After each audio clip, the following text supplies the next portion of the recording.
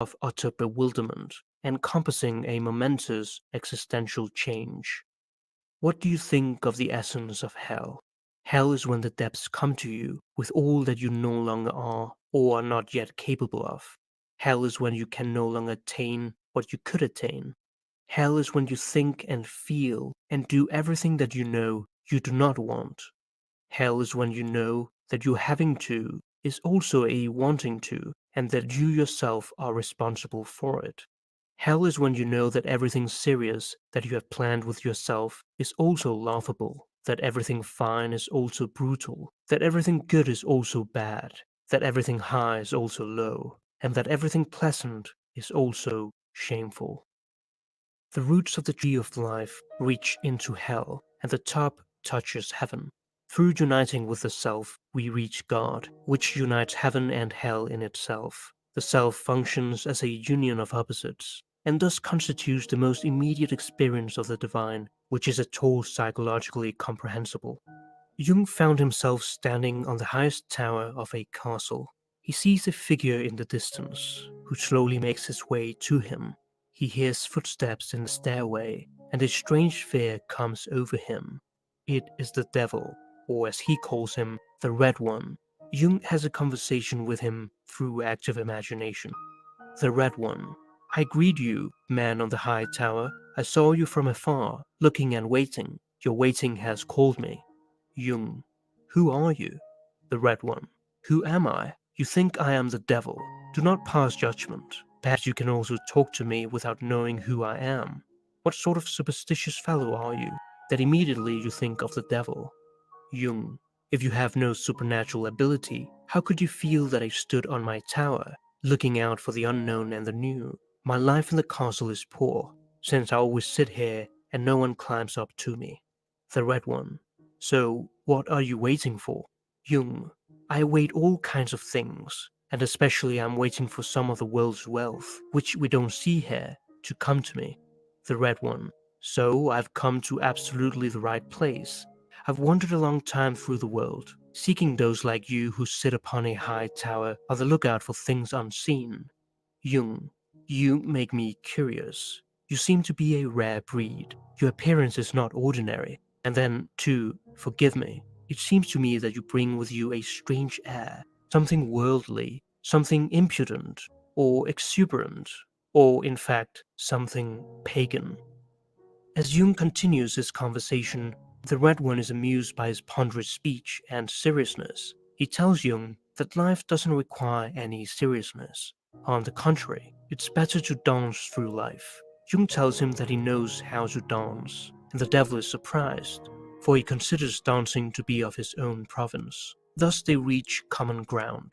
The peculiarity of the devil is that he fails to take seriously anything that only concerns others. The devil is convinced that dancing is neither lust nor madness, but an expression of joy. In this, Jung agreed with the devil, echoing what Nietzsche wrote. You higher men, the worst thing about you is, none of you has learned to dance as a man ought to dance beyond yourselves. Jung ends his conversation with the Red One as follows. Jung. Perhaps too there's a joy before God that one can call dancing. But I haven't found this joy. I look out for things that are yet to come. Things came, but joy was not among them. The Red One. Don't you recognize me, brother? I am joy. Jung. Could you be joy? I see you as through a cloud. Your image fades. Let me take your hand, beloved. Who are you? Who are you? Joy? Was he joy? Jung earnestly confronted his devil and behaved with him as with a real person. He learned to take seriously every unknown wanderer who personally inhabits his inner world. He was his joy, the joy of the serious person. Whoever tastes this joy forgets himself, and there's nothing sweeter than forgetting oneself. Jung writes, if you ever have the rare opportunity to speak with the devil, then do not forget to confront him in all seriousness. He is your devil after all. The devil as the adversary is your own other standpoint. He tempts you and sets a stone in your path where you least want it. Taking the devil seriously does not mean going over to his side, or else one becomes the devil. Rather, it means coming to an understanding. Thereby, you accept your other standpoint. With that, the devil fundamentally loses ground, and so do you, and that may be well and good. When Jung realized that the devil is joy, he wanted to make a pact with him, but he couldn't make a pact with joy because it immediately disappears. The essence of the devil is that he cannot be captured. The devil seeks to saw off the branch on which you sit. That is useful and protects one from falling asleep and from the vices that go along with it. The devil is an evil element, but joy, if you run after it, you see that joy also has evil in it, since then you arrive at pleasure, and from pleasure go straight to hell, your own particular hell, which turns out differently for everyone.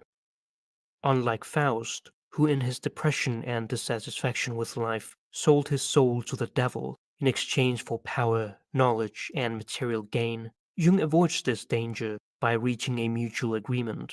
He achieved some joy, and the devil accepted some of Jung's seriousness. It is always a risky thing to accept joy. It cannot be pursued, it must ensue. What Jung initially perceived as a deeply critical period leading him to the brink of madness eventually came to represent the source of the most creative and significant period of his life, the stuff and material for more than one life, as he put it.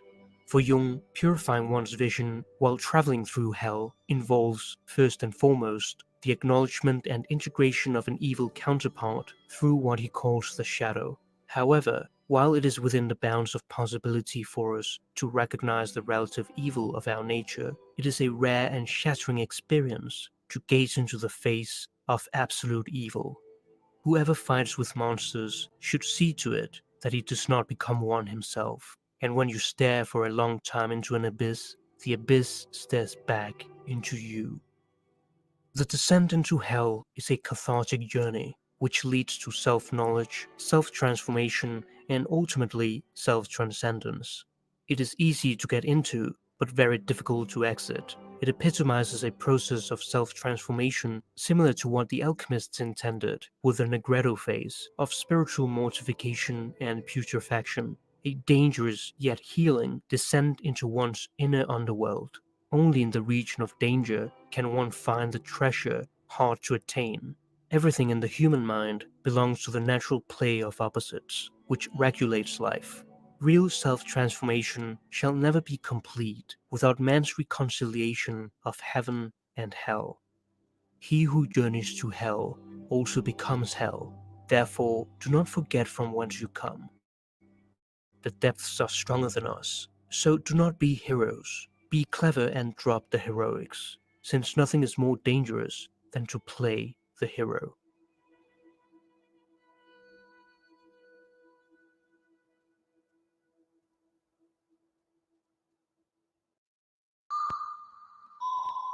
Greetings, folks. We're back at it again, doing the best broadcast ever in history. It have to be that way because your humble narrator and trusty broadcast host is here at one Paul Unslaved. Shadow banned as I am, they cannot stop the white gorilla because, you got to own it. To me, my apprehension, not much else to do other than speak the truth, live the truth, uphold God's law, and to question and or rebuke the infidels who want to gaslight and manipulate and deceive and disempower. Again, these folks, the ubiquitous they that the conspiracy theorists talk about, I don't perceive them, if they do exist, to be all powerful. Just a collection of psychopaths and sociopaths who are cowardly and weak without their groups and resources, just like the public. So there's really not much of a difference between any of these human scum who populate this realm. They're all basically one personality with various disorders, and they're looking for power in this world, just like the public. They're going to get it the same way a lot of the public would if they knew how and or were willing, which they're not willing to do anything. Right? A year and a half ago, I told you we're going to do World War III. Iran is going to be one of the players, which will lead to Israel, Russia, and Ukraine, of course. Once we saw that start up. See, that was my signal. That was my canary in the coal mine. Once I saw Russia, Ukraine, I go, oh, I know where this goes. The last 3 years were your fucking official wake-up call. If you didn't get the message, you're fucked. You paid the bill for your own slavery and genocide. How do you feel? Yeah, I mean, how much smoke before there's a fire? And how much fire before folks start to batten down the hatches, so to speak. These are crazy, zealot, dogmatics. They're tapped into some force they think is God. I contend it's the devil, the dark one, whatever entity or state of consciousness runs this place from the beginning of time. And they're going to cause their own destruction and destruction of others with some misguided spiritual pursuit. They're being avatared and used, is what it seems to me. We got Fox Noise saying that World War III is officially started. Axes of evil time. They're going to connect Russia with China and Iran. A few other folks. They're going to connect the United States, United Kingdom, Israel, and a few other folks. And then everyone else will be forced to choose sides for a time. Then we'll get back to one world order, some folks might say. So the storm is coming. You're all giggling and laughing, acting cavalier like something's going to be solved. No, the storm's been coming, like I said, 1.5 years ago. They're going to shut this place down. They're going to torch the economy. They're going to move the floor under you. And a lot of you are going to be out in the street begging for food. It's called Greater Depression. It's called economic collapse. It's called centralized digital currency moving in with social credit system. This is not new. One world currency, one world religion, if they have their way. And I'm not interested in folks who want to ignore it and act like everything's going to always stay the same in their naivete. You know, it's just middle ground every time. The Tao is the middle way. Walk the middle ground. Moderation in all things, preparation, careful, surrendering in faith after we've done the next right thing. Many things need to be done. Nothing is left undone. Greetings, folks. We're back at it. Indoor command center today. It's a bit windy outside. It's a bit blustery.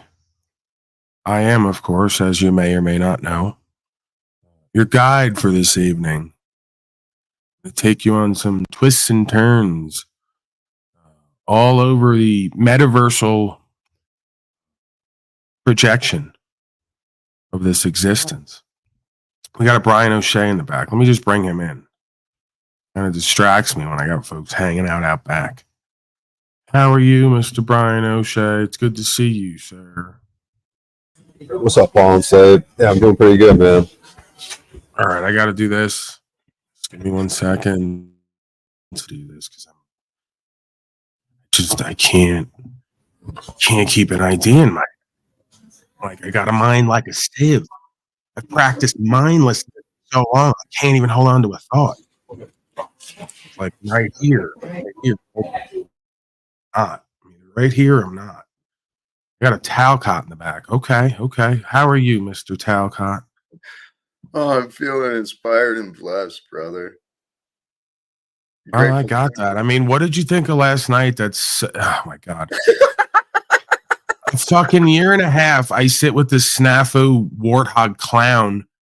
He's driving me crazy. One day I was screaming so loud because of him and everyone else on here. I felt a pop in the back of my head, like right here. And I'm pretty sure that I did some damage and it hasn't been the same since. I just kind of ignore it. And act like it's not there. But seriously, why the fuck would he put me through this for 1.5 years when on his channel with no one watching, he can be somehow a completely normal person? They hate me. Part of them hates themselves. They really want to just do chaos and destroy me and this place. It's evident. Right? There's no other explanation for it. I just asked you a question and then answered it. I'm sorry. Please answer because I just can't believe what went on. Paul, I agree with you. I feel for you because the reality is your patience with that man. It's been like, holy shit, you're the only one that has been patient with him like that. And then to see him, dude, that was fun last night. He was a totally different character than what we've been seeing. Yeah, he's got extreme personality. That's all I conclude over and over is everyone on here, and then I have to go after I make the statement. I have to go, Paulie boy. Remember when you say we're all one self on the highest level, and on the lowest level, it's like still the same consciousness with personality disorder. It must be you.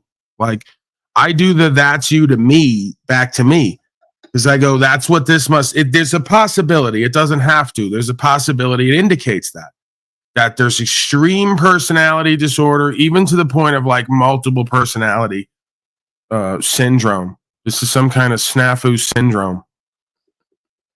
And then I have to wonder, am I doing this? Is this why like no one in my life can understand me completely? Because I'm just different personalities at different times, like Wizard, like Tarek, where I have a woman, I have an Isabella in me, or on me, or around me, or avataring me. I'm sorry, please go ahead, Jack Talcott. I'm being rude as always. You're here. You're a star guest, Brian O'Shea, world famous comedian, and I'm just rambling as always. Brother, it's an honor. This life we're living, it is nuts, man. And you're doing what I'm doing too. I'm looking around and I'm like, fuck, is that me? Am I doing that somehow? How am I bringing this into my reality? What the hell is going on, dude? Right. Then you're forced to have to check and say maybe that's you. Right? Like that's what it always comes back to.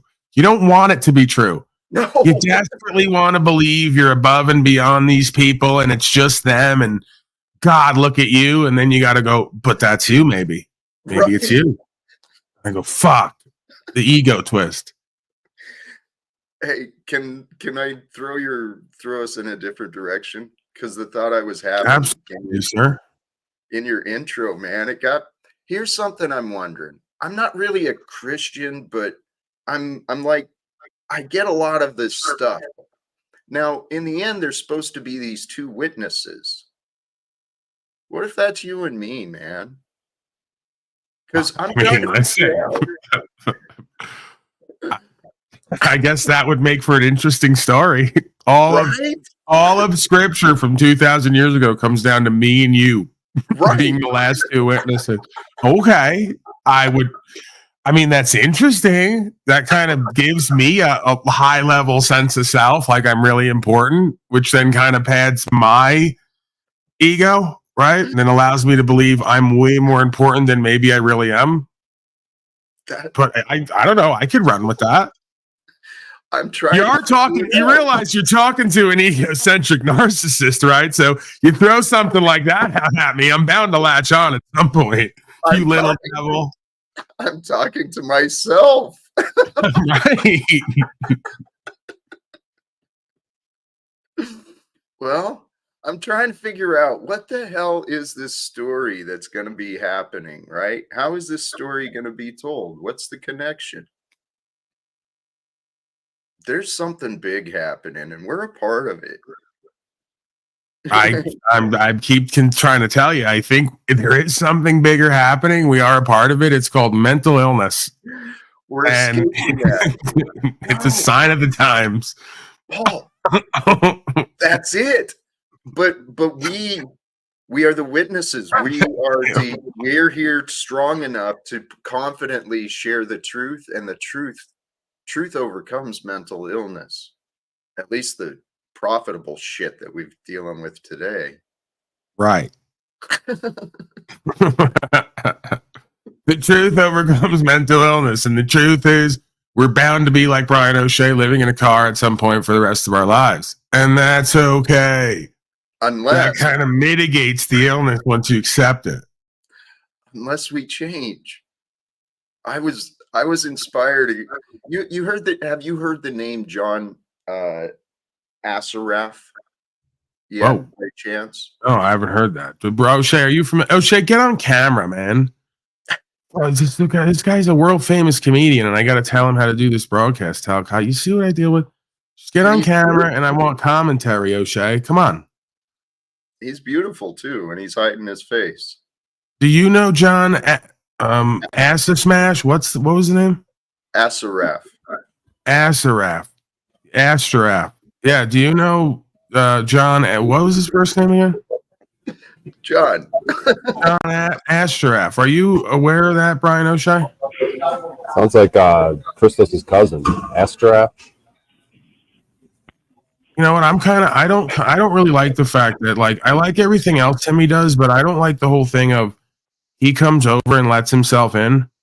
Like that's why I don't give keys to anywhere that I live with people because like I don't like that. I don't like how I don't want anyone to be able to let themselves into my area. Right? Like please knock next time, Timmy. Even though I know you have the keys and you can let yourself in, could you just try to act like you're some kind of ethical, cordial person who respects my privacy with Mr. Talcott? We could have been doing weird things in here. Right? Like, not for nothing. We could have been in here doing weird stuff, and then you just let yourself in, and now I got a whole bunch of explaining to do, right? I don't want to be put in that position. You understand. My bad. But I love you, Timmy. And yeah, could you go back out and, like, come back in, actually? I would appreciate it. I wasn't going to ask you. Okay. Oh, hey, Jack, Brian. We got somebody, like, outside in the back. They're knocking. Hey, Timmy, what's going on, man? I just let you in. You know, even though you have keys, because that feels better to me. I got boundaries. Yeah, man. Talcott. I'm learning boundaries. Hey, I love how you communicated your boundaries, though, Paul. That was very mature. I wasn't abusive. I didn't curse at anyone. I didn't say motherfucker. I'm making progress on here. You know, becoming more peaceful and loving. And I'm going to have to say a big part of that is credited not to you, Jack Talcott. I know you thought I was going to say that, but to Wizard. No, to Wizard. I've learned a lot from Wizard about being peaceful and loving and reconciliatory.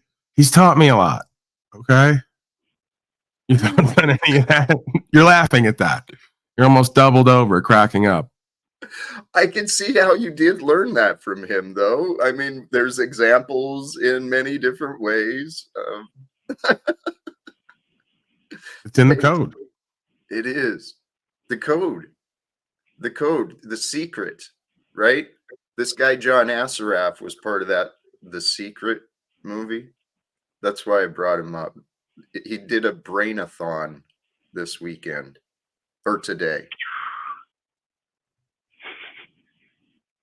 I did a brain-a-thon with him and like a free thing online. And he's talking about neuroscience and stuff like that. The Neville Goddard, the Napoleon Hill, all the different methods of changing your minds. And so I have been so inspired today about success, Paul. And so that's what got my mind wondering. You know why you're so inspired recently? Because you finally took my suggestions, and probably, I don't know, because I've been letting you do your thing over there, but I've been hearing you got a lot of the cretins out of your life. A lot of the users, abusers, duplicitous two-faces, parasitic, narcissistic trash that want to project their shortcomings onto me, right? I'm not perfect, but I'm not those things. I'm a person who listens. I show care and forgiveness and faith and peace. Oftentimes, I do have an aggressive streak in me, though. There's a bit of an aggressive streak. At times it come out. At times it come out. Yes, at times it come out. We's here at Unslaved Industries. Hold on, I'm going to talk black because Brian O'Shea has a new thing going. Right. We's here at Unslaved Industries. Sometimes we get aggressives and it comes out. Right? Because that's just it's part of the human experience. It's colorless. You know, we got an animal in us. It's part of us. Just like we got that conscience, that animal, that angel. We got to reconcile that. So Talcott is helping me to do that. What I feel. Your thoughts, Timmy? I want to hear from Timmy, Jack. He seems like he's got something going on today. He's like got laser focus. I'm good. You're saying that, but I see a look in your eye. You got a laser focus about you. There's something on your mind or heart. Nah, there's nothing there. It's just chill. Nothing? Yeah. All right, well, then get out. What do you think? I bring you up on a broadcast to have nothing in your mind and heart? You just sit there and not say anything? Fucking ridiculous. Brian O'Shea, what are you doing? He's checking his hair in the reflection of the phone screen. No, I'm reading chat because I need vibrators. How high are you today? What are you on? I'm fucking got 5G radiated, dude. Fucking I'm coming off of some type of thickness. I thought I was gonna be in bad shape when I texted you the other day. I thought I was gonna be down for days. I thought I was gonna die. I was ready to go, dude. I was ready to leave this body. You ready to shed your body like Ian from Little Cold, Little Flu? Right. I thought it was over, dude. But then the next morning, I felt better. I was shocked. I don't know. Yeah, because you did what the daddy told you to do, right? Eat a whole bunch of garlic and onions. Did you do the rectal suppository thing that we talked about? I checked my temperature with a dildo/thermometer. Oh yeah, I didn't suggest that. You ran your own program on that one. Where'd you get the dildo? What do you mean? What? Like he's Brian O'Shea, world famous comedian. You don't think he has that type of shit lying around his house? I whittled it out of wood. Oh, all right. I presumed. How'd you know your temperature though? Oh, it was. I felt it. Felt warm. That gives bushcrafting a new kind of meaning, new vibe, I guess. Backdoor bush. Brian, please. Why does it always? Every time I go to Brian O'Shea for anything, it always goes here. You notice that, Jack Talcott? He's very guttural. It's very low level. What, Jack? You never checked your temperature? Not like you. No. Whatever. I like it accurate. All right, you know what? I got it up here since we're on the topic of you. Let's get it over with. We got open mic O'Shea last night, so let's get to that.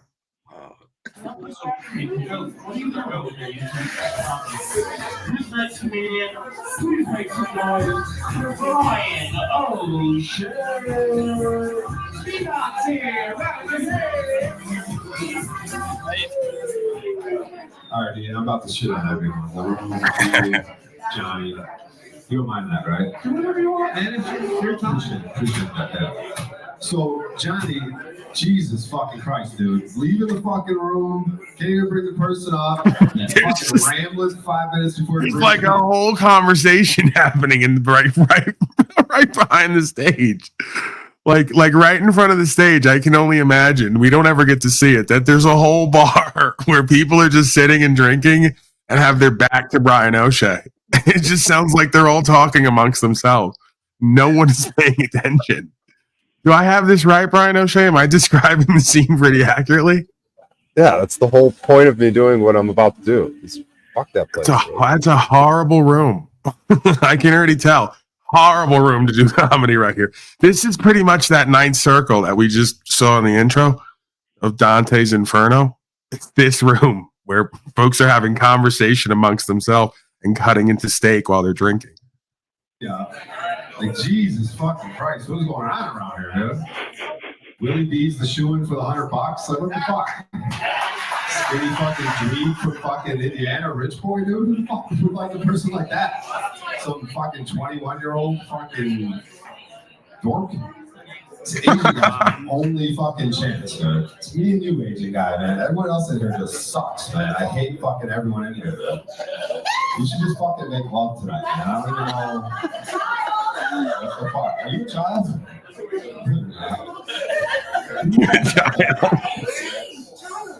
Shut up. You're gonna help you. I'm 18. Oh, Jesus Christ. Well, you're 18. Fuck it. He's not a child. Fucking moron. He's legal. What's up, bad people? You guys seem like a lot of fun. I hate everyone in there. Well, I don't like her. I don't like her. I didn't know she was so nice. She's a hello, random, normal white lady. Your boyfriend's filming it. You guys seem like a lot of fun. Seriously, man. I know you guys don't. You all suck. You're all a bunch of fucking idiots. This room is terrible, dude. I bomb every time. Everyone bombs. This room is horrible, dude. Johnny's a fucking moron. What is Johnny's problem, dude? He's always just rambling with fucking nonsense. Like, what is his backstory, dude? Something with his parents. He mentioned his fucking stepdad earlier. Dude's a fucking weirdo. And fuck this guy over here. He sells the shittiest drugs ever, dude. Not my drugs out there, man. I'm trying to smoke your weed. These drugs fucking suck, I'm sure. This chick was pretty funny. She should definitely win over Willie B. Fuck Willie B, man. Why do people like Willie B? He's a skinny fucking rich dweeb from Indiana. What the fuck is so good about that? He's rich. That's what I'm guessing. He just seems like some entitled suburban fucking dweeb, dude. I'm having fun, dude. Fuck you guys. Big fat guy in the corner. This guy's 5 days sober. Don't fucking look at me like that, dude. You fucking scumbag, dude. Everyone can fucking. She's trying not to make eye contact. She got it earlier during the rap song. And fuck you, Andy. Do not turn your head away from me. You can get this too. And so can fucking. What's his name? Josh, the other sober guy, 95 days sober. Fuck him. I don't know what his name here. Fucking comedian. That's a fucking losers. This guy looks too well. Is that a guy or a girl next to you? I don't know. What's her name? Is that Brett? Is that a guy or a girl? Who guy or a girl? Whatever. It's a good vibe. It's a good fucking scene right there. Holy fuck, I love this fucking room. Where's Ian at? I'm over here. Ian, what's that video game you're going to get coaching in again? Rocket League. I'm getting pretty good though. I'm diamond now. So he plays Rocket League, right? He has a family with children. And he wants to get professional coaching for a video game called Rocket League. You drive around $50 an hour, man. So. You drive around in a car in that game, right? It's a mixture of soccer and rocket cars. It's amazing. You should play with it. Can you imagine being the children of this fucking dude? Getting fucking Rocket League coaching.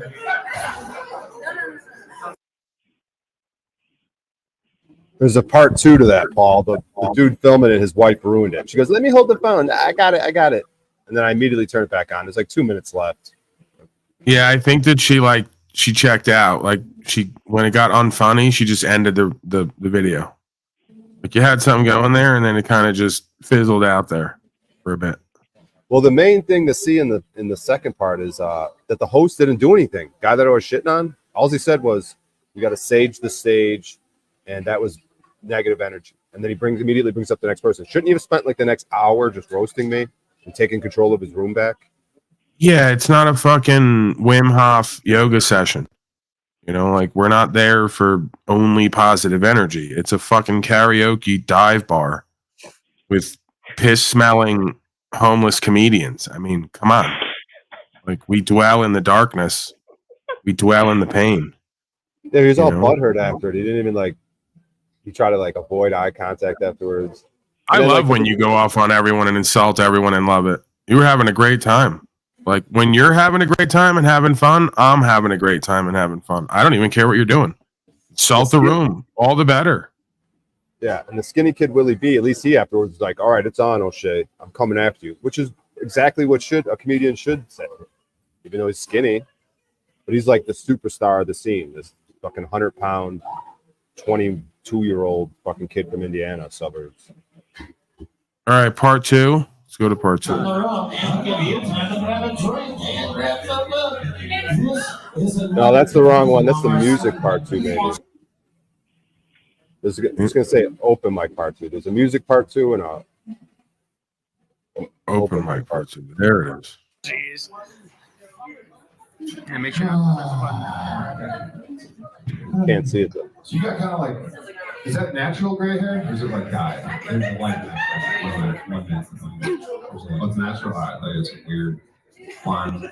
Holy fuck, Johnny is the biggest piece of shit ever, dude. Why does he suck so bad at his job? He's pretty good. He does. He sucks. He's giving me 3 erections tonight. That's how I measure. It's hard. How would you get erect from Johnny? He fucking sucks. Everything about this place sucks. Actually, this is a cool kind of place. Good food. Looks hip. But then the room always just sucks. No one does well here. Why? What is the problem? Pretty much just you. Although you're really funny at night. Hey, you guys want to see Freakoff show be funny? Come to the door. Who the fuck did well today? Supposedly Willie beat us here with that money. He did not do that fucking well. She should fucking win. That girl in the corner should fucking win. I mean, she didn't listen to the assignment. Fuck all you motherfuckers. I got a really stupid fucking dice. Yeah, I'm gonna insult that one. Everyone fucking sucks in here. You got 30 seconds. What's your number? 7. All right, number 7. Number 7 says, the unimpressed audience perform a set while pretending the audience is utterly uninterested in your jokes. It's not fucking fair. It's not fucking fair. That's exactly what this room is. Fuck this room, bro. Everyone in here sucks. This room fucking sucks. It's almost as bad as Dive Bar. This goofy bitch is fucking room. I hate her too.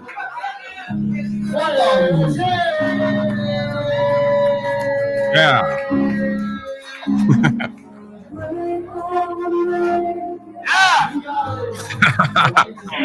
That was me. So I was a fan of that. Did they play the slave? Did they play the fucking slave adoption song right there? Yeah.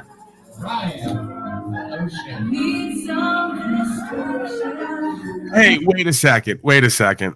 There's no way that we're that synchronistic where you just completely bombed and didn't make any jokes, and then they played the looping slave song right after. They have to watch what we do here. Someone has to watch what we do here, or God is, like Talcott says, either God or the devil is directly involved. Because I swear to God, this is what goes on here regularly, man. You can't make this up.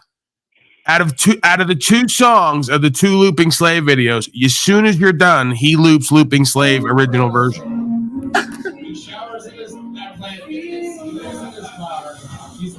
It's the same song. Of course it is. Are you kidding me? Oh, the Angels. Yeah. Neons and angels.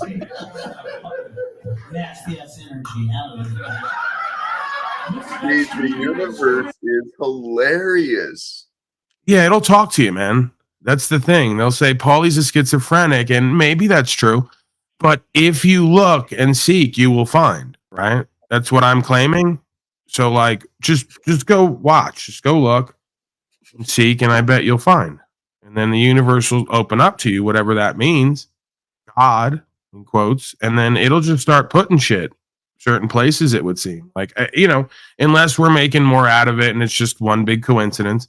I mean, out of all the songs that could have been played at a comedy club karaoke bar, right after O'Shea's done looping like a slave, they play the looping slave song from my clips video. Holy whatever. I don't need anyone else to accept that's me. That's for me, right? Special delivery. It's for Brian. You're pointing it out. Well, it's for all of us. That's the thing. It was like the day my uncle died, and my father goes, "How come he came to you and not me?" I go, "You would ask an egocentric, prideful question like that." I go, "If he shut all the equipment down and the broadcast down for 40 minutes, then it's a message for everybody, right? Like, it's not personal, especially when, again, that being was high-level influence to me and what I do, right? A lot of the references, a lot of the classic material, the comedy, all that comes through him, right? So it would make sense that he would, if he was leaving here somehow or moving on, that his last interaction would be with a medium that kind of reflects our journey in that sense. Well, that was a big part of his life, was classic radio and classic film and comedy and shit like that. So, again, I don't make objective claims. I can't, because I don't know on the highest level. But I can go with what it seems, and it seems that there's highly synchronistic events going on around me or this place or folks. I don't know. Like, I don't know if it's centric to me or you folks. I don't know what anyone else's experience is, but I've heard the anecdotal details, so I suspect it's all one and the same. Your thoughts? I'm going to hit some reefer. Talk amongst yourselves. I did music at that same venue. Start with part 2 music and then do part 1 music if you want. You want music now? Okay. So start with part 2. Start with part 2. Seriously. Like, we have so many synchronicities and quote unquote coincidences here that you can't even fucking count them all or keep them straight. What are your thoughts on that? I didn't hear anyone else's thoughts on the looping slave music. Like, am I just fucking imagining shit here? I think the more we pay attention, the more synchronicity synchronicities we will see. I think they're actually there a lot, but we're not actually noticing them or paying attention. That's my thought. Brian, what do you think about it's your life? What do you think about the fact that, well, you finished a set and that song plays? If you look at, I have this app on my phone that looks at the stars. The amount of conjunctions and like everything is pairing up. There's two, like Neptune and Venus, Mars and Saturn, the moon. They're called conjunctions, and they're happening back to back to back to back all throughout this year. And then we got a major solar eclipse happening in a couple of days. And then we got all these synchronicities and some energy ramping up. Like I'm on some sort of weird trajectory after getting arrested. Like, I don't know, man. Like the stars are aligning, as they say, like quite literally. Now, do you take that as some kind of a direct message? And then go ahead, Tim. Like, do you take that as the universe basically saying, "Hey, bro, respect you getting up on stage. You're having fun. It's a good deal, good vibe, but you're a looping slave, right? Because you really didn't get down anything. You just kind of looped around the room." And like, am I going anywhere with this? Do you get what I'm saying, or am I making too much of it? Yeah, I mean, I hear what you're saying. I'm trying out a completely new style, so I'm basically a beginner again. And it's like I don't even care about comedy at this point, dude. Like if this shit helps me out in court or something like that, if this owning the room and helps my confidence, something, I don't really care about comedy, dude. Yeah, it's working. I agree with you in that sense, and I do the same thing in my life. It's like it ain't always about being funny. It's about working past your own inner demons or past your own comfort zone and fears, so you can do the better comedy, right? Because you got to be able to own that position to do the better comedy. But again, I ain't gonna tell you what to do, bro. I mean, I could just tell you what I see and what I've experienced. I think that the more you do that and combine it with like crafting more jokes, it's all gonna come together, But yeah, I definitely think there's value to you just saying, "Fuck it, I'm not even gonna do nothing prepared. I'm just gonna walk out on stage, be willing to embarrass myself for the moment, stay in the now, man, and then talk about what you see and what you're experiencing." I think that's good therapy. Yeah, the last 3-4 years after Slaved, it's weird. Every day, at least 5 times, sometimes 10 times per day. Like I'll be listening to something, an audiobook, something else, and then like my attention will just be like drawn, like my head will move to something, and then I see like a note on my paper or something on the screen or something, and it's the same word, and it happens like at the same exact time. Like somebody will say slave, and then I'll look at something else, and I wrote down slavery on a paper or something. Like my head would just move to it. It's really bizarre. It happens too often to be a coincidence. It's and that never happened before, so it's weird. It's very weird. The thought that comes to mind with that is notice what you're noticing, and then ask, why is that in my experience? Is that something I want in my experience? That's what I've been trying to do. And with O'Shea, man, I see the confidence in you. I don't know if that was comfortable or not, but you seem pretty comfortable being uncomfortable. So good for you. And the thought I was thinking, Paul, what if Brian's like a little lesser on the wisdom scale, but a modern day Diogenes, like the dog? He's out there. Yeah, the guy who masturbates in public. Right. Well, he practiced begging from the statues so he could get comfortable with rejection. And Brian goes, I guess, setting himself up for rejection a lot. Yeah. Yeah, I think that's kind of the cornerstone of what takes a man to the next level, right? A man's world, you could argue, is built on rejection. It is. It's kind of what differs from a woman's world to a man's world, right? It's like, even in the courting sector, right? It's like you deal with women, you're going to have to deal with X amount of them and get rejected over and over again until you just get comfortable with who and what you are and what you're doing. And if something comes along and is meant for you, cool. If not, well, then I'm with me, So oftentimes I think a man doesn't get an option to use another woman or people, place, or thing to complete themselves. You know, it's like that has to come from within and then extend to the outer realm and then return backward, kind of like a sonar ray. That's how I kind of picture that. So, yeah, I think that rejection can break you, like most things, based on the perspective. And then if you hold a different perspective about the bigger picture and process, the rejection is what's going to make you. Because once you can accept that rejection and still validate yourself from within, know who and what you are and what you're not, and continue forward, you're going to be solidified, right? You're going to be tempered like the steel. That's what I've been learning. That's the key. I went through my week past, you know, when I couldn't even put the bottle down. When I was weak, what the hell? Lost my thought.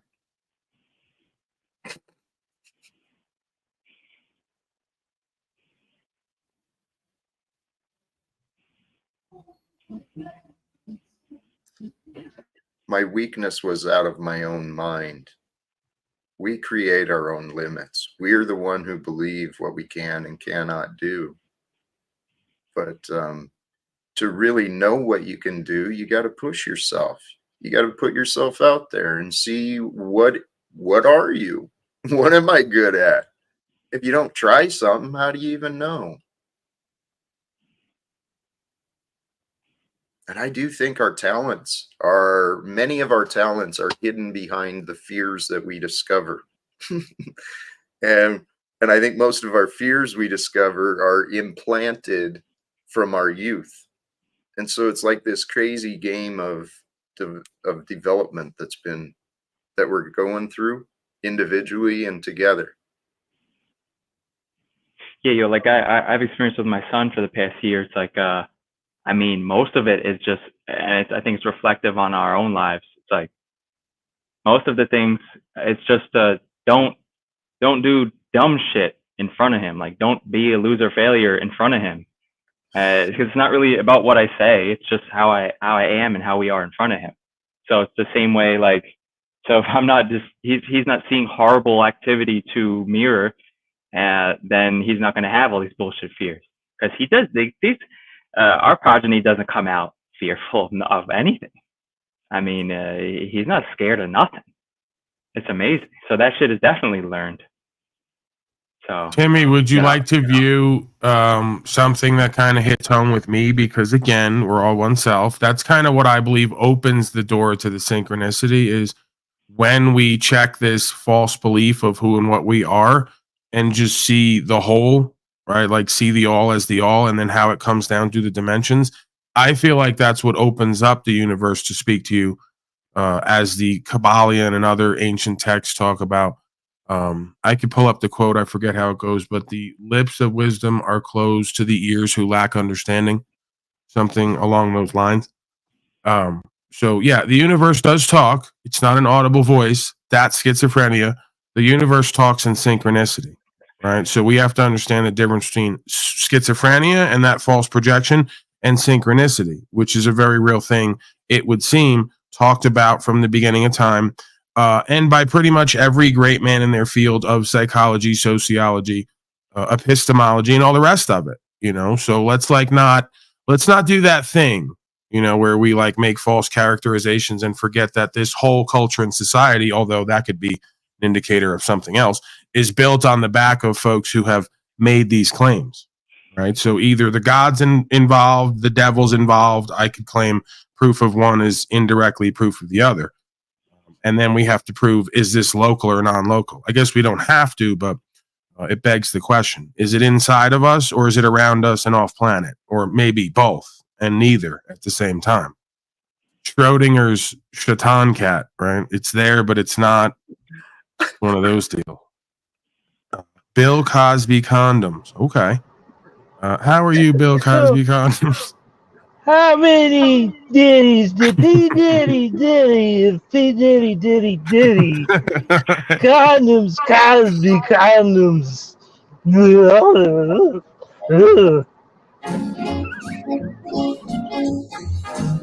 That's it? Wait, I gave my background too, and that's it? Just going to leave it right there? Yeah, Hey. see? Mic drop, right? Yeah. I think that's how you land comedy. Yeah, that's his new bit. Ever since I cracked up the other day at him attempting to do Bill Cosby, that's going to be his new bit, I guess. What were we saying? What was happening? I don't even remember. Oh, that's right. I was going to ask Timmy if he wanted to view this video. Yeah. I was segueing to rather long roundabout segue. Mom puts teenage acid head in a mental hospital in 1967. And this reminds me of the good old days with my father when he brought me to what he claims was counseling that was in a room that had two big metal doors that they locked and had a sign that said, "You might not be let out of here." And then they brought in some effeminate man who, claimed to be an analyst, and he was asking me questions in a lab coat. I thought it was a mental hospital. Turns out my father said it wasn't. Stony Brook Psychiatric Facility. He says it was just a little bit of counseling. Okay. I love the gaslighting, manipulation, projection that gets to be exposed on here, and then they double down on it. I go, okay, if you want to really do this in front of a live audience, I'm totally for it. We can finally get some vindication here. They wonder why I have so much anger and bitterness and resentment. Maybe because I've been abused and gaslit all my life. I don't play the victim. I'm just saying it might be possible. Some folks have said. Some of the audience members have noticed a shocking pattern of what seems to be potentially deception, manipulation, arrogance, ignorance, gaslighting, and false projection, right? Paulie Boy's a little sick. The drugs got him. Something wrong with him. One man's got all medias, the next man's albatross. So let's go to that. Hopefully I won't be copyright because everything's copyrighted nowadays. You play the Tao, it's copywritten. Sayings of the Buddha, copywritten. I'm pretty sure Lao Tzu and Buddha didn't copyright any of this shit. So you guys basically stole their work and then copyrighted it and then want to give me shit for playing it. It's kind of interesting. I don't know how that works. My legal team's looking into it. Let's just view this because this is I watched a few minutes of it and pretty much reeks of the whole travesty and tragedy that is my upbringing and many others out there. Because God forbid you don't act like this mother you're going to see later in the clip, just completely fucking brain dead, indoctrinated, mind and heart controlled. God forbid you're like this child who says, "I think I've seen or found God," and goes to explain what it feels like or what the experience is. That'll make you crazy, right? Not voting for slave masters who are corrupt, not paying the tax to do genocidal wars around the world, right? No. That's not crazy. Taking this substance and saying maybe you met God or know what God is, wild stuff. Joe Biden running your world, that's just another day. This is the inversion land we're in. So I'm going to play this, enough venting. It's pure insanity, but you can get a peek into the average suburban American household and how things run. You like LSD? Yes.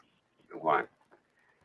Well, because for one, it teaches me a lot about myself that I didn't know, and to be clear, I do have this on 1.25 speed. Not really as much for the time as to try to throw off the copyright slavery issues. kind of informs me about my environment and what goes on. What does it tell you about yourself? Tells me what I like. What do you like? Well, I can't really explain what I like. It's hard to explain. You see, you've had an experience that I haven't had, and I'm trying to find out what your experience is like, what it does for you, what it feels like. Well, it makes everything a little unreal. Everything that is hallucinations project from my mind, and everything that I see is myself. I mean, it's all coming from my mind, and all the things that I see, everything that I see is I'm making it all. You're controlling everything. Yes, I'm controlling what the scenery looks like about me. I'm not controlling it necessarily, but when it's happening, that's what's me. Now, let's be clear. This is 1967. This is what the mother and them are going to characterize as insanity that later goes on to be the foundation of quantum physics. Okay? Let's just be clear about that, right? Like this is the fine line between genius and insanity. You could argue the ones called insane are really just genius ahead of their time. But let's not get into that. It's upsetting to some folks. That's me happening. How about people? Do you think that before you used the drug, you were afraid of people? Well, I didn't know it at the time, but I realized that I was when I took the drug, because it brings out your inner feelings more intensely. And why do you think you were afraid of them before? Because I didn't know them. Do you feel that you do not?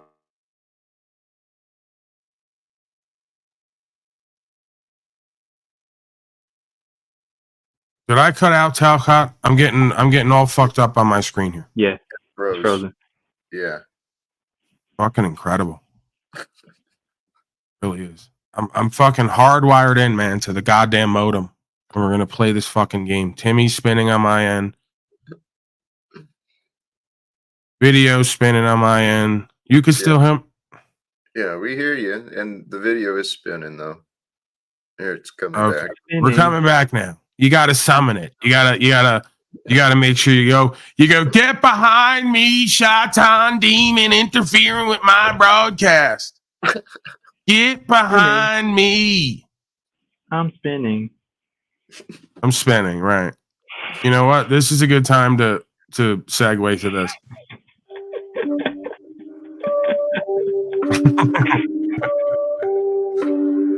I got something for you, demons. Supernatural is me. I'm a supernatural G. Supernatural wave girl. Supernatural. Yeah. People talk about Busting supernatural flows on here on your demons. Stay the fuck around me. that's what they want. They want to be up front and talk their shit. They sound legit, but really they fucking ain't with it. All right, that's enough of that. Let's get back to it. They don't want me, the it, the thing, something. My service provider. Someone, something doesn't want me talking about this. That's what I'm getting from this. Like the Ouija board. Metaverse is like the Ouija board where open a portal and call in these energies and spirits, and then they try to communicate through the equipment. Like a ghost radio. Go ahead, Talcott. Real quick on that, the fine line between genius versus insanity and people being misunderstood before their time.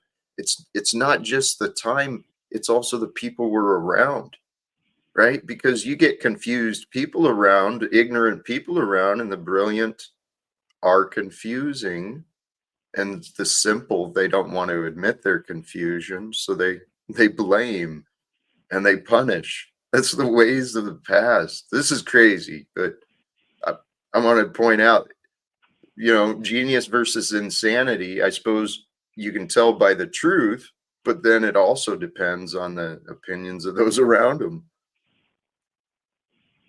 Well, yeah, I mean, again, this goes back to Plato and beyond. We're almost consistently seeing systems and societies where the genius is governed by the inferior. I mean, hello again. Let me direct the court's attention back to Donald Trump and or Joe Biden. Even better example. I know everyone loves Donnie. It doesn't matter. Your system, at least for 4 years now, or however many it's been, I can't even keep track. It's all one moment to me at this point. At least for 4 years, put forth a completely retarded, senilic person to govern the rest of us, supposedly. And you wonder why I'm not down with this endeavor anymore and I'm not listening? Because it's become almost a godly intelligence test. Will you accept this system and who and what comes with it? If you will, well, we're going to fuck you harder. They tell you you're going to get fucked if you don't follow it, but I go, I'm willing to gamble. I'm willing to take my chances. I can't do it with a clear conscience anymore. I never really did. Never really joined it to begin with, right? Never voted once. Never have really done any of it. I paid limited taxes at one point, even when, I started to look into this at one point. I changed the status of the way it was filed when I was on papers with these folks working, so I'm out. Really don't care how it turns out. I'd like to not go to prison or be killed. If that happens, I'm going to have to sit wherever, either in the ether or in the box going, I still believe I know why I'm here. And I have to be okay with that because I'm done with the sickness and the insanity and the inversion of reality. I just can't participate anymore. Sorry. Paul, you are my brother, sincerely. Here's a distinction, though, between us. You just shared you never bought into it. I did. I raised my hand and took so many friggin' oaths. This life is, I've got some repentance maybe within me. And so that's why I'm so focused on, let me go, let's see what we can do. Let's confront this nonsense. Yeah, I mean, the only thing that kind of saved me, if you will, or allowed me to be a bit of a different ilk is, and I'm not saying this from an egotistical, prideful perspective. Apparently they tell me I have a fairly high IQ, which really just amounts to being able to make connections that the rest of the slaves can't. So like from like 12 years old, pretty much and on, I'm looking around going, what planet am I on? And they're like, what do you mean? And I go, well, it seems that once you get past that 100, 110 IQ threshold into the 120, 130 areas and beyond, you start to see a whole overlay of reality and like what's actually going on. And it's pretty much like hell on earth to somebody who's, you know, a bit above the 90 to 100 IQ points. Like once you can start to look at the world and make the connections, read between the lines, and then you start to talk to everyone else who can't, you start to, like the man said from the beginning of time, a man who's proud of his intelligence is like a condemned man who's proud of his large jail cell. There's nothing to be prideful and egotistical about. You're literally alone the majority of the time because you're communicating a reality that to these folks may as well not exist. And you're living in a reality that shouldn't exist. Amen. What do you do with that? You want to talk about intelligence being linked to mental and emotional and spiritual illness? Oh, yeah. That'll do it to you. Thoughts on any of that? Dude, well, it's not, well, it couldn't be pointed out better. Sorry, stumbled on my words there. JG, how are you? I noticed you were a bit uppity, you know, the beginning of the broadcast, kind of, you know, wanting an interaction with me, wanting some attention from me. Are we good to go? I kind of want JG Heatwave? Good. Yeah, let's get back to the kid. You're right, Talcott. I was going there, but I wanted to be cordial and courteous and greet Mr. Heatwave. Feel any rejection towards them. I used to be constantly thinking about being afraid of them, but now I don't have to be afraid anymore because they're all beautiful, and whether they reject me or not, they're still beautiful. Does it ever seem to you that this may be a little unreal? I think I got speeded up there when we got broken. That's me happening. How about people? It's you. Do you think that before you used the drug, you were afraid of people? Well, I didn't know it at the time, but I realized that I was when I took the drug, because it brings out your inner feelings more intensely. And why do you think you were afraid of them before? Because I didn't know them. Do you feel that you do know them through the drug? No, I don't feel I know them, but I'm not afraid of being rejected by them, because I don't feel any rejection towards them. I used to be constantly thinking about being afraid of them, but now I don't have to be afraid anymore because they're all beautiful, and whether they reject me or not, they're still beautiful. Does it ever seem to you that this may be a little unreal? Oh, yes. But I mean, after you learn this on an acid trip, you practice it when you're straight, too. Yeah, I mean, it doesn't leave you. If everybody is beautiful, then there's no one who's, say, dangerous to you. Oh, but the dangerous people are beautiful, too. They're dangerous, sure, but they're still beautiful. Why are you here? Well, it's a long story, but I'll try to break it down in short. I found God, and I made me feel quite good, you know, and my mother mistook this good feeling for taking. I found God and I scared the shit out of all the dumb infidels around me with broken hearts and spirits. You'd understand, Mr. Doctor, wouldn't you? Drugs, and I was getting kind of wayward and everything. I wasn't coming home on time, so she phoned the police, and I was brought to YGC, and then I was brought here. Because of my talking about God and everything, they might have thought that I was a little crazy. Do you think you are? No. But I understand how they felt because I wasn't making myself clear on it. It's very hard to... I was trying to express something that was hard to express, and I wasn't really capable of expressing it. I mean, I can have the relationship between myself and God, but it's a mistake to try to make other people feel the way I did, and that's what I was trying to do. What's God like? Well, first of all, God is everything, so he's like everything. He is everything. There's nothing that he isn't like. Is he like a man? I don't know. Everything, he lives in everything on this earth.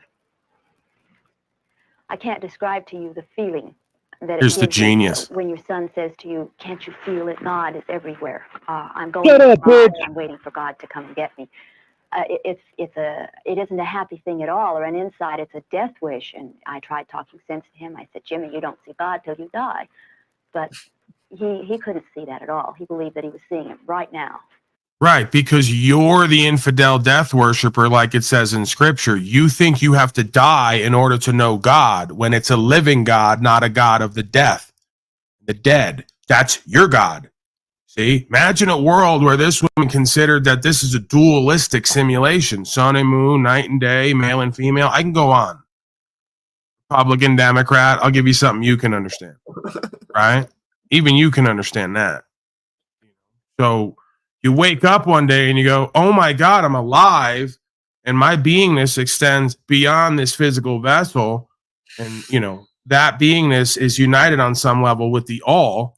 And they go, holy crap, this kid's gone crazy. Right. Everyone knows you can't know God or the Holy Spirit till you die. We all know, all us Republicans and Democrats know that, huh? And that's when you realize you're in a mental asylum full of demonic infidels who want to keep you from knowing the living God. Hello? Is anyone hearing me? Am I doing what the kid's doing, where we think that we're smart and know better than them, but they got all the answers and we're just crazy now? That was because this is the exact conversation I had after smoking PCP for about a year straight with the effeminate man at Brookhaven Psychiatric Institute with the big closing metal doors they say they're not going to let you out of if it goes bad, which was a little scary to me, I got to tell you.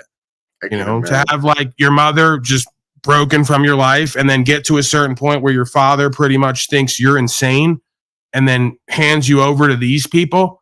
And then you're talking to basically that guy's mother with a degree is what it feels like. And I'm like, oh my God, my life is resting in the hands of an institutionalized, indoctrinated infidel slave. I better be very careful about my words here. Right? Good thing I'm a good talker and I can somehow explain myself, even if I'm acting crazy. Because if not, you wouldn't know me right now. You wouldn't have seen me again. Right? So I go, listen, guy, I get it. He goes, have you used any drugs? I go, it's possible. I really don't want to get into it. I go, I'm sure you could understand why I wouldn't want to get into this. I start playing Lauren Laguna now, right? I start going legal counsel to the effeminate psychologist. I'm like, I might use some things here and there, but let's not get into that. He's like, tell me about your experience. I go, I fucked up. I had some experiences. I got a vivid imagination. And I went and made the mistake of trying to tell my low-level consciousness father and other people about different aspects of reality that I was, pontificating on. That was like the kid just did. He goes, oh, sorry, guy. It was my mistake. I tried to tell my indoctrinated, retarded mother about God. And I even tried to convince her to have this experience. Really sorry about that. That was my mistake, right? The kid's more accountable and responsible and clear and precise and conversational than the damn mother who's supposed to be leading, guiding, and protecting. And you wonder why I come on here at times with my father and the rest of them with the energy I do? Because this shit's been going on forever, it seems. It's beyond sickening and grotesque. I'm not gonna hope. I was gonna say Talcott. I was gonna say I can only hope this mother died a painful death because she's dead by now. It's 1967. Doubt she's 150 years old. Okay, I'm gonna err on the side of died a painful, suffering death where she was forced to look at all of her fucking condemnation and projection and dysfunction right before she begs for forgiveness. Pathetic slave. The same pathetic type of slave that would have went and voted for someone to send that boy to Vietnam to be blown into bits. Right. For a demonic mockery sorcery ritual. Go ahead, Talcott. I'm starting to feel the churning of the vitriol acid coming up to spray on these people's false masks to just dissolve it. I feel for you. this is what I was talking about in my own experience. When I came out of my confusion, the slaves around me got confused and they got afraid of me. And I've been learning how to be gentle, though. Paul, I can imagine, though. Luckily, you had the gift of speech that you do, because I could imagine things could have gone differently. Hey, listen, get up here, bro. Don't sit in my chat like a hoe typing with Twitter fingers and emojis crying. I think you got a link down there. You get the fuck up here and you have a discussion, right? You bring whatever you want. We're not like those bitch ass sectors over there where they got all these types of rules and appeals to emotion and false authority. You know, you can get everything you came for here. So come on up. Let's have the discussion. Let's do the y'all. Have it back and forth, and then we'll move on with the rest of our fucking day in life, huh? What do you say? You were saying, Mr. Talcott and others? Was a funny truth that the Vietnamese veterans, there's no such thing as PTSD here. They don't, none of them have it. So, but all the Americans do. So you make of that what you will. Give him the link, O'Shea. He's on your end. I dropped the link on my end. Apparently, he can't see it.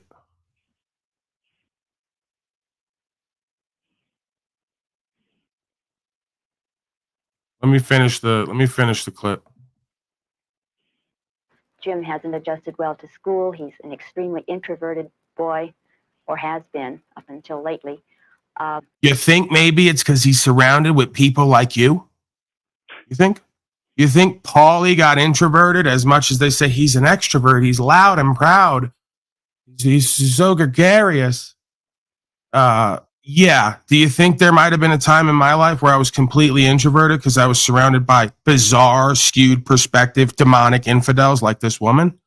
And whoever the normal child that would be born to this woman would be that you'd be hanging with, you know, in the schoolyard or in class?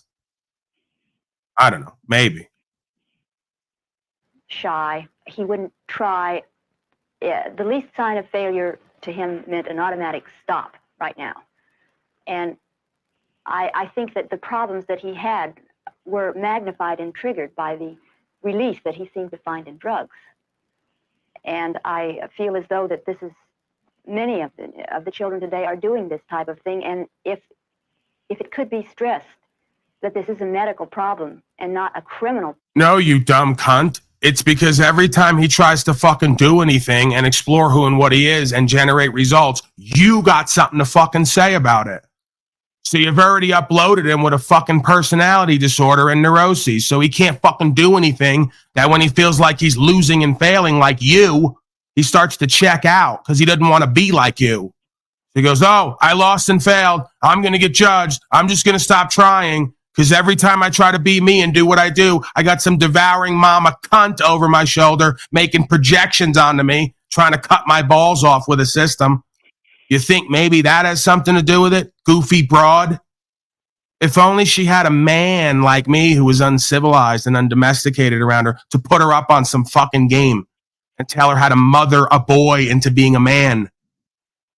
Thoughts on any of that, Mr. Talcott and others? I'm gonna go hit the reefer. I gotta calm down here. I'm very angry, very angry and upset, Talcott, and it's triggering to folks. Remind yourself it's the past. Please take a break. Yes. It's not happening now. It's not happening now. It's not happening now. There you Okay, go. right. There you go. I'm free. I'm safe. I'm free. I'm safe. Yes. Hey, Brian. When Paul asked you to drop the chat, it was the viewer who's asking for the chat is on your channel, not Paul's. You dropped the link in Paul's channel, but not yours.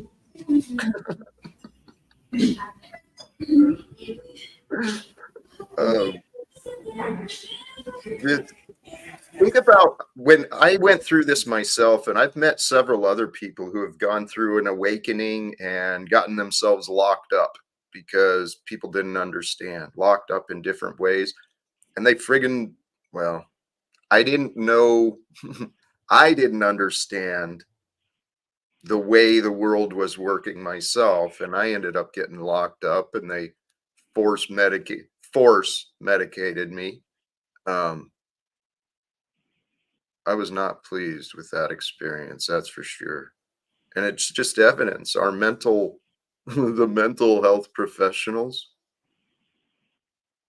they're They're lost. gatekeepers, man. They're just gatekeepers to maybe the spiritual gates. They're like that may be, I don't want to say the word enemy, but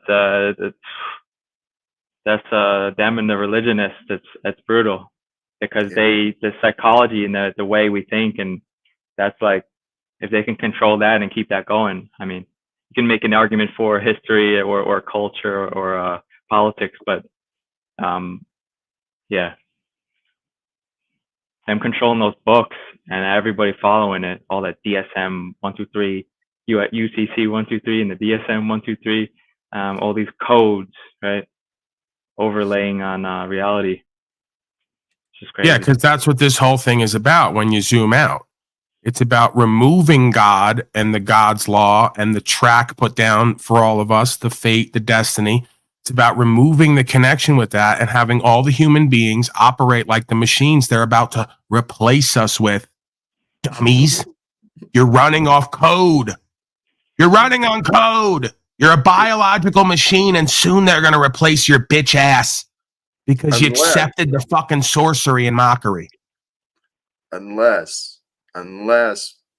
people find within themselves the will and the determination to start changing and start breaking free. Because this is the time, man. There's a shift and a happening, and we're a part of something pretty big. I think the world of the future, well, just like in our lifetime, the world has changed. So many Jack Talcott, do you not think I and others are being used, like you say, by God to give everyone an opportunity? Every one of these punk ass cowards could have took their fucking plates off at the same motherfucking time, V for Vendetta style. They're not going to do it. And when one or two folks poke their head out and they get tapped on the head, the rest of the little chipmunks go back in their fucking slave hole. That's the reality of it. It's whack-a-mole season. So stand up and step out, or you're fucked anyway. You stand up and step out. If they fuck you, but it's your choice, so to speak, it's a different level of understanding as far as I perceive. It's a different karmic resolution. So that metaphysical box is going to hold you, or it's going to be your training round. Right? It's either your container in your coffin, or it's your training round, your ring, like a boxer in a sense, metaphorically, metaphysically. So, again, when you see it for what it is, and when you realize you're the one or linked up to the one, to the thing, color aside for a lot of folks who can't get over that, because human consciousness is human consciousness. We're all made in the image of the Most High. All right, we have a So Playa TV in the back. How are you, So Playa TV? What's up with it? Amorites, what's going on? Greetings. I just want to enjoy this conversation, this intellectual, one-sided, biased, biblical conversation. So I want to add some flavor and color and blackness to it. Absolutely, go ahead. And I make sure you take up the slack on ignorance and arrogance too. We need some more of that. That's cool. I'll be sure to do that because my smoke. I'm sure really you will. Go ahead, sir. My smoke ain't really with you. It's your compadres right here. So I just want to sit back in the cut and just see if they're gonna do they speak all the things that they utter when they come other places in front of their compadre, their leader. Well, let's be a little bit more specific, because I believe that you're addressing this 201 Brian O'Shea. Am I correct? Most definitely. All right, so let's just be very direct with each other, right? I have no issues with you. I have no past experience with you. I'm open to hear everything you have to say, and we can dialogue as men, color aside. Let's do it. Mr. O'Shea, what's your purpose of running? I'm not going to speak on other people. I like your person here that says Paul Unslaved. So I'm going to stay on his level. Thank you, sir. I appreciate that. I like you too so far. Yeah, I'm gonna stay on his level, and we're gonna keep this very educated. What is your purpose of coming to panels? And I'm not gonna speak on others. I'm just gonna speak on mine. Now, I just want you to be clear that here we police our own. It's a lot like prison. We're not racist, but we understand the protocol. I can't have the blacks beat Brian O'Shea. So if this, like, court, so to I thought you speak. said it was all color aside because we can't have No. the blacks beat the I'm whites. saying I'm invoking the color in order to put it aside. I'm saying Okay, at the okay, end I of got you. this, if we, through this courting process, determine that Mr. O'Shea is an error, the quote unquote whites, as you put it, I don't identify with whiteness, but I know I will be identified with whiteness. Let's The go. whites will police Brian O'Shea and they will beat him and get him back in line so that the blacks do not have to engage in that. I like you, Paul. Let's go. Let's rock out. Let's rock There you out. go. I like you. Go I like ahead, you. Brian O'Shea. You're up to bat. What's your purpose for coming up to my panel several times and causing disturbances and just dropping unnecessary things in my chat, dropping unnecessary things on my screen? Like, what's your purpose in that, sir? The exact purpose is being manifest right now is to get you to have a conversation with Paul Unslaved. Bro, you're trying to take out my channel. You don't even know me. I'm not trying to take out your channel. So why'd you bro, you came to my channel several times. I'm not trying to throw you under the bus in front of your people, but you know exactly what you did. I just want to see if you're gonna be man enough to admit what you did in front of your people and your peers. Can you be Now, Mr. Nat Turner, just to be fair, Mr. Nat Turner, just to be fair, so that you have this knowledge, we are aware of Mr. O'Shea's activities, and this has been, a pattern of behavior. We're aware of it, and some of us, I'll speak for myself, I believe that his intentions are not racism and hate, and I believe that he's not looking to take your channel out. He's merely looking to do some what we call trigonometry, where we, talk about things that may be sensitive to folks, right? It's not even about color all the time. We do this with white folks, brown folks, yellow folks, all types of folks, right? It's color aside. So he's doing a bit of humor and a bit of triggering in order to generate a conversation where we can create clarity from one side or the other. I don't believe he means you any harm. Okay, I'll take that, but can let me talk to you, Paul. Would you say that he's acting as we would say like gang culture? He's acting like a foot soldier and not like a boss. Can I jump in? If we're gonna, yeah, Jack, just real quick. Let me try to create some clarity here if I'm able to. I don't believe I could see how that's seen from a different side, from a different culture, right? I've been all over. I've kind of experienced it all. I don't think that he's coming at it from that perspective. I think he's coming at it from more of a media broadcasting perspective, right? Why can't he speak for himself? You're educated and you seem like, and it's not no smoke. Absolutely, sir. I'm not going to talk for him.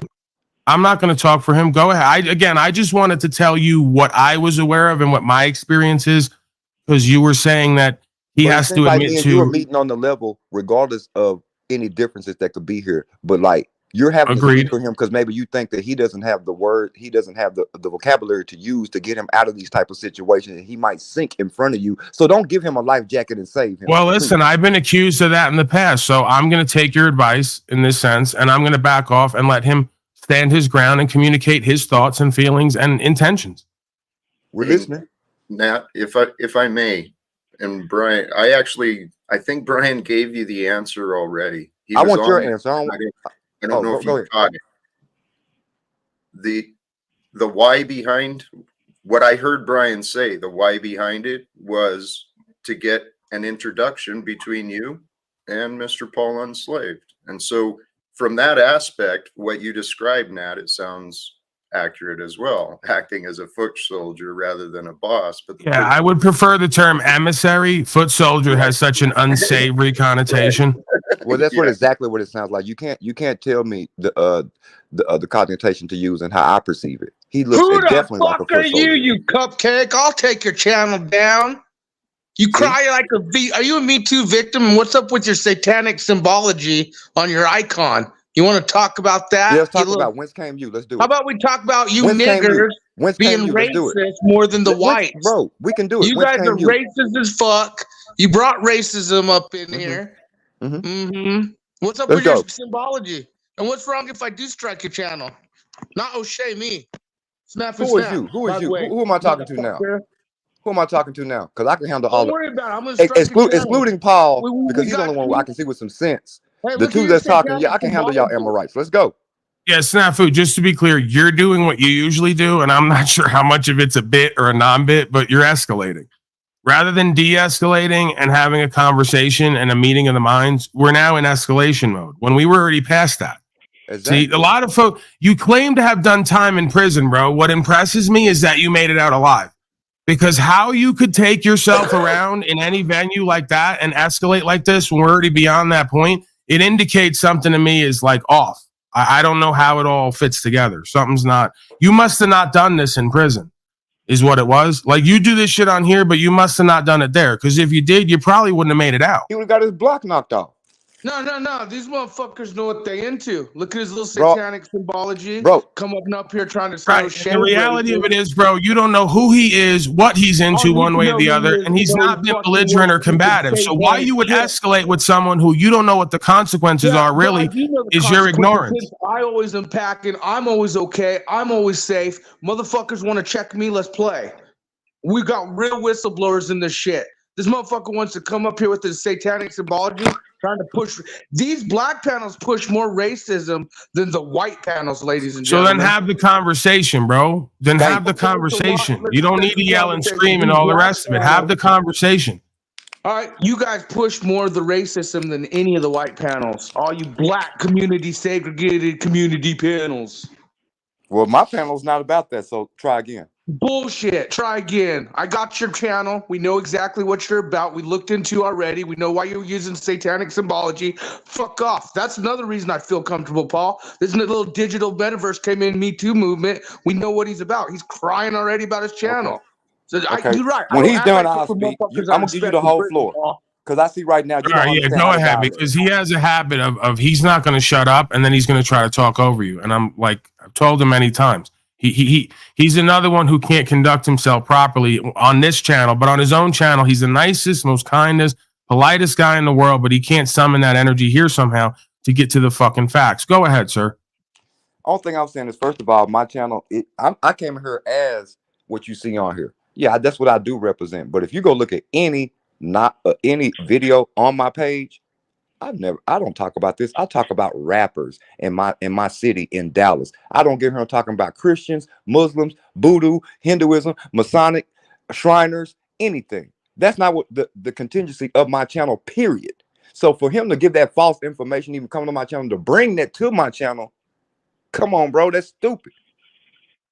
You just stirring up stuff like the same thing. That's the same thing I got with Brian.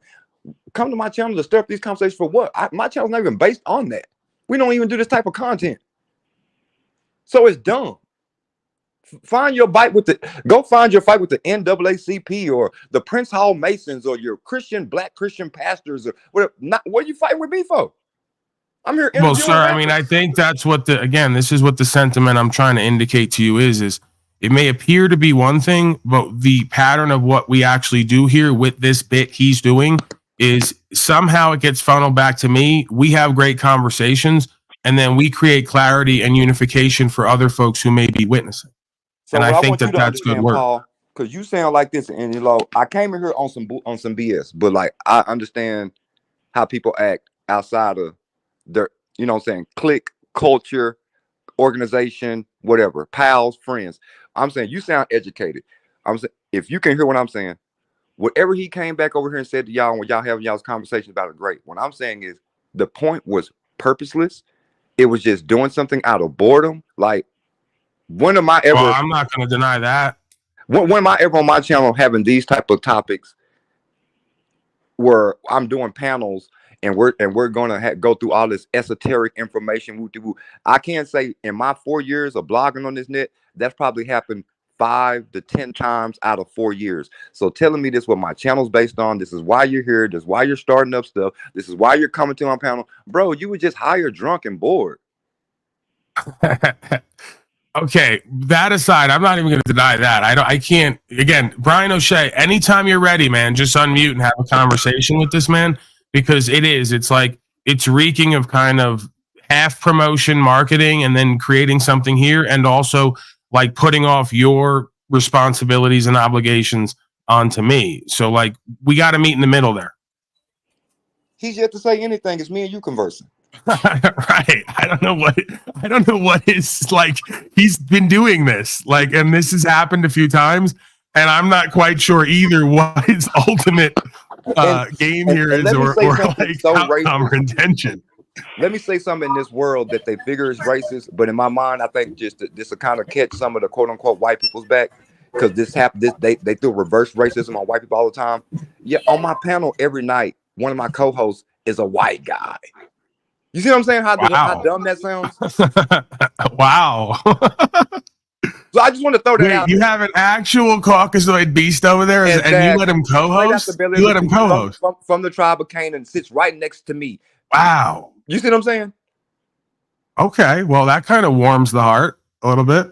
It's like a warm cup of cocoa. I'm not understanding it. Let's do it, because I'm somebody, if they have heard me get on these type of topics, I'm someone who, when I do get on this type of information, I say, hey, man, the very first thing these black leaders have taught us about, about white devils, the blonde hair, blue eye beasts and all this. But I'm going to tell you, if I was in leadership, the very first thing I'm going to take out is the black devil, because he harmed me before the white devil even get to me. The black devil is employed by the white devil, and the devil's a devil regardless of the damn skin color. I don't give a damn if he's Asian, Mexican, white. I don't give a damn what he is, purple. Devil is devil. God is God. It's not magnified by no damn color. I mean, listen, you're basically, we're one self on the highest level, and we're speaking the same language, because I just had this conversation or did the monologue the other day about, usually in most communities, the person who you got to look out for, if you got to look out for anybody, looks like you. Whether that's on the white side or the black side, right? The white man in the suburbs is not looking for, Pookie and Ray Ray, typically, because they ain't living around them. They're looking for another motherfucker that looks like them in a suit, who's going to take their whole house and their whole livelihood and do it with paperwork, And obviously, on the other end, the guy in the hood in the ghetto, he's not looking necessarily over his shoulder for some white guy from the suburbs. I mean, maybe in uniform, but usually he's getting shot at or competing with somebody who looks like him from the areas that what I've seen. No, that's fact. And then, yeah, you can argue both sides of those worlds cross over and meet in the middle at some point, right? There's a yin, there's a yang, and there's a gray area. So, And then when I looked at his page, and I'm just going back to the Brian dude, so I said, let me do my homework. So I go look at his page, and then like one of the titles, the blacks are racist. I'm like, bro, and I'm not messed up. Everyone has their opinions. Everyone has their background. I'm not messed up with none of that. I keep asking, like, so what was your purpose of coming to my page with what you was coming with? And then when we invited you up to the panel, bro, then you come up there. I hate to say it, bro. You can say it wasn't you, but you porn bombed me, bro. He doesn't do that I know of. Well, it's so, watch this. We're gonna just go on coincidence. He comes, he's in the chat, he's saying what he's saying, and then I let this mystery person up that we've never seen before. Then we got this mystery person in the chat that's saying all this. Yeah, they follow. He's not doing that. Friends or something. Well, I'm just saying. No, it's the followers from these channels, bro. They follow us around, and then they try to hop on the back of whatever's going on. We're not into that. I can't say completely because I'm not over there with him, but I have enough experience with him to know, bro, he gets on stage and does comedy. He's not looking to fuck your channel.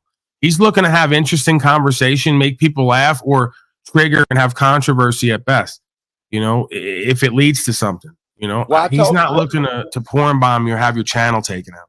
Well, I invited him up because, hey, I just to give you a rundown of my resume. Hey, my father was a preacher, so I'm from the church. But I did, once I got to my own age, I did take up on the Nation of Islam. I left from the Nation of Islam. I went to the Ansarallah community. From there, I became a black Hebrew Israelite. From there, I stepped onto the Masonic path. I became a Master Mason. From there, I went on the higher degrees. From there, I went to the Ancient Mystic Order of Melchizedek. I'm very versed if he wants to have the conversation.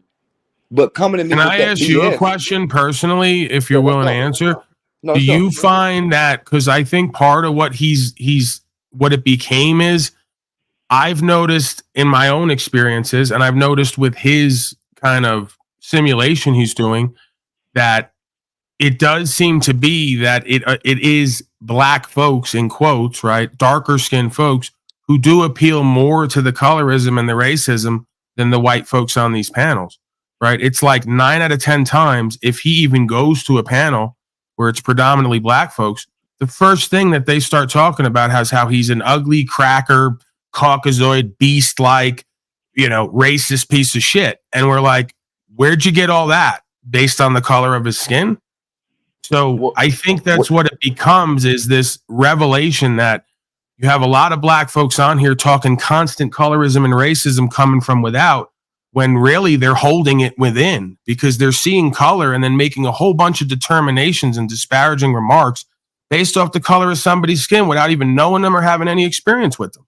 And that we know is incorrect from all sides. Well, I can agree to that, but let me just speak on the sector that he went into. That man got greeted with open arms. There's not a panel that dude Brian went to where he was not welcome to come up there. No one kicked him off. What happened was he gets into these confrontations, get kicked off because of his own doings. He starts this ruckus up, which makes people turn on him. And that's any conversation. That's anything. If you get in front, let's just take it to all penitentiary rules in effect. If you fuck with the Woods is gonna say fuck you, nigga. If in reverse, if we're gonna say fuck, you know what I'm saying, fuck the white boy. So it's just like, if you up on a panel of blacks and you attack a black or two with your nonsense, hell yeah, the blacks are gonna group up and kick your ass, white boy. Just like you were doing the opposite. So I'm not going for that petty excuse when he's the person that comes up there, because every panel he went to, they was greeting him with open arms, and he started something. He cries like a baby when he starts up this shit and it don't go his way, because maybe his crew's not here to fight with him. Yeah, well, that's the thing, is there is no crew. I mean, while I kind of did the bit non-bit before, we're not in the penitentiary, right? And we don't have to establish limits and rules for ourselves based on color of how we interact in politics, right? Well, I can only imagine that this dude have to, like, if he's a street, let's just say, if he ain't did no time, whether it's a couple of years, a couple of months in the county, or if he ain't did no time in the pen, what is his reason for moving like this? What's this militant action? And then to fall back on your sword like you're the victim. Again, I don't necessarily see it as a militant action. He's basically he's going to panels that are predominantly black. For what? And what's his purpose? Again, he was an ass. The subject did not. Well, Brian, Brian? Again, we're back to square one, and I can't argue with the man on it. Could you please have a conversation with him? I'm gonna go hit the blunt a couple more times. Yeah, I'm rolling up 1-2 right now. And you can politic with him, and you can have a conversation with him, and you all can reach some kind of common ground. I'm not daddy. I was voted, sir, best online daddy 2023. To be clear, black folks weren't a part of that, and that's part of what I'm doing here. Because I figure if we're going to elect me as a daddy online, best 2023, we need to have representation from black folks and other folks. I need best online black daddy 2023 and 2024. You might be that, right? You might have to father this young Caucasoid beast and get him in line. I don't know. I don't really know what he's completely up to. So, Brian, please talk to the man, figure this out, and I'll be back. What's up, Brian? I'm here. We're on your terms. We're on your grounds. I can't control it. Talk to me, bro. Yeah, so, as far as there being like some overall grand strategy, it just started as something where I click a live tab on my page. And for some reason, I know that different channels that I have I get different options to different lives when I click that live tab. It's a generic thing on the main YouTube page. So I click that live tab. And for some reason on my main page, these Mode 3 sectors come up, right? But I just looked at them as black panels. I didn't really know what they were. So I click on it, and I noticed, like, you brought up the stream titled The Blacks Are Racist. Now, that title came up as a result of me hopping on a number of black panels. I mean, it's all documented. You know what I mean? Like, so what I'd hop on, and a lot of people be like, who this is? What you doing here? Oh, this white boy, this cracker, this Peckerwood. Get the hell out of here. Like, a lot of it would just be that. Like, you barely even get up. If I do get a chance to get up, I'll say a few words. Where you from? I'm from Chicago to South Side. Get his ass out of here. Like, a lot of times I can't even get into any conversations. And then once I do get into some conversations, if anything comes out of my mouth that can be deemed in any sort of way, like, people are just they're on the trigger. They have their finger on the trigger, ready to be like, get him the fuck out of here. Get the fuck out of here, white boy, cracker, Peckerwood. So I'm just saying that's been my experience. And then from that, it just sort of builds on itself to where I keep putting the blacks in my title now, but now it's like nothing disparaging. It don't, like, the blacks today, it's the blacks in O'Shea go roller skating, the blacks in O'Shea go to a comedy club, Wise white man leads the blacks in fight for freedom. Strong O'Shea, strong blacks and O'Shea, whatever. Like, blacks is always in there, but just because I say blacks, it seems to trigger for some reason. And I heard I can't even use the word trigger because it rhymes with something. Bro, you're making all this up is an illusion in your head. You're making this up to fit some crazy ideology and narrative to make you feel like you're some, I don't know, radical influencer that you're not. Cut the bullshit and be you, bro. All this shit is figmentation of your mind. Well, the fact is, whether or not these conversations whether or not what I do leads to a conversation with Paul, and whether or not that's what I should be doing, the fact is, it happened, right? Now, whether or not I should have my own voice and I shouldn't, you have to lead, because Paul said he would like blacks in here from the beginning, like 2 years ago. He said, I would like to, have a black audience or some sort of interaction with black panels. And I think he's had a similar experience when he's tried to like go up on there, and he's had similar things where he can't really, like, eventually he just gets kicked off and called a cracker or something. I can help. Let me explain that. Let me tell you, it's like this. It's like, you see the type of setting that y'all have and what y'all talking about. I think it would be a lot different whether if with you being a white guy going to a black panel or me being a black guy going to a white, it's going to be different based on the topic and what they're speaking of. If they're talking about a whole bunch of, in some cases might be nothingness. It could be somebody got into it the other day on the internet. It could be some this happened with this certain rapper, so this is the big news here. And then you come here with this. You're not on our time, sir. It's like you're coming here to disturb us. But if the panel was set up like this, and you came and approached a conversation that was set up like this, I don't think that would happen to you. It's like you're coming to talk esoteric knowledge to some people talking about what happened with the rap world today. Make it make sense. Yeah, like if I go up there and say the topic is Diddy, I might trigger by saying, hey, why y'all gossiping about powerful men when y'all ain't powerful and got no money? Like, what are y'all doing that for? So your first thing is to denote them, and then you want friendship? Well, I mean, I'm triggering. They're not. So why would you trigger someone and think you're going to get a good vibe? But who says I'm looking for a good vibe? But I'm breaking down your reasoning for even coming up there before anything happens. You're saying trigger. I come to do this, and then at the end of the day, they should be friendly to me. They should just let me talk. No fucking way, sir. Well, that's fine. I just move on to the other panel if they don't want me. Yeah, won't you try a different approach? Oh, I mean, that's fine. It's not working. Is it working? You're here talking, aren't you? No, I'm here. In a way, it kind of is. No, I'm not here on your cognizance. Listen to me. I'm here for the same reason you did. I was sitting in my bed, bored, smoking a blunt, and I scrolled through the lives, and I seen this one. I clicked it, and I seen your name and another face that I was familiar with. So I hit the link. But unlike your situation, y'all are up here speaking on this type of information, so it's okay. When you go do it, they're talking about damn Jay-Z and P. Diddy, and then you're trying to bring up. Yeah, I get what you're saying. Makes sense. I guess where we find the middle ground is if you go on to these quote unquote black panels and they're talking cultural stuff or whatever it is that's germane to whatever the experience is, and you come in there as a quote unquote white looking guy, and then you bring the category or the topic completely left, it's the issue we're running into is instead of just saying, who is this clown? We don't want to talk about this shit. Get him out of the paint. There always has to be a reference to the color of the being.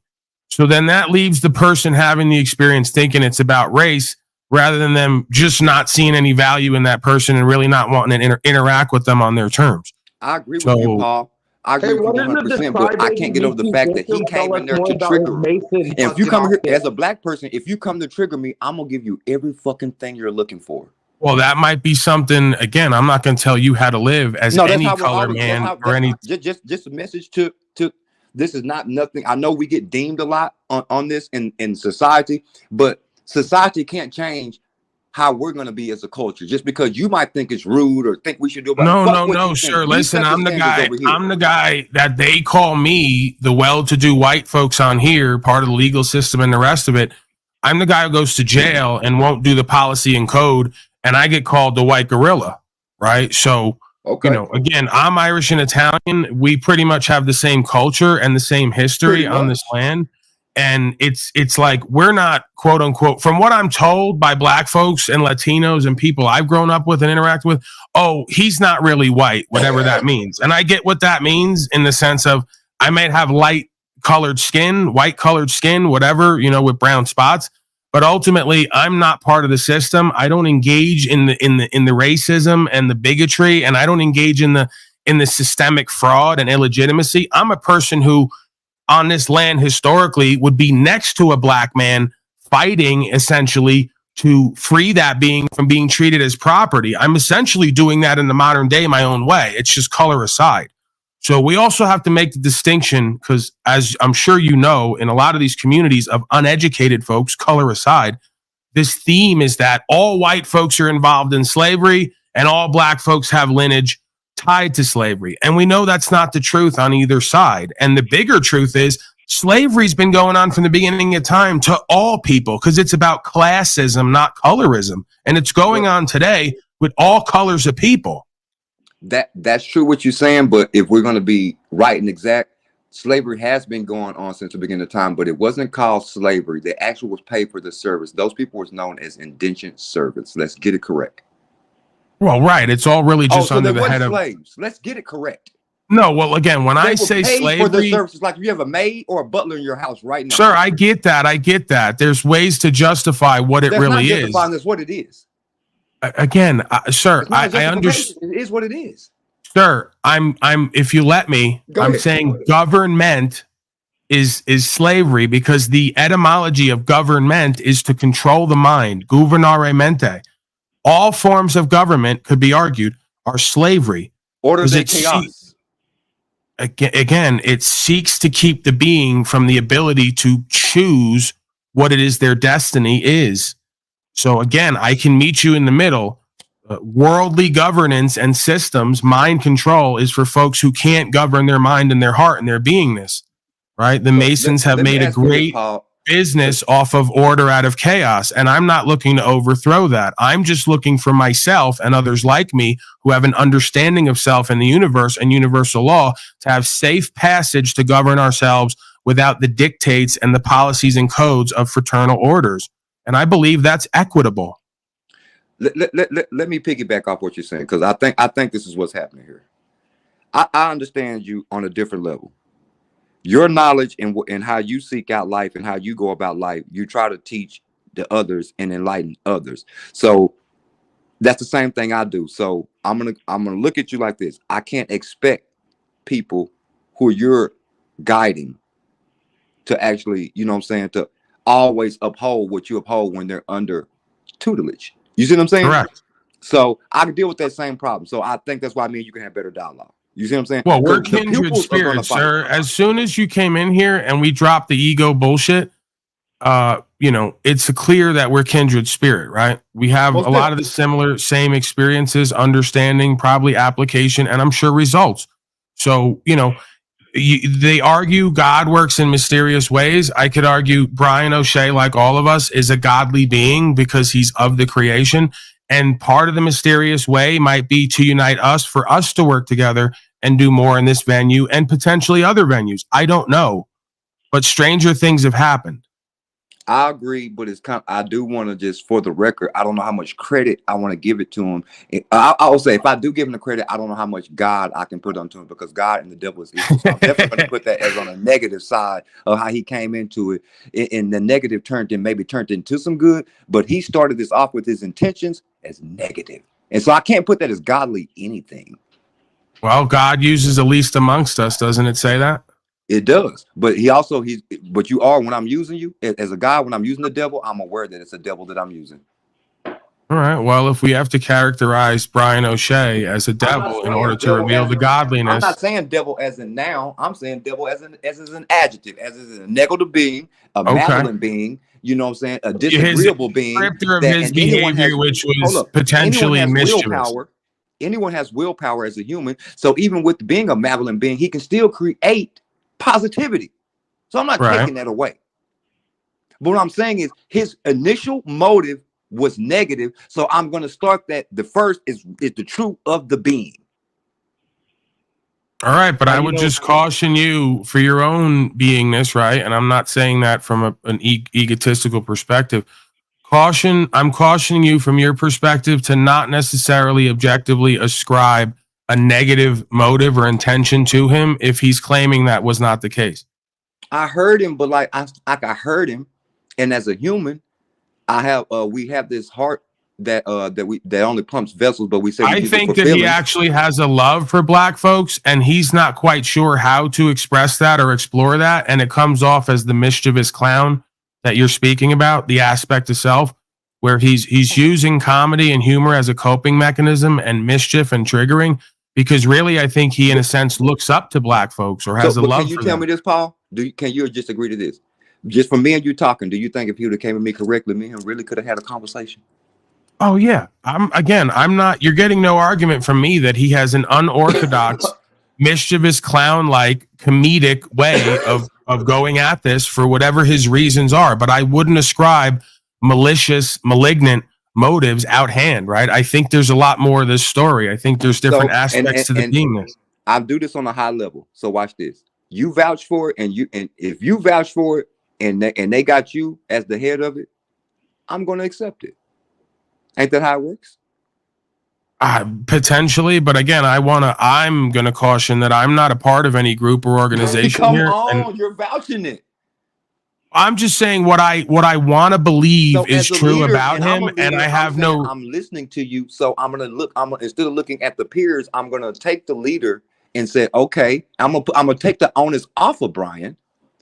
And give is what we call an olive branch and start it over. But I'm putting the onus on you because you're the leader. You can't get out that seat. Oh, I mean, listen, there's perception and then there's the reality that I get to choose, right? There may be perception oftentimes that I'm in a leadership role and I may take that role or that, facilitate that or run with that. But ultimately, I'm not part of any group or organization. And I ultimately am not responsible or accountable for Brian O'Shea. He is because he's a man. So let me say this. I'll say this to Brian. I asked you to go ahead and come up there to the panel.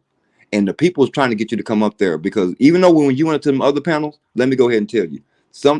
There's only one. I ain't gonna put it out there. I'm just gonna say I'm a person that's equipped for this. So that's why they was like, yes, let him talk to these people because they know I'm abreast on all levels. Where somebody else might get frustrated, might not understand, kick you off, fuck you, white boy, whatever. But I can handle this whether we need to go radical with it or do we need to have a diligent, intelligent. I can do it either way. So I think that's why they said no. So Brian O'Shea, do you want to meet some of the Black Panthers up close and personal? I think that's what he's. They're gonna have dinner with you in conversation, dinner and a movie. Exactly, and we'll introduce you to the Crips and Bloods and all that. Let it know how it all happened. You know what I'm saying? Shit, it's like I'm saying I'm not one of those people who's saying my white friend Matthew or whatever can't come to the barbecue. I'm gonna get on my black homeboy's ass for fucking with Matthew. You see what I'm saying?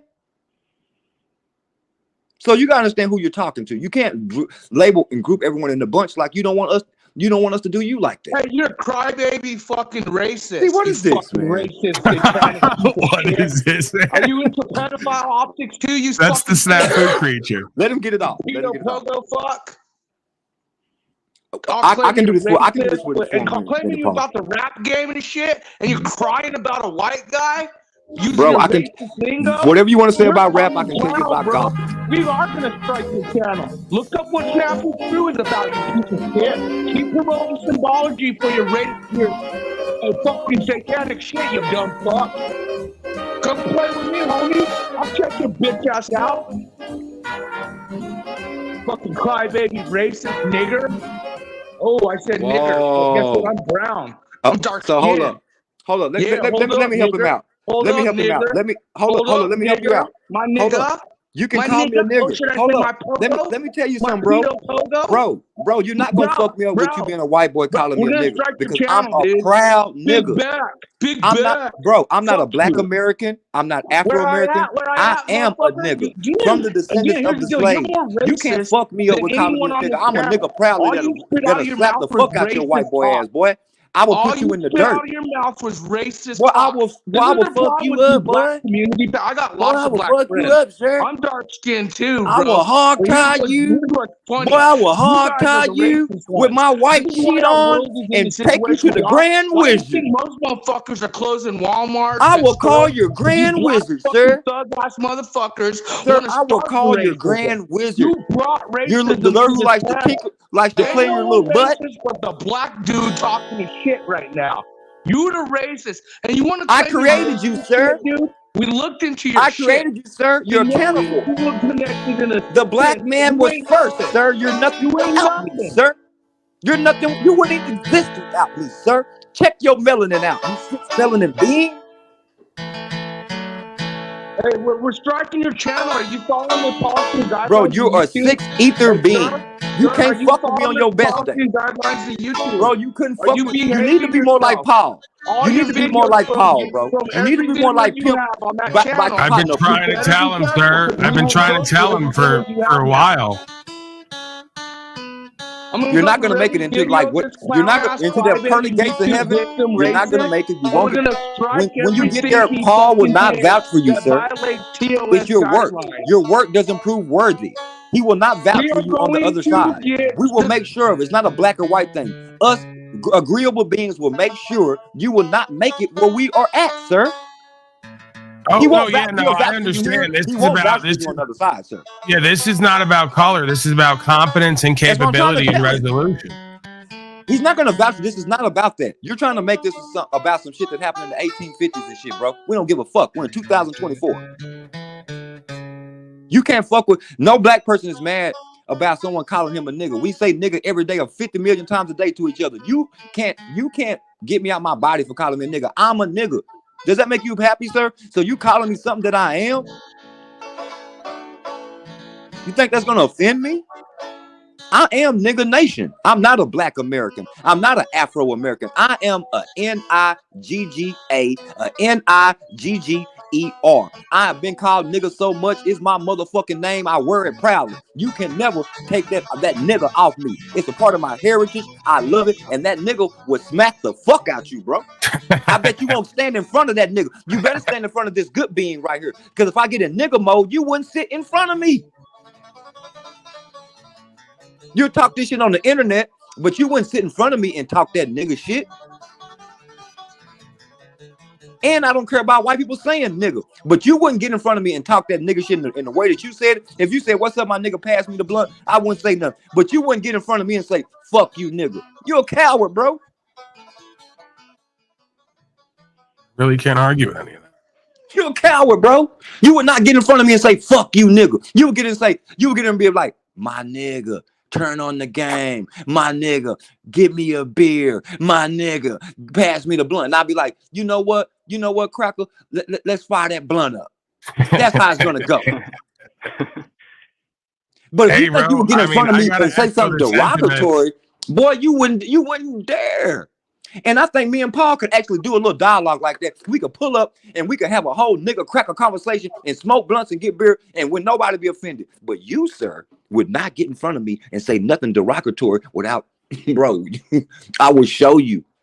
Just like I wouldn't get in front of some real Woods, some real KKK. I wouldn't get in front of them and be like, yeah, fuck you, Peckerwood, and then think nothing's gonna happen. Bro, yeah, that's the thing is that I have no need to reduce the conversation to that level, which only demeans me, my intelligence, and my spiritual practice.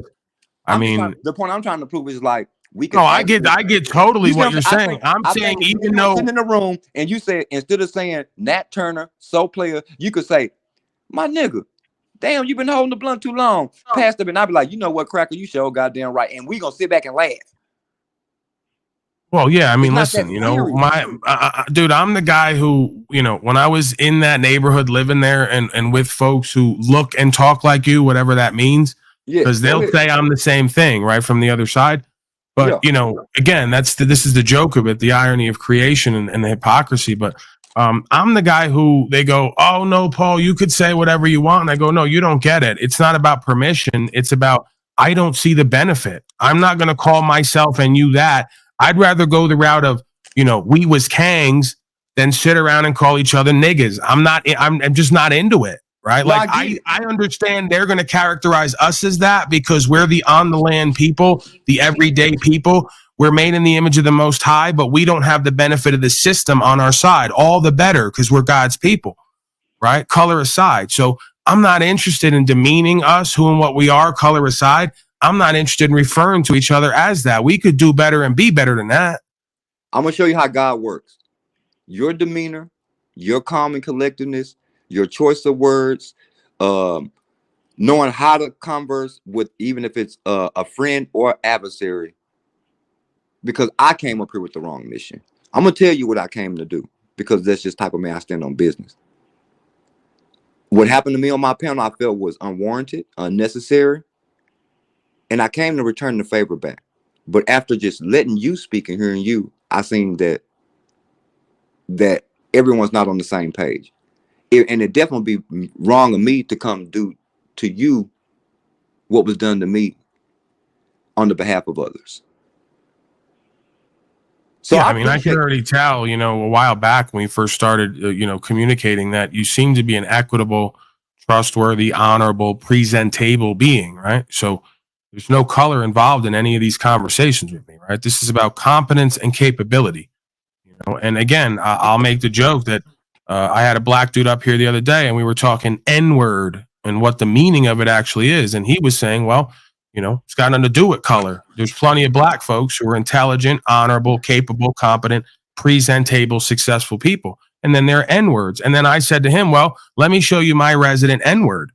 And then I pulled this man up, right? Mm-hmm. So it's like, it's kind of the bit non-bit because it's about competence and capability. It's about responsibility, accountability, authenticity, all the things that make you a man, color aside. That's principles, logic, morals, and ethics. Value systems. There's no color in that conversation. I agree. So I'm saying you calm me down. Hey, because for I your really was gonna black come up here. fucking fools trying to hunt me down, tell them I'm in Arizona. So basically what you're saying is, sir, is like a horse whisperer. I'm a black whisperer. I'm like, if Brian O'Shea or other Caucasoid beasts get the blacks in a fury and wanting them to, show them the, as you say, the internal N-word within them that they're being projected onto them, they're all too willing to do that and give you what you're asking for. But I come in as the intermediary, the whisperer, and I dispel all anger and toxic negative emotion. We might be able to promote this. We might be able to market this. So Brian, can me and you talk like men now?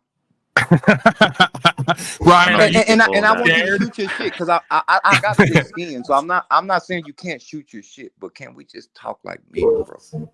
Yeah, absolutely. You know what I'm saying? So what the night that you came up to my panel, what did you want to talk about? Let's have a discussion. What was your purpose? What did you want to talk about? I don't even know who you are or what panel you're from, to be honest with you. All right. Well, when it comes to the Mo3 sector, I'm the person that kind of started the Mo3 sector. I've been doing it for 3.5 years.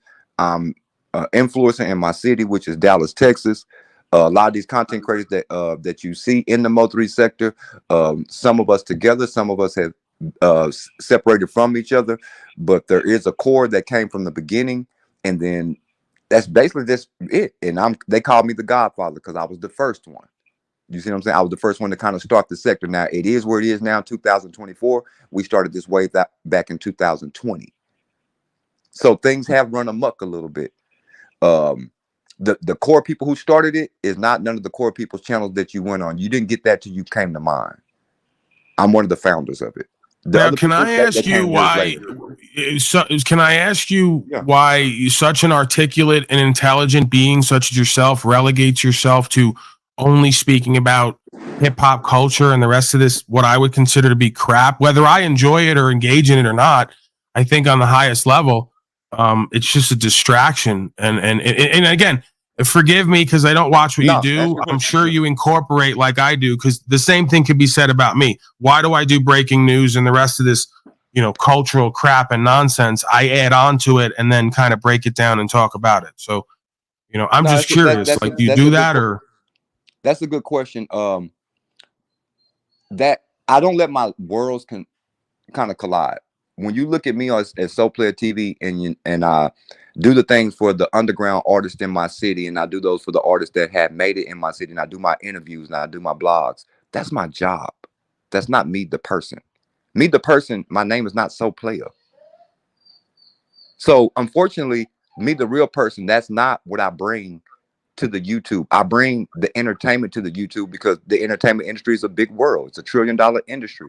I used to be a rapper 15 years ago. This is how I know all these people. So I did what was in best of my interest for my family, so I can put money over here and get my name and brand out there like it's supposed to be. That has nothing to do with. Okay, that's honest. I mean, I know that they're going to project a negative characterization onto that, but you're being authentic and accountable. You're basically saying, we're going to do or involve with ourselves what moves, right? What sells. And apparently what sells to most of the sheep slaves is bullshit culture, gossip, hip hop, and the rest of it. And that's kind of where the shame is, right? Is for me. I'm not saying you should feel that. I'm just saying when I look at the world and I don't think that anyone who does that should be even ridiculed as sheep, because basically I'm giving instructions. I'm doing under orders, under instruction. I am who I am. If you look at that symbol up there, we do all the doctrine. I am who I am, a Masonic, satanic, ritual, crybaby. Hey, by the way, your boy, we don't use YouTube software to track your IP address, whether it's a fake account you're using or not. You're still on your device. Remember, the biggest tech company is trolling the crew. I think you might want to do more research about me, and so your black fouls too. Look, you guys are being racist as fuck. That's what O'Shea's proving here. Doing what he's doing shows that these black panels, the segregated ones like you guys do, are racist. Panels like this one, where it's any color, any ethnicity, there's no color to the game. You still, this whole stream, bring color. You're a racist. And we know you're Mason. And your boy, we already got his IP address on his devices. Fuck off, homie. We got you guys now. I don't even know who that is. That's him. He said do a little more research, so I figured I'd pull up his latest hit single.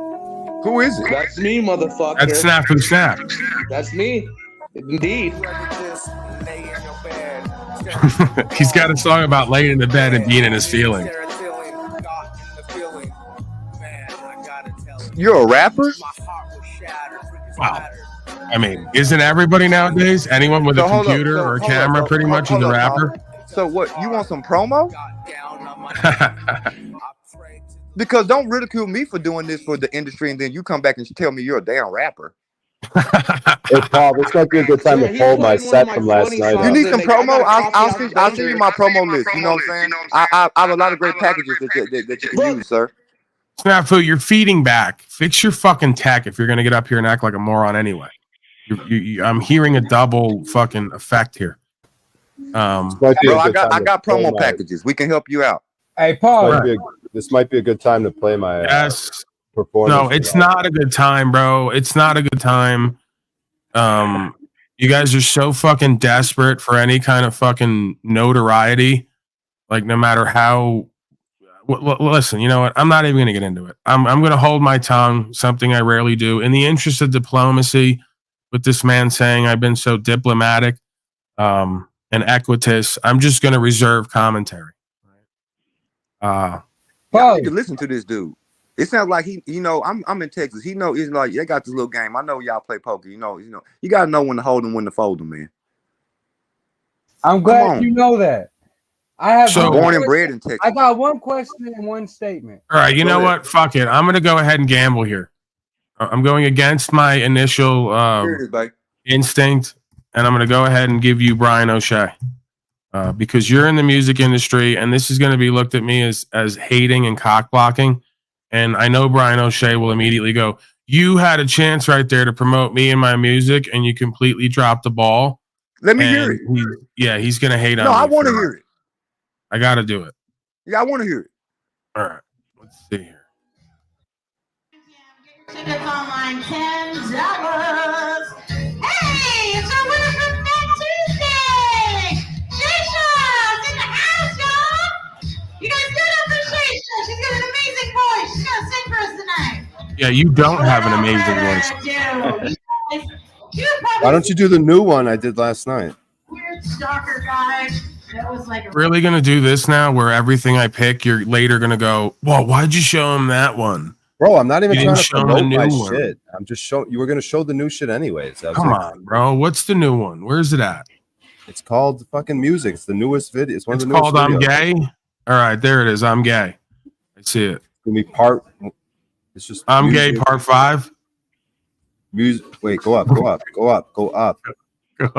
Crawling and brick performance. Crawling in brick. Okay. There you go. what you listening to, son? Turn that fucker up. Well, why not? I like this new generation of music. Yeah. Yeah. Brian, you better go off.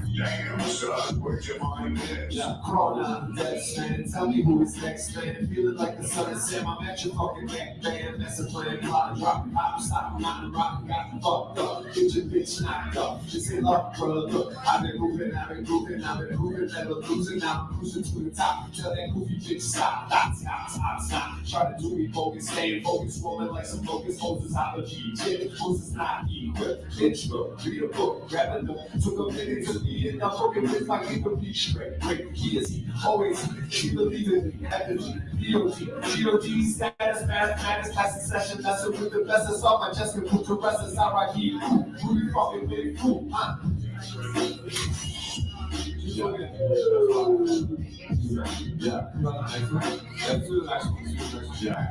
By the way, you could listen to what they're doing. They got that funny. Mother of God. At that point, O'Shea, why don't you just tell me to pull up the original from TCC? We could barely even fucking hear it. I don't know. It was a live performance I wanted to show anyways, but Let me see him in TCC. Yeah, because you know you gotta Let me have it see at that. least dressed So up. I'll give you a little feedback on this, Brian. The beat is nice. He's right. I couldn't hear. So what you want to work on here is positioning of your microphone, because it's probably your voice is just not projecting through the mic, and you got to bring the energy. You can't walk around this stage. You got like you lose yourself on this app. How like I'm not being funny. How you'll pull up on like and come in like, hey, on your comments and people's chat. You got to have that same energy when you touch that mic and hit that stage. We need the energy.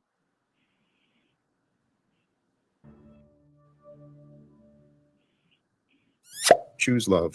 What you listening to, son? I don't think you like it. Well, why not? I like this new generation of music. Yeah. Yeah. Yeah. Damn, son, where'd you find this? Yeah, crawling out the depths, man. Tell me who is next, man. Feeling like the sun is Sam. I'm at your fucking neck, man. Mess a plan, plotting, dropping, cotton, stopping, knotting, rotten, gotten fucked up. Get your bitch knocked up. This ain't luck, bruh. Look, I've been moving, I've been grooving, I'm improving, never losing. Now I'm cruising to the top. Tell that goofy bitch stop. Dots, cops, ops, not trying to do me focus, staying focused, roaming like some locusts. Moses out of Egypt, Moses not equipped. Bitch, look, read a book, grab a note. Took them in, they took me in. Now booking wins, my king gon' be straight. Great, EST, OAT, she believe in me. Heavenly, BOD, GOD, status, mathematics, class in session, messing with the best. It's off my chest, can put to rest. That's RIP. Ooh, who you fucking with? Ooh, huh? Yeah. Yeah. Yeah. Yeah. Mother of God, this is Brian O'Shea. Where did you get this from? Big deal. I don't feel bad about it. Let me tell you, Bobby, I don't want you listening to someone who drinks their own urine. What that person on your tape has is a medical disorder. Now you get ready for the game, okay? Yes, sir. That boy ain't right. That Brian O'Shea can sure spit bars, though. I tell you what, that was hotter than Strickland's last propane sale. Your thoughts? It's the same thing. Like I definitely like the illustration of the video how it began, because I like now I'm watching the cartoon, but I like how they went it. I like the illustration, the words. Now when it comes to this hip hop, what I need you to do, that energy like that you get from your boy Pure Paul and the other dude who keeps coming in here, and you know what I'm saying, and going at my neck. What you're missing is the energy. I understand the beat. I understand the visual that's in my face. I even understand the words that's in, but like it's the energy behind the words. It's the energy in the when you're acting out the words. That it's the improv in it. So like once you get that down, and I'm not gonna, like I say, all color aside, but it kind of I don't know what the choice words to use, but like mimic something. You know what I'm saying? Like That when is the word. You just said it. It's the energy behind it. yes, it's just the energy behind it. Just if you bring the energy, it's not, that's what the color is aside. Energy is energy, bro. The soul, right? Yeah. The same thing they say black folks have that a lot of white folks are lacking. That's what they say. I have the spirit, the soul. Because, watch this. I can see, you like, just all racism aside, but I can see a Why white don't you person. just tell him he sucks? Watch this. I can see a white person who really don't have no soul, but they why gave don't me you just the tell him he energy. sucks? Why are you cupcaking to him? You listen to music, that shit sucks. got reverb. No, you must got some type of beef with him, because I'm not judging it. First of all, on So Player, I don't judge music. I do whether it sucks or not, but it's not for me to like per se. He's a beginning rapper. What I can hear, since like he's older. He's white. He has things that's working. He's beginning at the age of 40 something. Yeah, but that song. I'm gonna judge him from the level in which I see. I'm not gonna judge like I'm looking at Snafu, could you turn your walkie-talkie down, please? That song is from 10 years ago. I mean, I have a bunch of brand new tracks as well that are on. Paul, I dropped my good track, not sitting on a bench, but And I did too. List. Wait a second. Now we have two more. You're feeding back. But like, Brian sucks. Now we have two tards dropping their horrible let me ask music, you something, Paul. Are they hoping that it's going to get promoted? Are they kind of opposing? Like, do they want the same spot as your particular or the rap? Do they want the same like clout? It seems like Brian's a little bit more reserved, but the dude over here, he has the energy. Maybe the energy I'm looking from Brian, the dude over here that keeps coming from, he has the energy. That's why he understands. It's just incredible because it's like, I'm the guy. I have a channel. I can also rap and have energy, as you say. Mm-hmm. It doesn't occur to any of them for us to do business or work together or see what we could come up with. It's right away. Hey, look at 5 different people's horrible fucking music. Dude, fuck it's off, like, Paul. okay, so now you got to now hold on. Shut up, O'Shea. Why are you fucking? It's Tard Central. Hey, do you want to host Tard Fest 2024? It's a festival I'm going to do, sir. You want to suck my dick to put narratives? I don't want that. Mr. Nat Turner, would you like to host Tard Fest? Fucking jealous. I have a list of tards who just hang around me constantly and scream and yell and force promote on whoever and whatever's around me. And I figure we could take that on the ground. Right? We could like just play your fucking rap song, Paul, that TCC did. No, I don't have any because oddly enough, I didn't come on here to get famous, just throwing everything at the wall and seeing what sticks. Nothing yet. Oddly enough, I have over millions of views for doing what's true and what's right. That's what this is ultimately. You're a fucking bitch. Could you turn the walkie-talkie down, Snafu Snaps? You're feeding back. Can I go ahead, Brian O'Shea? Bring all your subconscious bitterness, resentment, and hate out. I knew it was a matter of time anyway. It always happens. Fuck you, Timmy. I'm making assumptions. I'm making assumptions that 4 people, as soon as this guy said, I'm from Dallas and promote and do anything, you don't even know if he has 10 people watching. And then it's right away, hey, play this, show this, do this. I got 4 people who want to promote their horrible music and music videos and just completely forget that, like, you know, I'm here. And then they wonder how that makes me look at them. What their intentions and motivations are on here and like how much they don't respect themselves or me or really anything. I don't know. I just think it's telling and interesting. I think it's great. You could do better. I'm not mad about it. If you're confused, if I was mad about it, I wouldn't have it here consistently, dummy. Don't you get how that works? I'm the 50 Cent. I bring my Tony Ayo and Lloyd Banks all over with me just to talk shit about them and laugh at them. Shut up and let me say something. I'm the white. Can you shut up and let me say something? Yes. Can you shut the fuck till I'm done saying something? No, you've been talking forever. Can you shut the fuck up till I'm done saying something? That's how that works. I know that everyone forgets where we're at and who's doing it and what it all means. I know that's like just goes right out of everybody's mind. I get that. That's what makes this place special. It's that I don't like wield too much power, false power online for my own good. But every once in a while, it's necessary. Like the man said, you got to order the chaos, right? Because, you know, if it starts with you three, then I'll have a list of folks in here right now. Hey, I got a picture I painted. Show the black man that who's in promotion. Hey, I did a fucking home movie. I did one of those white big books where you put pictures in it in kindergarten, where you clip them out and put them in there and tell a story about your family. It'll just be a fucking stampede of folks who are going to use me, abuse me, and promote their garbage and then completely ruin the reputation I have with whoever this person is. Right? I'm used to that by now. I actually like it. Are you just going to go on forever and ever and it's ever part and of my ever? whack pack experience. It's part of why I do what I do. I have an amazingly morbid sense of humor. When is my turn to talk?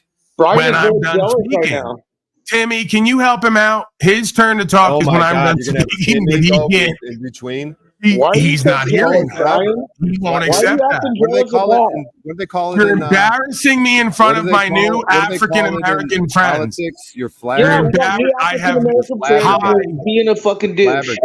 Gentlemen, African-American gentlemen and ladies, this I would say this normally doesn't happen, but I'd be lying. So I guess my apology. That would be a lie, Paul. Okay, is it my turn to talk now? It happens regularly. Yeah. I don't know what to do with it. He just said you're jealous. He said Paul is jealous. I'm just going to go off screen. Is it my turn to talk now? Is it my turn to talk now?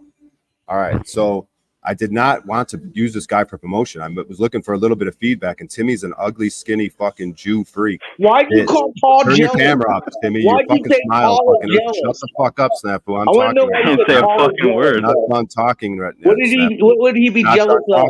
Snafu, shut the fuck What up. is Paul and Slavia jealous of Brian O'Shea of? Don't appreciate it. And I'm not if done it talking. continues, It you will anything not be fucking welcome here. I'm not done fucking talking, you fucking bitch ass hoes. So what do you have to say about that? So now I'm going to finish what the fuck I was saying. I wasn't trying to use this guy for promotion or anything. I was just looking to get a little feedback on fucking some artistic shit I did. You guys have taken it there. Oh, he's looking to get fucking blown up. Hey, dumbass. You're definitely not going to blow up with that shit, O'Shea. The song's 10 years fucking old. Fucking liar. I guess I could tell you it could blow up like Chalcott said, so I could lie to you.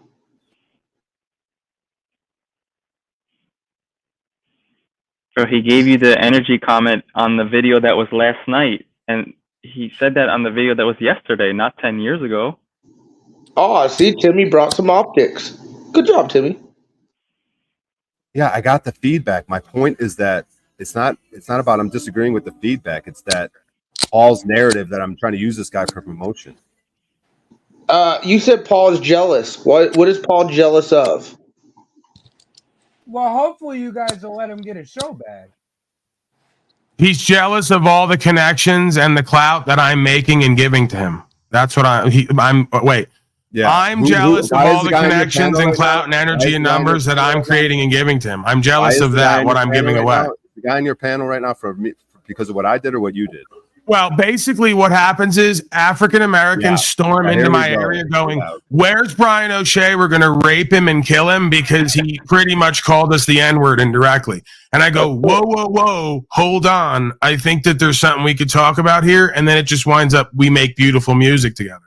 Nowhere in there, as the man said earlier, other than you being some bizarre pawn of the devil or God, maybe some white Luciferian devil, does this take place? And I think you're like overshooting your value and import in this scenario, in this situation. You're merely a pawn.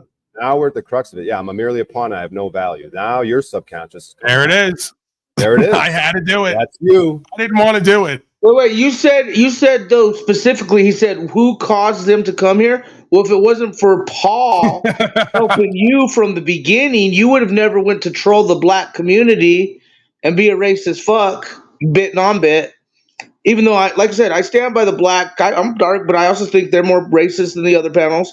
But what I'm saying, Brian, is now you're trying to say Paul is jealous of you, but in the end, it was because of Paul. Why you're even doing what you're doing? Yeah, I think it's more likely this. Our new African-American friends seem to be on it. It seems more like Brian is jealous of Paul, and that's a common theme we have here day in and day out. It wouldn't be the first time. Probably not going to be the last. I fuck with y'all. I don't care what And yo, none of Brian. my black constituents have to say. Brian, isn't this?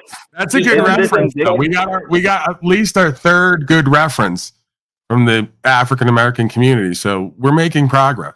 You're coming up, O'Shea, Paul. This is indicative. The last 10 minutes are exactly what Nat Turner, the dude down there, was saying. The energy. But let me say this, Paul, you were right. And what Brian O'Shea did, I'm sitting back listening to y'all kind of hash it out. That's why I went quiet. Yeah, what he did worked. It did get me over here because I'm over talking to my wife now. Like, yeah, that shit did piss me off. And now I'm over here. Now, before we catch shit, to be clear, because I just pulled this picture up. Get me over here, and now I'm listening to y'all music, and we're fellowshipping, and we even had some even though dude comes at me, I think that's just a part of what he does on the show. So I'm understanding the whole dynamics now with me sitting back because I'm a content creator myself. I got 20,000. We call it non-cupcaking, sir. You don't cupcake. This is my Donald Trump, right? Before they say something, because I know what it looks like even this picture, I just realized when I'm with the African Americans and I pull up this picture and then I pull up I go, oh my God, what did I just do? Because this guy goes, I'm a Mason, whatever. This was a picture I made from 2 years ago, and it's meant to indicate when I started a campaign for Donnie Chimp because they were running Donnie Trump. And I said, if we run a chimpanzee, we'll infinitely get a better country because the chimpanzee will have no ambition and motivation to be genocidal and murderous. It'll just sit around eating bananas and doing chimpanzee stuff. No, actually, so I started a whole campaign to elect Donnie Chimp, who I put in a suit and then said would do way better than Donnie Trump, right? I picked up on this as well. Hold on, I picked up on, you're right, and everything you're saying is factual, but with me picking up on your intelligence, I'm not going to leave out because you're a smart dude. I picked it up. You're a smart dude. There's no way you went through the mental and said this is also ingenious because I know the blacks is going to think I'm attacking them, even though I can sit here and tell them how much I'm not because I'm not, but I can still use that as a ploy to go viral on the internet and use it as a tactic to bring awareness to what I'm trying to say. No, the shit is smart. No, I didn't do that. No, when I first did that, I'm here, bro. No. I'll tell you. I'll be totally candid with you. When I first did that, it's merely because I've been saying that all human beings are chimpanzees and genes in this realm, and they worship statues. Well, like I just said, once I threw the picture up because I have a bunch of pictures back there, and me as a mate, because he said Paul for president, so I put the one up of me as a mate. Hold up, you're a Go Rider too? What? You're a Go Rider as well? You said you're a Mason? No. I'm not. Okay. I've thought about infiltrating because I wanted to figure out what it was with all the lore and the conspiracy theory, so to speak, or the evidence, and what it seems to be. I'm an open book and an active member. Again, sir, I worked for somebody at one point who was a 33-degree Mason, according to a 32-degree Mason, according to them. From what I discerned, Masons can be anything from seemingly an organization looking to take over the world to, on the lowest level, a local boys club. So, this guy didn't exactly seem like the most intelligent, spiritually adept, articulate being. It's not about the intelligence. Most ones that I know don't cupcake like you did, sir, when you came up here. Don't strike my channel. But right now, O'Shea's being the bitch, not you. O'Shea, it's cool.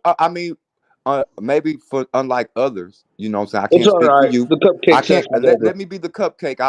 I will be the hostess cupcake. Okay. It's all right. It's cool. Sometimes with I'll cupcakes, be the whole donut with the hole in the middle. Just muffins. You're just a muffin right now. I'm just saying. I'll be the whole donut with the hole in the middle. All thing I'm saying is from my bookings. Hold up. From my bookings, from what I do in real life, from my bookings. And with this thing that on the internet that I'm trying to protect, I haven't clocked in the job in 4 years.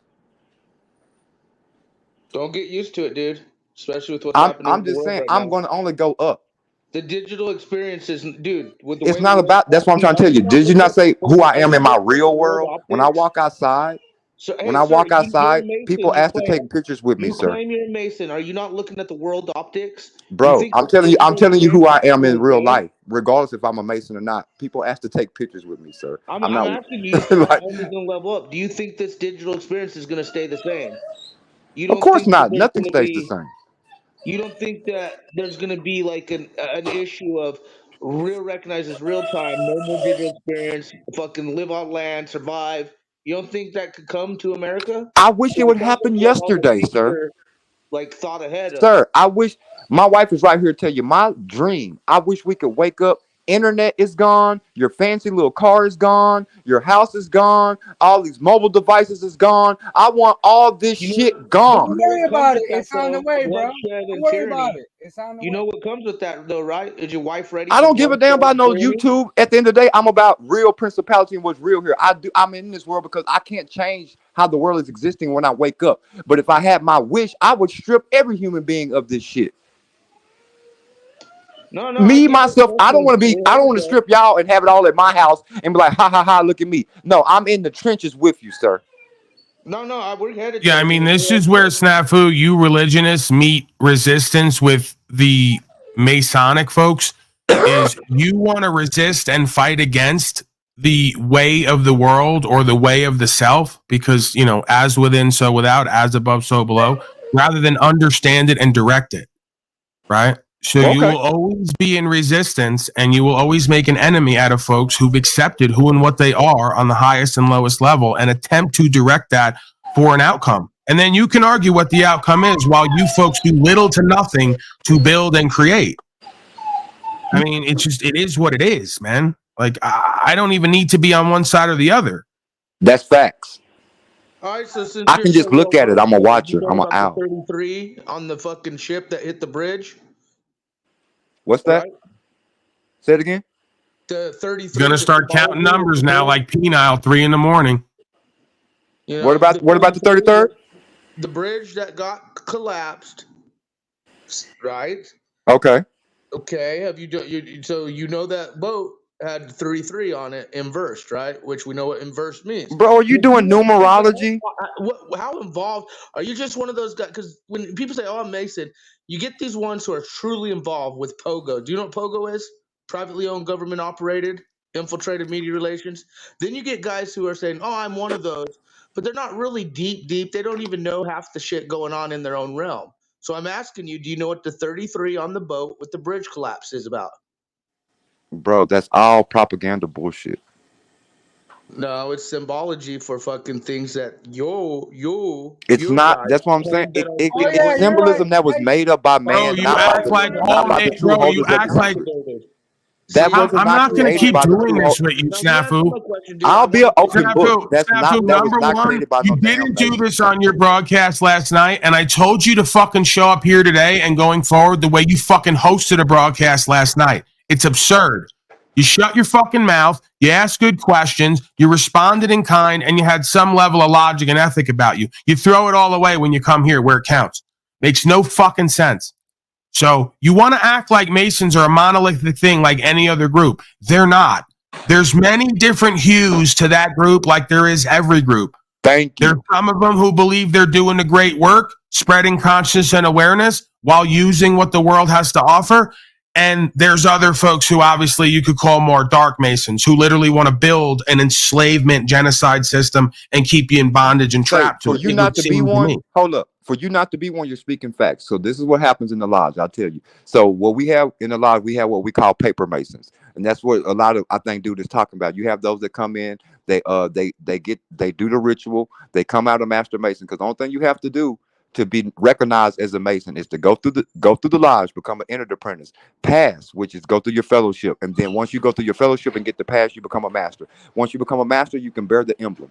Once you bear the emblem, you can walk out on the world and say you're a mason. But all y'all know on some basic information is 33rd degrees. So you don't have to be a third to have 3 degrees of the information to walk out. So what a lot of people do, they look at the trends, they read all these articles, they do, so they want to be one too. So you got to think that's why they use the eye as the symbol, because they're watching. So that's why I said the watchers. So there's a circle within the circle, and the background to that is why you say, why do Masons always say square, but I'm saying circle, because a square holds the degrees are 360 degrees, but so does a circle.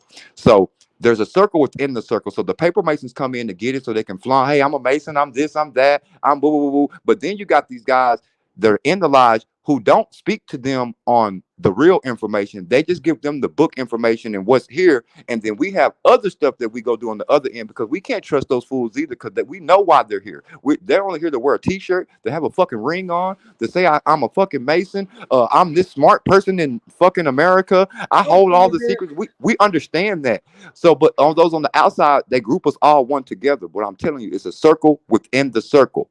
So like, just because you're wearing the badge doesn't mean that you have the secrets. And just because you are a Mason, and let me just account to whose panel is it, just because that you a person who's been passed through the lodge, that doesn't mean that if you haven't done it, that don't mean that you don't know. You can't break it down in Masonic term. You might can't pass the charge of a Mason, but that doesn't mean you don't understand the secrets of what we're speaking of on the other side. Am I making sense? Right. I mean, I guess you could argue that from the other side, like the secrets of the universe, the mystical, the mysterious, is really just what should be common sense. For whatever reason, it's not, because the individual does not pursue a path of self-knowledge and understanding of self and the world. They just go into the world and want to be of it.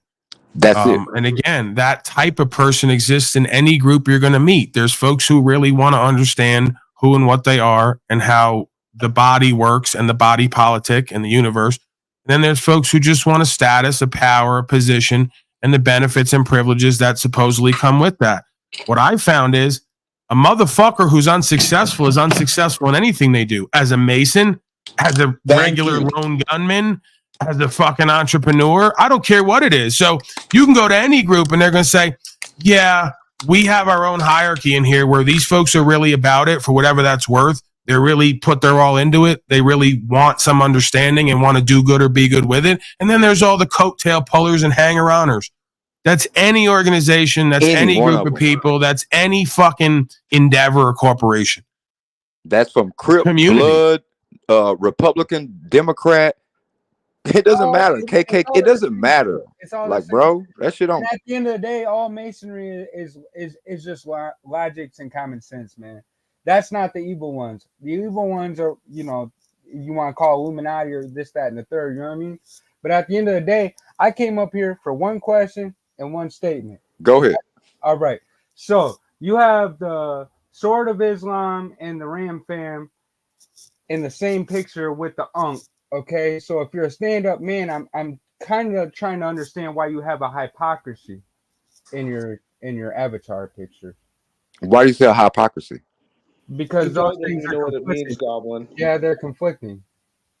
Let me tell you something. First of all, let me break down that sword. Now, unlike Masonry, you're not looking at a Masonic symbol right there. That's something that when I put that symbol up, all the Masons bow down to, even the 33rds. My first degree on that level is higher than. Right. Say that word one more time. They bow down, right? They bow down. They bow down. I'm just saying on an organization level when it comes to information, because what's in my first degree encompasses everything in their whole 33rd degrees. So what you see there with that double-edged sword right there, that's the sword of truth. It has 2 edges on there. If you look at any esoteric, they always give you one-bladed sword because it's not the truth over there. That's the first of all. The Unk there is for the everlasting life. You're looking at the Star of David right there. You're looking at all 6 points on there. I can't break down all the jewels. That's the Star of David, though. That's the Star of Ram Fam. Hold up, bro. And you also got the time cube in the middle. Go ahead. It's not a time cube. Goblin, you know what's going on here. I get what you're saying. That is a unit. I get why you would call it that. I understand why you would call it that. I can't. Now that is something that I don't break my obligation on. I don't, because that's the true keeper. You can go look there. That is called the Ancient Mystic Order of Melchizedek. Look, man, the only Star of David is the Star of the Folks. Just be real, man. That's the Star of Ram Fam. Right, Star of David is You're asking me to break off. David is fake. I get it, bro. I get where you're coming from. I'm just trying to educate you on like why your question was why are all these things together? Because God encompasses all. If you was not within the all, where would you be? I like that answer, and I accept it. Thank you. The ring within ring answer I'll accept because, like I said, there's good pogos, bad pogos. So you kind of said it the right way to where I kind of am yielding right now. It is true, and I'm kind of getting a read off of, and we kind of got some info already. But I don't think you're as ring within ring. You're not in that ring pedo pogo ring. No, you're absolutely correct. You're absolutely. I'm not scared to state my position. In that organization, it has 40 degrees in there. I only got to the 19th degree. There are many that are in front of me, and there is an organization that's on top of that one where they have a set of degrees as well. But with me being on this side of it, being on the level I am, I'm very abreast, and I know who to talk to and what information. I'm in the chain of command. Did you not say that you're a 33rd, right? I'm past the 33rd. Okay, which means that you're a Shriner, is what that. I'm past the Shriner. A Shriner's a 32. Okay. But the ring within rings, I absolutely understand, especially with the whistleblowers we have. And just like Paul said, infiltration. Well, Crew's been around a long time, exposing criminals. Instead of trying to like pretend you guys are so fucking adept and intelligent, how about asking the motherfucker some questions like you were doing last night? I just telling him all the shit you don't know instead of letting him educate you. How about you ask him something compelling and interesting? Hey, bro, you ever fucked a goat? Hey, bro, what's the creepiest, weirdest fucking thing you've seen in your masonry and at your Diddy party? Whatever, like bring it somewhere, man. Did you fuck a fruit or did you go to P. Diddy's party? Because fruit fucking is a thing, believe it or not, with some of these weirdos. That's when you spoke of that word symbolism, that has to do with something on symbolism on a higher level, and I do understand the pun on the gay shit, but if to go through the ritual, because I don't want to break obligations for them or not, y'all are highly intelligent people. It does have to do with a fruit. There is something that you're going to do with the fruit, but people take that and run with it so many different ways because they're seeking, they're actually fishing. They don't know, and then they expect someone to just come dry tell them. Both sides of the coin too, though, because circle within circle, you guys take the fruit optics in a different version versus us on the other side who know what we've learned about the fruit optics, as you said. Mm-hmm. So I think it goes on both sides of what they have concluded or thought, because trust me, I'll take that. Fruit optic, trust me, we know a fruit fucker very involved in pogo optics. So I know, trust me, I know. I do. Brian O'Shea, are you still in your feelings? Huh? I'm checking in with Brian O'Shea to see if he's still in his feelings. I'm sick of you being wrong about me, dude. I'm in his feelings. Well, this shit is good. Now, as far as fucking the goat, it's not about fucking the goat. It's about feeding the goat. And the goat is more like your congregation. So and I'll break that down. You feed your goat because you want your goat. How can I say it? You feed your goat. So it's like what we're doing right now. So like if y'all are the congregation. I know what you're about to say. You should say it.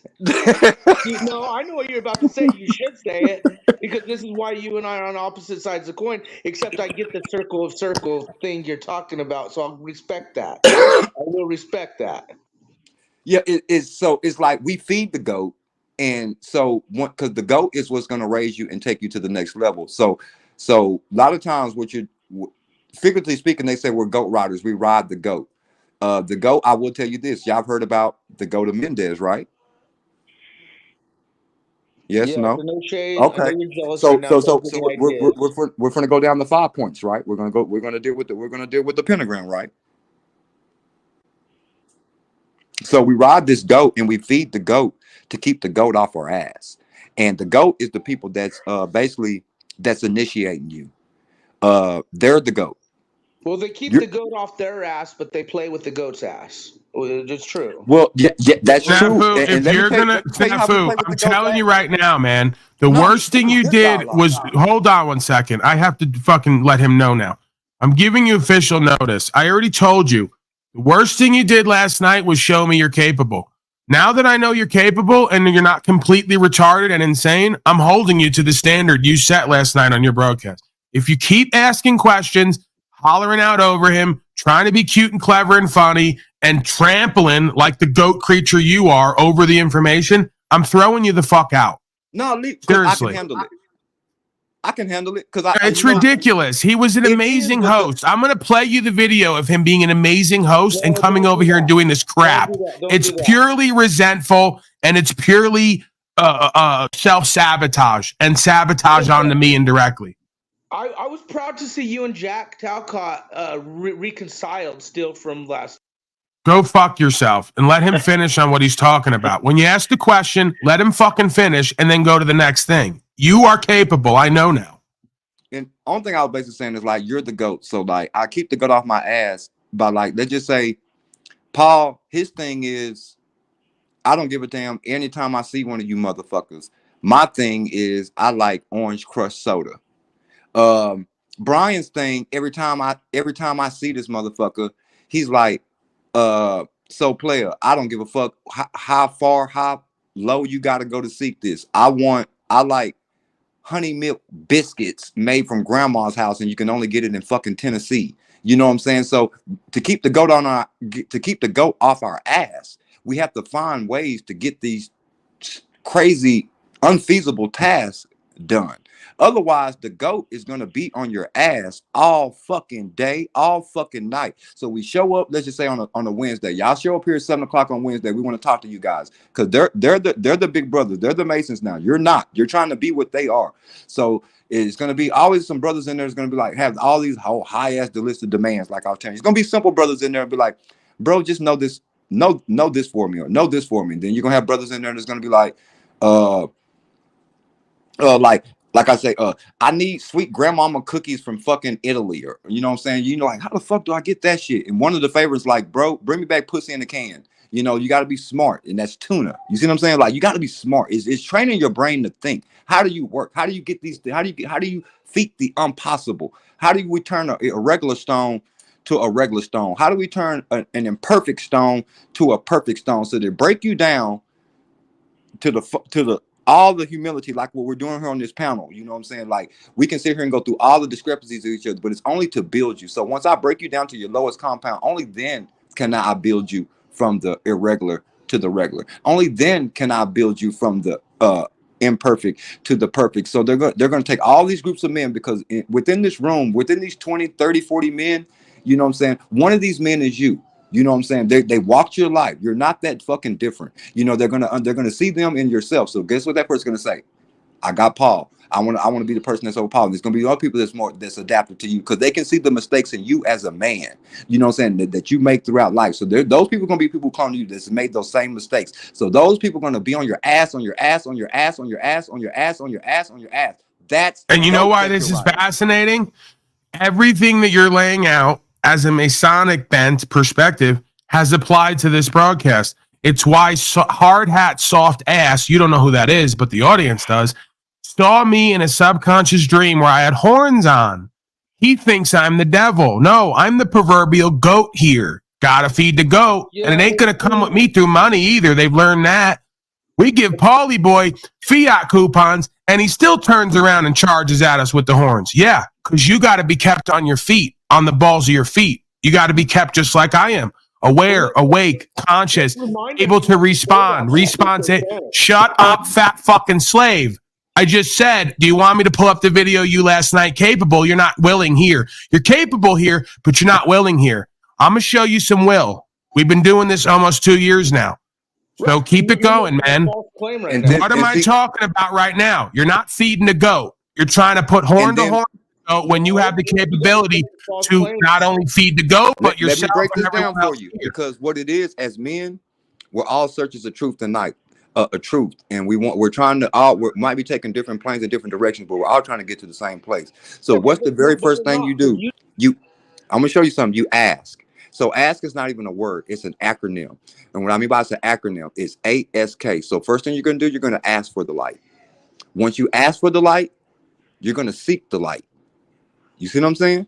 Then you get, and then you knock at the door. So you ask, seek, you knock.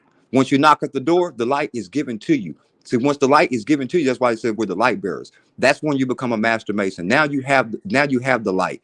You're off the goat. So now your mission is to get to the camel, because you have to, because now that you found which was lost in the east, you're going to take that information to the west. So this is where your Shrinerism comes in, because when you get to the west, when you cross these burning sands and you get to the west, see, you're gonna take up on a camel. You're gonna tie that camel to a date tree. You know what I'm saying? And then you're gonna go through some more rituals right there. And this is kind of the end of Freemasonry.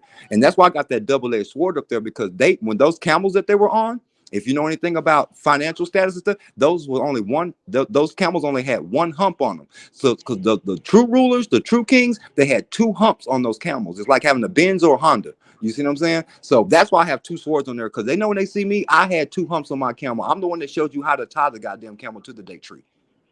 I'm the one that told you there was in the date tree over here. I'm the one that fed you. I'm the one that gave you the water out the oasis. I'm the one that fed you the manna out the sky from God, that give you this information to build these lovely temples and shrines and right. It's all allegorical, right? The camel can carry water through all the harshest conditions that the others can't. It's allegorical. You're picking it up. So it's like, so all this, when I heard the word symbolic, yes, a lot of the stuff we do speak of in parables, because only the wise are supposed to be seen. The average mere man is not supposed to be able to break this down. This is godly work. And if it was that's why the Masons are smarter than me, because they've said from the beginning, you don't open the doors to a bunch of rabble scum who couldn't understand you if you showed them, let alone told them. Exactly. You'll waste your fucking time. You're wasting your cast time. your pearl before swines. You'll only piss off a pig trying to put lipstick and a hat on it. It's the reality of the situation. I've just taken that principle, turned it on its head, and now I do a bit, an entertainment broadcast where we speak and show truth, and also show the lack of consciousness and awareness, and the lack of will, more importantly, to apply themselves to raise that consciousness and awareness. Thank you, Snafu Snaps. Yeah, to be honest, I like this type of conversation more than the stuff that I do on the internet, but that's just not my audience. It's like I would be again. A fool this is where I will have to then circle back and say Snafu and others have a point, because the reason they'll call you and others pogos is you will be sitting here thriving in this conversation right now, bringing value to a limited audience, but because you think it's not as profitable in the world, you focus your time, energy, attention where that bag is going. So as a Mason, an original Mason, I would think you'd want to chase knowledge of self and co-creation with the most authentic aspects of self rather than chase that bag. This is where we get into light masonry versus worldly dark masonry. I could contend that. I'm not judging you. No, so I'm not trying to call you out. You're absolutely right. I cannot contest what you're saying, but I'll tell you this, and I can only go so far. I'm on a mission. I'm doing what I'm supposed to do, and I can give you this parable. You know, Jesus the Messiah, he had to talk, walk, and look as those that was around him. That's the only way to get their attention. If you come out here, and because I wore the other garbs, I've done all that, but like when I was told, so player, put back on your Nikes, put back on your Jordans, put back on your polos, you know what I'm saying? Throw a chain on every now and then. Now the common man will listen to me. I don't look different. I don't speak different. He that has an ear, let him hear. My sheep hears when I speak. They will follow. But if you look so opposite, you look so different, before you even speak, you're going to sound obscure. You're going to look weird, and they're going to be on the defense. So in order for your fellow man to hear you, sometimes you just have to blend in. No, I understand that. Sometimes you got to be a sheep in wolf's clothing rather than a wolf in sheep's clothing. But you know, again, as long as I don't know what you do. I can't even make a determination, let alone a judgment, because that's not my judgment to make anyway. Yeah, most definitely. But the reality of it is I think that we would do best if we could get a lot of these folks who are constantly bag chasing and focusing on entertainment to do the other side of the coin, right? Let's flip the other side of the coin. And this is potentially why we're brought here today. No, you're right. I think that there should be another side or aspect to the conversation that rules the nation, rather than just who's fucking who's getting to what money, you know what I'm talking about, bro. This is, I will say, we got this thing we say it's a method to the madness, and it might not be understood by some of the people that's around. It's not even understood by some of my friends and family members who actually know who I am and deal with me on a daily basis. But it's for me to understand the mission and understand the assignment and know what I'm doing and have faith in what was put before me that it's gonna work. You see what I'm saying? And sometimes it does get a little obscure to the eye and might look like I'm off the mission, but only thing I'm doing is getting my sheep, and that's all color aside. I don't care if you are white, Latino, if you are Asian, if you're Indian. My people are my people. It's just that simple with me. And those who oppose me, they just oppose me, and I'm gonna call it as it goes. Whether they're black, I will call a black person the devil, like I will call a white person the devil. I will call a Latino devil. If you show me what you are, I will assess you appropriately. It's just what it is. I understand spiritual warfare. Everyone's not on the good. Everyone's not on the side of good. So I'm not gonna go around just because someone might be smart, enlightened, that they're on my side. It's just, and that's why the other dude that comes opposing me, I understand him. That's why I'm not really messed up with him. You know what I'm saying? Because some people, they gotta do what they do. Some people, the only way I can say it is dumb people. Smart people can play dumb. Dumb people cannot play smart. It's impossible for them. Right, and folks think that I'm opposing them in my ego when I'm putting the wall up for their ego to express in public, because they have a wall up in themselves that blocks them from a higher truth than what they keep perceiving and acting upon. And they don't think that I could know that about them and see myself in them and offer them an opportunity to do something different, which is all it is. And I don't know why he's down there shaking his head. Well, I do know why, because what the fuck I just spoke about snafu is also true for him, but he refuses to see it. And I'll say this about Brian, and just on a man level, I thank him and appreciate him now. Even though I didn't like it, but I as me sitting back, I got the most insight when y'all started arguing, and this is what I did hear, which makes me what I think Paul, whose channels is trying to tell me from the beginning. And I told my wife this. I said, I pushed pause. I said, these dudes are not against us. They really just want to be cool. It's like, dude probably just went about it wrong. You know what I'm saying? But like, I don't think around now, looking back in retrospect, I don't think nobody on here racist. They just got some questions. It's some things that they want to know, and they don't know how to go about asking because it can get a little touchy. And it is what it is, man. I think they're tired of the. If you want racist, I got him for you. I tried to let Big Lack know the other day. I don't know, whatever became of that. But if you're looking for racist, we got him. There's this guy, Illumitami. He was actually broadcasting last night, and he has what he calls, forgive me, a nigger tower, where he and his audience get in the chat and they type one letter of the N-word till it gets spelled out, because they think that's fun and funny. So I would love again, well, listen, I'm trying to promote him because he's been harassing me for a year and a half, 2 years, constantly talking about me. So I figure he wants promotion, and I figure what better way to promote him than to let all of our new African American friends know that he's doing nigger towers over on his channel. I figure they'd really appreciate that. Yeah, so you know what? At Illumitami, ILLUMITOMMY, and you'll get all you need. Pretty much racist guy from Virginia, meth head, tries to be cool because he lives in Denver, but can't help to expose his subconscious hate, bigotry, division, envy, jealousy, on and on and on and on. Pretty much every 7 deadly sin you could think of. What I really learned the most here was just, and I was going on pause talking to my wife, and I was saying, the white people are tired of what their forefathers and people have set up on them. This is what I hear. This was the outcry that I heard. Like, bro, what happened in the 1700s, 1800s, bro? This is me, bro. I get what they did. That might be part of my lineage, but this is me, bro. I don't got no beef with you, bro. I can't change what the fuck they did. But I'm saying, take me for me. That's what I hear. We can dress it up with all this nice, cute, Masonic, God, politics. We can dress it up with all that. But what I hear is like, bro, can y'all, what do we have to do to get the new age black people to look at us as us? That's what I hear. Right, and I think that's from both sides, right? Because human condition is human condition. How do we get to the place of I am that am, right? Yeah, and create an acceptance and an understanding and a co-creation from that position.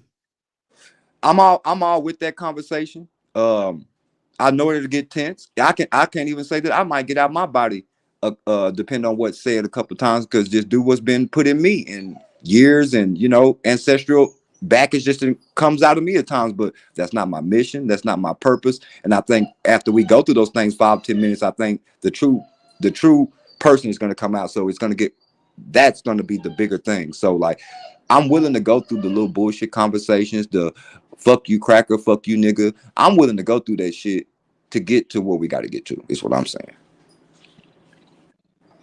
I'm willing to, and I'm not gonna walk away with any bad or disdain in my heart, even for Brian. I'm not that type of person to hold it. You know what I'm saying? But I am the type of person that, like, I'll address it. I'll sit in front of anyone. I'm not scared of any living creature on this earth.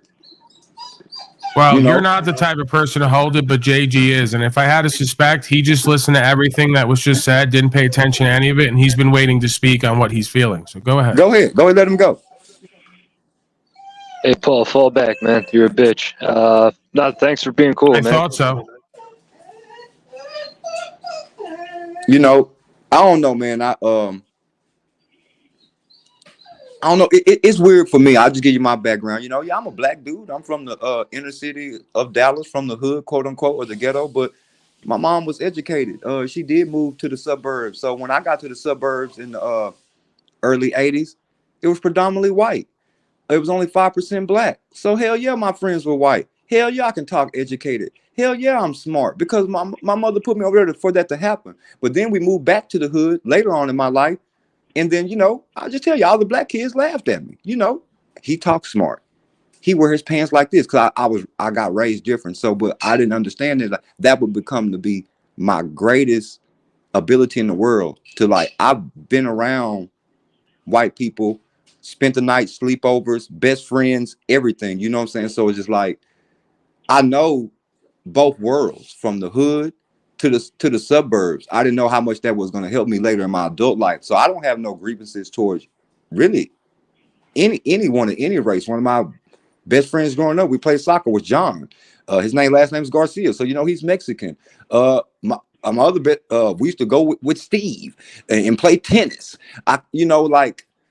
It's having both worlds, I think, sometimes helps people. That's for white people to be in the hood and be around black people to understand their world, and it's for black people to be over in the white people world to understand them. Then maybe we don't have this. I think the reason why some people don't get it, because you've been so secluded to just your one world that you can't. Only thing you have about the other world is what's been put in front of you and what you've been told. You've never been immersed in it. You never had to live there. You never had to deal with it on a daily basis. It's so different when I meet my Caucasian brothers who from the hood or who had to live there 5-10 years. It's different from someone who grew up in the suburbs their whole life. My white Caucasian who grew up in the suburbs their whole life, who never lived in the hood, who never had to be over there. Yeah, those are two different type of mind states I'm dealing with. One thing I've noticed is I'm from Philadelphia, but I'm not from like North Philly. I'm not from a project, a hood. But white guys that I would meet from the hood, they would look at me like I was a punk, and they would always try to play games. Just how, like you were saying, black people would diss you and dub you because you spoke proper and you were educated. So I kind of have a grudge on the white dudes from the hood, but at the same time, I can just laugh at it. I can laugh at it. I can take the high road. Being there was only 5% black where I grew up, man, bro. One of my biggest things that I ain't gonna say it haunts me, but one of my fucked up memories that, like, me and my friends, it was 3 of us. We was walking to school, junior high. One of them's in the 8th grade. Me and my other partners in the 7th grade. And we're walking down the alley, and we look up, And my partner say, "Damn, look at all those white dudes." And they all had on black and they had chains and shit. This was back during the punk rock. This was before goth and all that shit. You know, the kids was into it turned from heavy metal to like punk rock. I grew up in that era, so we look and we're like, damn, what the fuck are they on? So we kept walking, and it's like about 10, 15 of them, and they had their little bats, and we looked like, damn, oh, okay. But this is when the arrival of the skinheads. So we heard about it, but we'd never really seen it before. We were approaching like, damn, is this some skinheads? So long story short, you know what I'm saying? They tried to jump us, bro. And then like when we fought them 3-on-10, you know what I'm saying? Our the school teachers and a couple of the coaches would sink the fight. We finally get to school because it's before school. We get to school, all the black kids, which is only 3 of us, we get called in the office, and we all got suspended from school, and the skinheads got to stay. Like, you gotta understand our walk sometimes. Like, we were just defending ourselves, walking to school. How the fuck did we get labeled as the bad people? That's the gang that's fighting when that's the real gang over there, and we were just protecting ourselves. So sometimes stereotypes fuck shit up, and we have to defend that shit on a daily, and we have to live with that. We don't forget that shit, even though it's like as cool as I want Paul to be, as cool as I want Brian to be. Like, how do I forget that shit? So it's like we have pain in us. Cause like when we want to be like, damn, bro, I know he ain't fucked up with me. I know he's not the dude that did it. But then we have to indulge in these type of conversations and prove ourselves. Like, bro, a lot of times we ain't done shit. We just stepped out black. We didn't even say shit. We just in our car driving. They pull us over. We ain't done shit. Even though we in the hood. I'm being profiled because I got a hat turned this way and it's a certain color. Bro, I ain't done shit to you or nobody. Y'all don't understand that shit. And then we get to someone like Paul, who's cool, Brian, who just got questions. Hell yeah, we on the defense. We don't know your angle. We trying to figure that shit out. Are you here to fuck with me? Fuck up my life? You here to destroy my character? Because all this has happened, then I get to you and you're just like, I'm friendly. Like, bro, you gotta, what's your motive, bro? Yeah, it's the same thing from both sides. You have a lot of white folks who may have lived in certain areas and constantly got a rap of, are they the police? Oh, we think this guy's weak. We're going to try him. We're going to try to take his shit.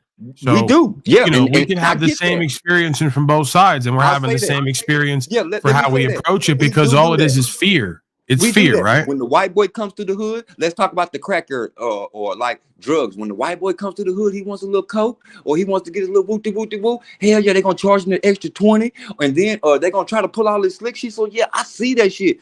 Am I the person that thought that shit was right? Hell fucking no. But you gotta know I live here. So when I speak up on that, because I'm a person, if you can tell by my voice, I speak up for what's right, regardless of who the fuck is in front of. Man, you know how many times I've been ridiculed for speaking up for little Matthew coming to get this little dope in the hood? Why y'all trying to fuck up a little Matthew? Now y'all come over here, y'all trying to fuck him up over on this dope, and then after that, after you serve him a couple times, then you're gonna try to rob him, and then little Billy want to just come over here and play football with you, play football and basketball with y'all bullying him on the court. Yeah, I'm somebody that's gonna speak up for that. But you gotta think when Little Billy go home and I'm in the hood outside just smoking my little blunt with my partner or whatever, it's gonna be like, so play, why you protecting a little white boy? You a whole ass nigga, bro. You know what I'm saying? You always on some friendly ass shit. Now I gotta defend my character, my blackness in the hood. Now I got all these stupid ass gangsters and oh, he a weak nigga, he a fuck nigga. So they trying to fuck me over. I gotta worry about these Crip niggas, these blood niggas, because I'm defending Little Billy because it's just some wrong shit. So it does get flipped over on the other side. So a lot of times what happens is a person like me myself, sometimes it gets mind the business that pays you, stay out of your business. So sometimes I might have to let Little Billy get picked on because I don't want to have to deal with 20 niggas tonight. Can I give you someplace, the African American community, to direct all your metaversal rage? Of course, I'm not promoting that any actual harm come to these people, but metaversally, your rage can be directed at Illuma Tommy here. And I'm going to direct you in the African American community to the N-word tower that Tommy is so famous for. And of course, he says, well, I'm not really a racist. No, Paul's a narcissist and he projects onto everyone. But this is a fun game for him, right? You know, for some reason. See, I like that type of shit. And you know what? I'm not. My wife can tell you. I love without interrupting. I love I'm people gonna have to who are share this. upfront with me. I love and I'm just gonna use white for the word. I love the white. No, person. he's not going to be upfront with you because he's going to like do it to try to trigger and then use humor as a coping mechanism and then pretend he's not racist. Yeah, he's hateful and divided. He's sick, right? He does it with me. He does it. He's got a lot of self issues. He's got a lot of hate. But get where I'm coming from as a black person. Let me tell you why some black people like those type of. No, because you know what you're getting. I get it. Exactly. I don't like the sneaky shit where like you're my friend and you're cool with me, and then you're acting. You can talk the lingo. You have all this empathy for me, and we made a relationship. But at the end, when you're around your white constituents, like, yeah, man, fuck them niggas. I'm on this, man. I don't like that. I'd rather deal with the person who says, yeah, nigga to my face, and he lets me know where he stands. Yeah, but he's not going to. That's the thing. Like he does this around his little buddies when there's 20 people watching his live. All the other little clowns like big. him. He's not big. No. That's where you come in. You're gonna make him famous. So yeah. Like he's not gonna do it when you tell him to do it, and he's not gonna be authentic. He's only gonna do it around his little white buddies there who think they're cute and clever. Like EBT, Stephen David. Cuck body outline. Do you think he does that just to get the clout so he can get a YouTube check, or is he being for real? No, this is his way of acting like a real man online. Look at me, I'm pushing the limits. I'm going to do N-word towers because I'm a big, bad white man and nobody's going to stop me, right? While then telling everybody where he is and where he runs up and down the block on Denver. He's a big tough guy. I'll shoot anybody. I'll beat up anybody. I'll break your jaw, Paul Unslaved. He's a big bad white man tough guy online, does right? he fall under? Excuse me? Does he fall under any organization? Political, Masonic? No, he's an asylum case. Okay. He's a hovel dwelling asylum case who smokes meth. That's on record. He's admitted it. He dates 17-year-olds and smokes meth. I mean, what else? What more do I need to say? No, he's basically. How old is he? He's in his 40s. What is he doing with 17-year-olds smoking drugs? Well, he says this was 10 years ago. So he was in his 30s dating 17-year-olds who were drinking alcohol while he was smoking meth. No big deal. The usual shit, right? He's a sucker. He's basically a sucker. Flunky. You crazy, Bob. Time. I'll see you next. I like your trolling tactics. Fucking left wing. You can't get a nigger tower off without some leftists just getting mad. Oh, wait. Did I save it? Did I save it because I kicked it? This dude's face is ate up. Did I save it because yeah. Okay, you're just timed out. We'll see you in a few minutes, Ezra. Don't you Daisy May, there you go again with your insanity. There you go with your insanity. It's why I'm going to have to throw you the fuck out of here at some point. I'm tired of you hanger-oners who can't understand the difference in context. Okay? So when I come on here and say, Irish, Italian folks who have gone through what I've gone through are the niggers of this land, right? From Europe. The white people, I've heard white people call the Irish people niggers. Right. That's not me. Exactly. They wrote us up as monkeys in the paper when we first came here. Said, look at the baboons. They should be kept on the outskirts of town and farm the fields. Yeah, we know that rap. Mm-hmm. We got it. So again, that's not the same thing as sitting around going, nigger tower. Ha, ha, ha. It's just not the same thing. Me giving an impassioned monologue and speech about philosophy and psychology and sociology and history is nowhere near the same thing as that. Why can't you and the other asylum case tards figure that out? Context. The retards in this realm don't do well with context. The black people would definitely have this, can understand the discernment in that. So you're right. Better knock when you walk through that door, Esra. You never know when cakes are rolling through. Usually hosts don't take part in this. She fucked it up. Is what it was is she opened the door and I was. What is he talking about? I either kicked the door shut real quick or I'd caught that cake. He's an insane drug addict who can't make a point. Now, if you listen to him for an hour, he'll never make a concise point. That is teamwork. He's just highlighting the N-word in chat. It's because Paul was talking about getting laid the night He hates before. on me constantly and then does this. That was teamwork of running some cakes Running some free, tower by the cake. way. He Sure. does this to 20 Good people job. and makes no money Good at it. job. I think that's just, Yeah, that's crazy. Oh, is that saluting? It's hard to see on my phone. What was the title of this live? On my end, it was between the E and the R. And maybe I had timed her out so fast that it didn't even come through on your side. I'm questionable about the timing of chats versus when. It should be the second channel when you search Station 33. When did you get in trouble for cock jokes? He also constantly says that, which is offensive to Paul. I might be able to make that. Good idea, Arpol. I think I can probably make that. What did you say, JG? How many subs does this dude have? About 500 or 600, 3/4 of that from this audience, from hating on me. So he's not constantly. even monetized. Well, he gets super chats. How?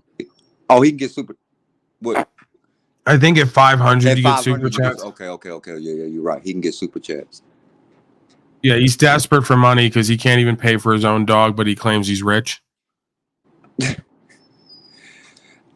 So I'm gonna tell you something that we do in our little sector over here. See, it's people like that. You have to make the choice as if you're the bigger platform and y'all control the ship. If when you give them the clout and you make them famous, you're giving them a check. Is this the people that you want to give a check to? Well, ultimately, I'm for like the freedom. You know, I'm for whatever's Free meant to enterprise. So be give him meant a to check. be. So Free enterprise. Give him a check.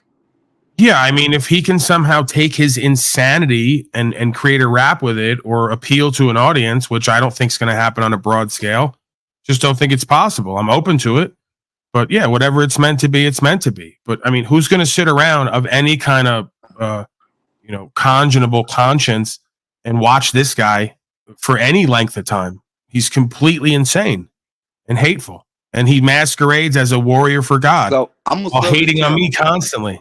I'm gonna sub his channel, and when he go live, I'm gonna see do he let you trying to say he's gonna switch the tone when he sees the black. Absolutely. He's a coward. He's a punk coward. And he says he's going to beat me up, break my jaw, shoot me.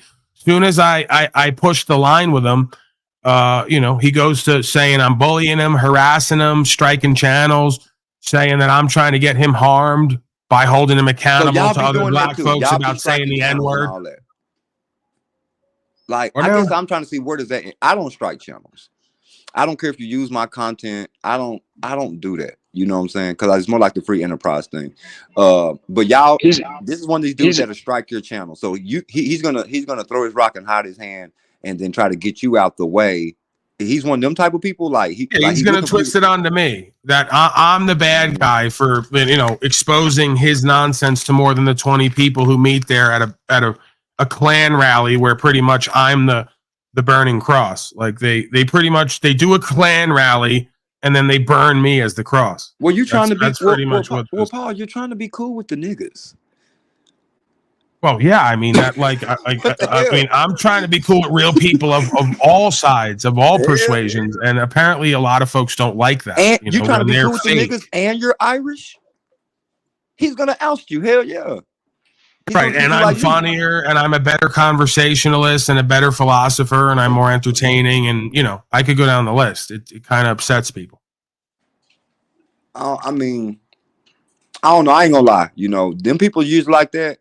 I usually don't give them any attention, but I am gonna go over there to hear what he's talking about, and I am gonna drop down in the chat and just to see if there's anything switch up, because I don't know. I haven't checked to see how many subs you got or anything like that, but it's sometimes we gotta level up. You know what I'm saying? It's like, not saying I'm better than anyone, because I don't even consider myself nowhere near a big YouTuber, but like, bro, I got 20,000 subs. You got 500. What am I doing even fucking with you?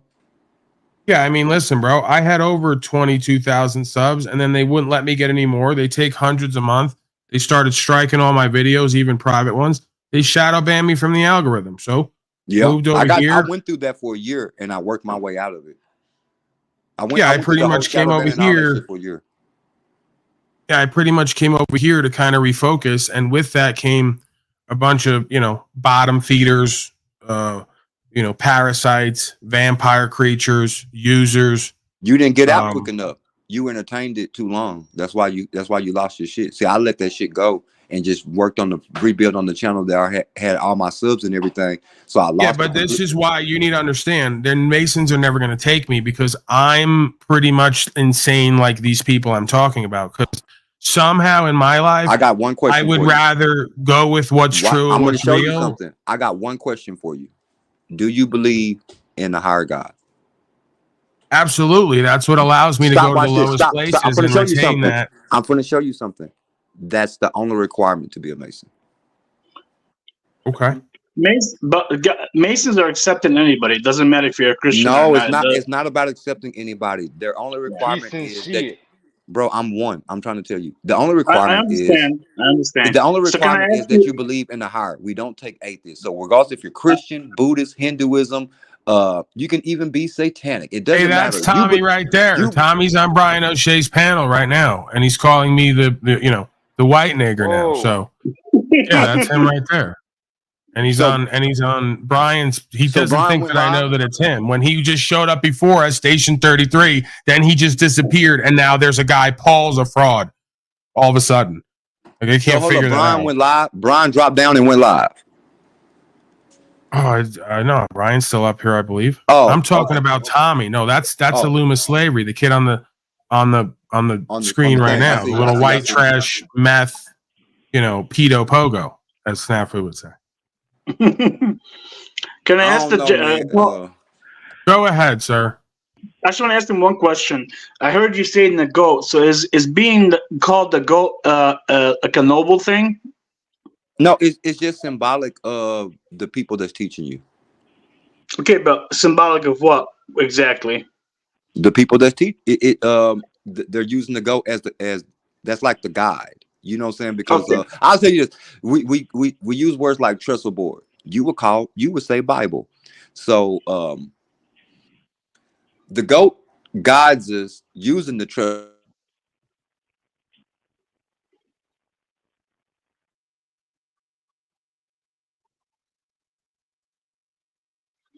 Did he cut out on everyone else's end? No, I got it. Yeah, I got it. Sorry, Paul. I did for a second. So my question is, in the Bible, it says that the goat symbolizes demonic forces, wicked men, and oppressors, and Satan.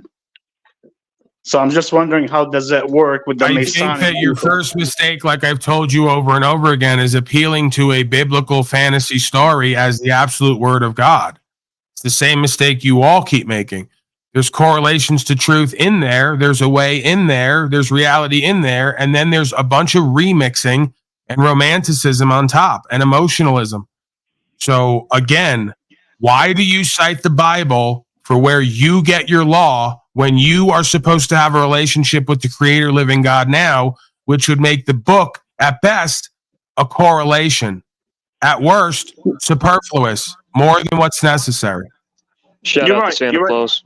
No, Paul's right, but I'm just trying to get clarity because that's why I don't know everything about that. He said Masonic and all that, and they accept everybody as long as you're not an atheist. Because the same dark Masons, while this guy maybe is a light Mason, the two sides of the same coin of consciousness, maybe the folks who gave you the Bible wanted to throw you off from being objective and stoic and being able to take in all the aspects of the information you need so you can really know yourself and do and be better. They'd rather keep you in dogma and romanticism and emotional and fixated and culted and obsessed. Okay, that makes sense. He's right. No, he's definitely right on that. That's why I told you the circle within the circle. What I posted, Freemasonry is basically the New World Order. They believe in a higher being, supreme being, but they're all different faiths. But then the big ones, the goat is ritualistic for satanic worship, absolutely. But the New World Order optics of the Mason, because they're all different religions of different faiths, they all claim, it's a one being, it's the supreme. Do you believe in a God, supreme being? They don't care what God it is. Do you believe in a God? Do you believe in fucking religious losers. Fuck you. Fuck your bullshit religion. Fuck the Pope. I'll knock the fucking Pope out unconscious in the cage fight, which he never answered my challenge. You get knocked the fuck out, boy. Won't take that challenge. That's crazy.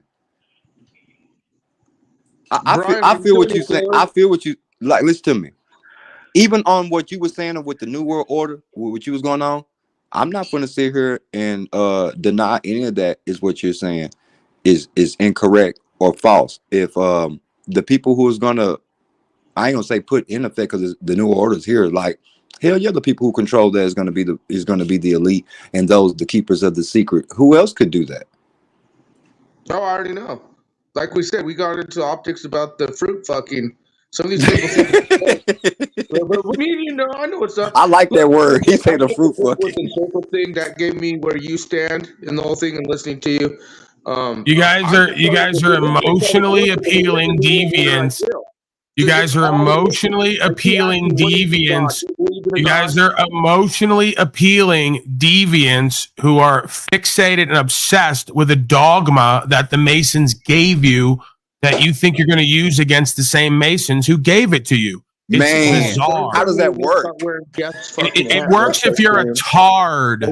If you're fully tarded out and you think you understand something, when part of it is an intuition you have, I've not denied it, like we all have. Part of it is indoctrination.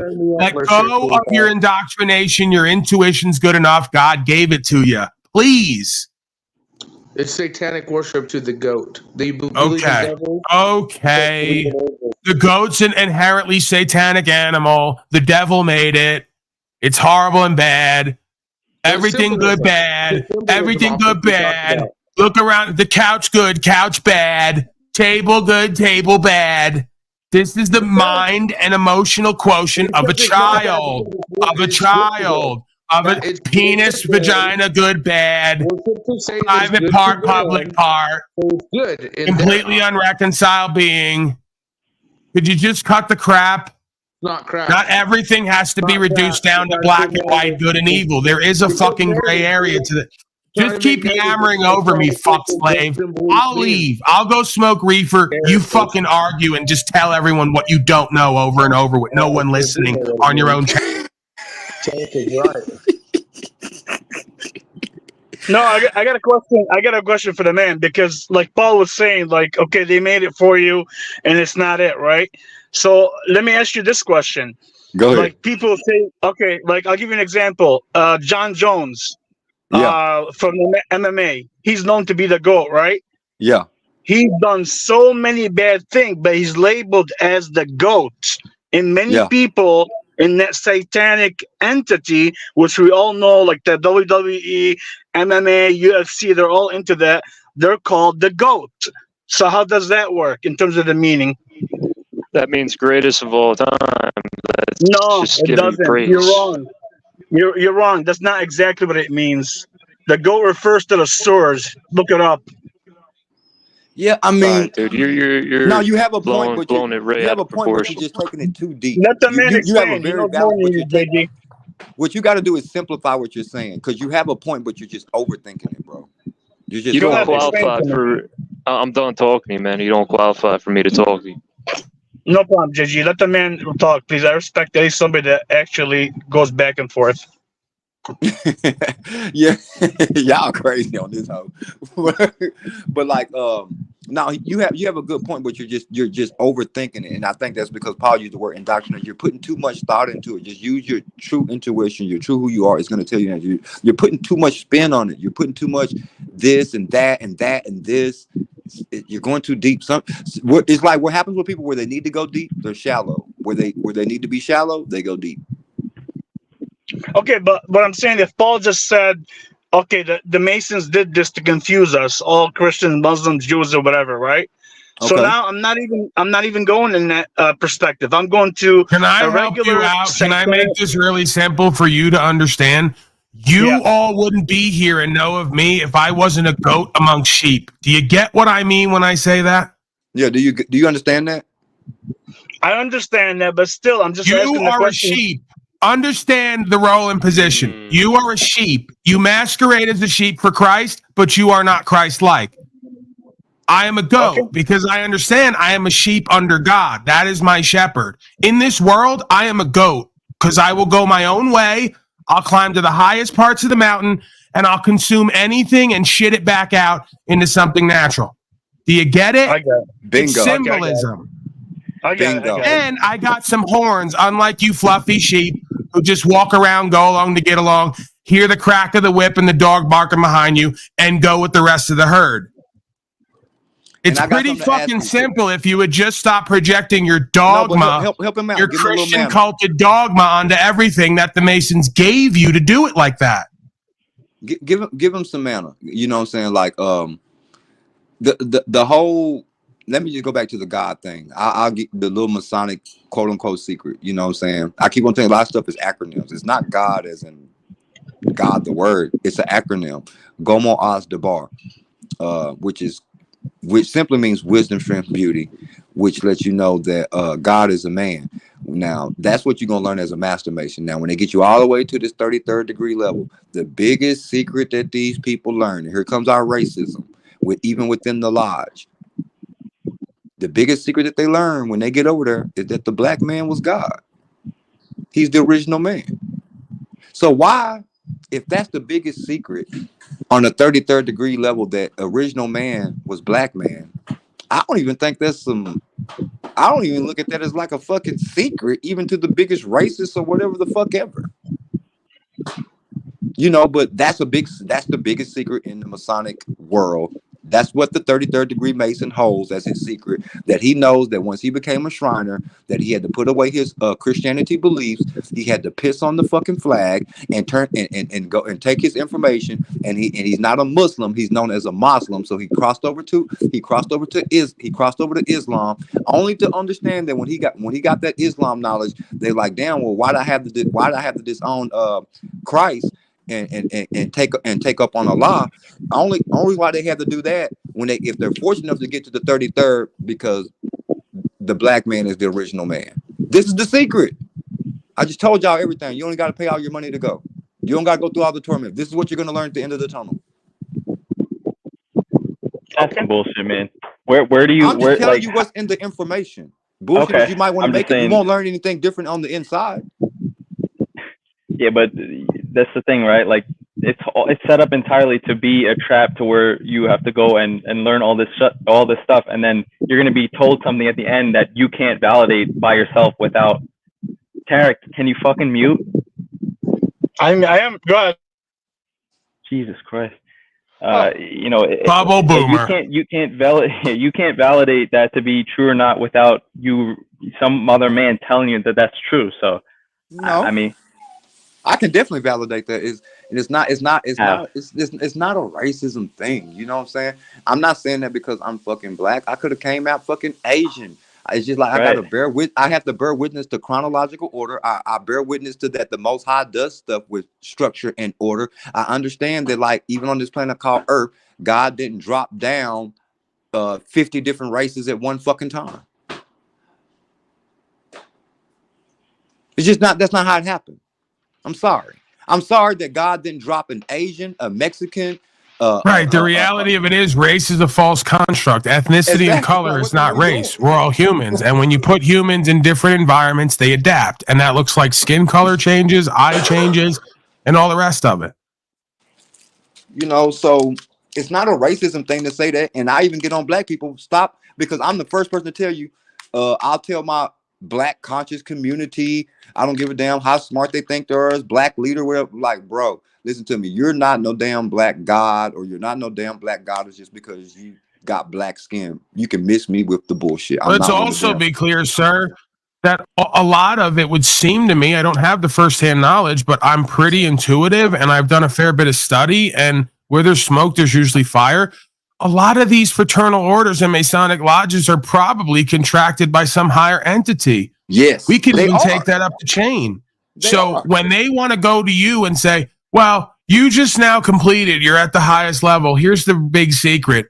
Black man's God. Is it possible there's some evil white person behind that who wants to politicize your skin color and think you just got revealed to some ancient secret to throw your ego in a twist so they can use you indirectly for some other cause?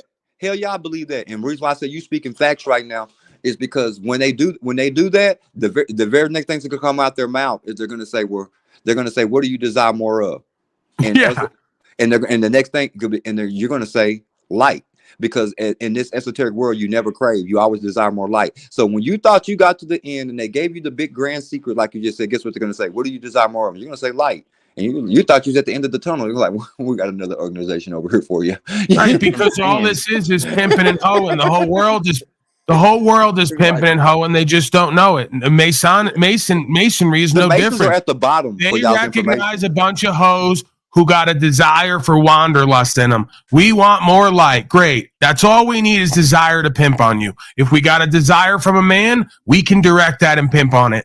And it never ends. It's never going to end to you actually getting the fucking knowledge that they claim you're going to have. It's about you being used the whole way, one way or the other. Now hold up. You're right. And I'm not here to disagree because you're spot on with what you're saying. But the thing is, you do get a choice to go your own way. It's about getting you up the ladder. Of course you do. Good pimping. You don't beat on a woman. You don't give her drugs. You don't manipulate her. You tell her, get with this pimping or get lost. You can always leave. Oh, I like how you talk because you talking right on my alley. You show right. That's exactly what I'm trying to tell you. Like, you know how they say, like, you could, the hoe could run astray and be a renegade. You know what I'm saying? We ain't gonna do. We want a bitch to do the shit we want the shit to do the shit by choice, not by force. You know what I'm saying? Right. So in that aspect, once you do get up to a certain level, you're asked to walk on your own because you can't even go on certain doors. But that's the point, bro. That's the point of Luciferian deception. The best hoes are the ones who do it by choice, not by force. Most deaf. But what do you think Donnie Trump is? What do you think Joey Biden is? They're all pimped on. They all got a desire. They're all being used from above. But that's spiritually or physically in organization. Hold up, but let's put that word used in the right terms because I will have to testify. Like if you're on this earth and I can't use you, you are not useful. No, I understand that. The question is, who or what are you being used by? I claim God uses people, so does the devil, and it's a slippery slope. You can't always tell who's who and what's what. That's the fucking subtlety and the nuance of ego and pride and desire versus consciousness and awareness and yielding. No, you own this, man. I love this type of talk. You own to something, and I think that's what your boy Paul is trying to tell you with his whole. To me, his message is all color aside. So when y'all get on, even when the white people might can come with some good stuff about like, hey man, the blacks are being racist, or even when the blacks can come with some good shit about, hey man, the whites are being racist. You got people like me and Paul sitting here like, hey, both of y'all motherfuckers fucked up. What we talking about? Yeah, but you might have just said the most ultimate racist thing of all time by saying that the blacks are God and whites and all the other races aren't. I didn't say, no, you heard me wrong. I said, no, you heard me exactly. I said, my exact words was, I would tell another black person just because you are black does not make you a god or a goddess, is what I said. Okay, so you're saying that all man and woman born of woman has that direct connection to God and therefore is a Godhead? Yes, regardless of where you're at on the totem pole, regardless if you're 9-ether, 6-ether, regardless if you came first or you came fucking 100, we all came from the same divine source. Okay, I can dig that. Okay, I thought you were saying this is why I claim that this is pimping all the way down the line, whether folks know it or not. Because these hip hop culture sites who all have a desire to have business and make money are all beholden to the fraternal orders and the corporate system. But what's different? What's different than those in pop? What's different than those in gothic? They have the same shit. So don't point out hip hop when it's the same across the board, bro. No. I'm not saying specifically. I'm just saying that. Okay. I'm saying that because I want to, if I'm able to, or if I'm called to by a higher order, influence you to do what potentially you're meant to do. You know, who am I? But, I am that am, I guess, just like you. So again, I don't need to be a source of change for you, but if that's what I'm called to do in a sense, because I believe you have way more value. Question, because you said something. I'm just saying I recognize your light and value, bro, is all I'm really saying. And I just want to make sure you're holding that and using that to whatever the highest good is. Most deaf. I told you like 30 minutes ago, it gets tricky because I'm on a mission. If you understand military, you understand. I'm one of those people.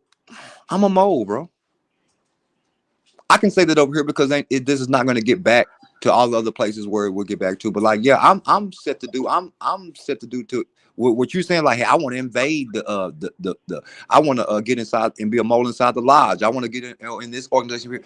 Well, you're talking to one of those people, sir, that do it in real life. I get real orders from real people.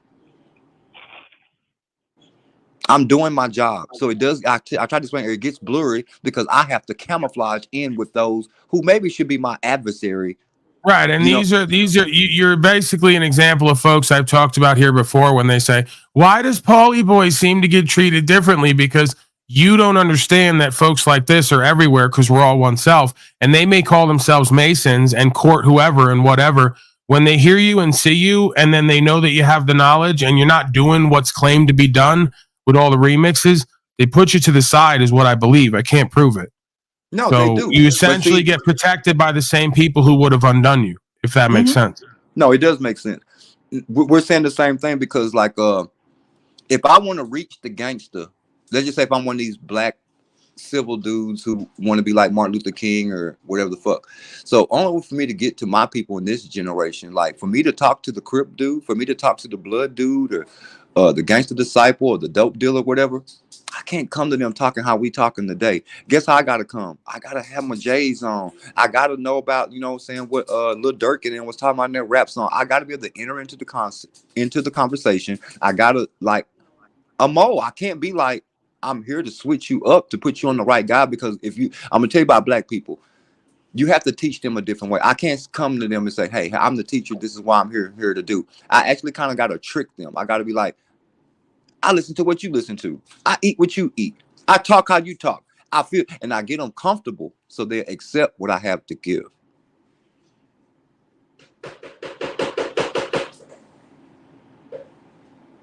I can't do that coming out here being a goody-goody and the world is fucked up.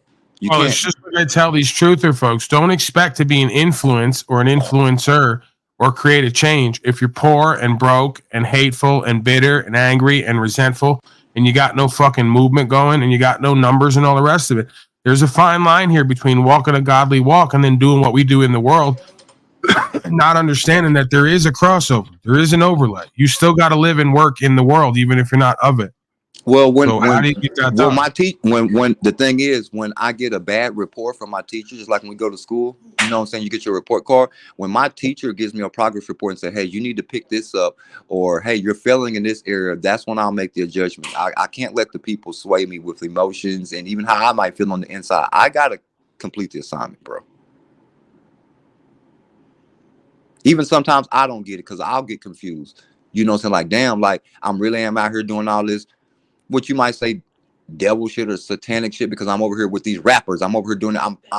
I have to question myself. So I'm like, am I putting on the right image? But I have to remember that's not why I'm here. I'm supposed to get the light. I'm supposed to be clout so I can draw my people near me, so then I can talk to them like this. Because what you see on the internet and the conversations I have in real life with these people, when I'm in front of them, when I'm on the phone with them, that's why I'm respected. That's why I can do what I do in my city. That's why I can get these celebrities' attention, because when they speak on Soul Player, they're gonna say, no, that man is knowledgeable. That's a good dude. He's married. He takes care of his kids. You know, he goes about things the right way. They call me for counsel.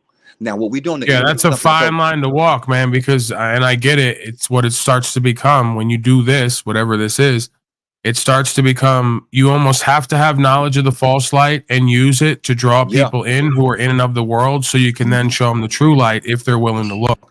If they're willing to look. And that's one thing I'm here to, and like through my walk here in this entertainment industry, you know, it is more of the, I'm just going to, for the sake of words, say devils. You know what I'm saying? Because that's what it's controlled by. So, of course, if you're over here with the devil,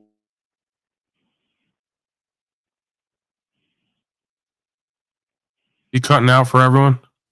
Yeah. Yeah, you cut out, man. Snafu's cycling in the chat with all his alt accounts. He's ready to judge and condemn as always. We're not going to long game it. We're not going to like give the benefit of the doubt. We're not going to like listen to the words and try to understand the beingness. You already got it. The Warthog's got him. He's got him convicted, indicted. It's like I can't go anywhere and do any. It's like Snafu's my grandmother at this point. I can't go anywhere and do anything and talk to anyone without being judged and labeled and characterized and her, Snafu, my grandmother, running up and like swatting whoever I'm with, going, "You're pedo, pogo, you're evil, get out of my house. You're not going to play with my grandson." Like, could you give it a fucking rest, bro? You're not God. You don't get to judge and convict and indict constantly.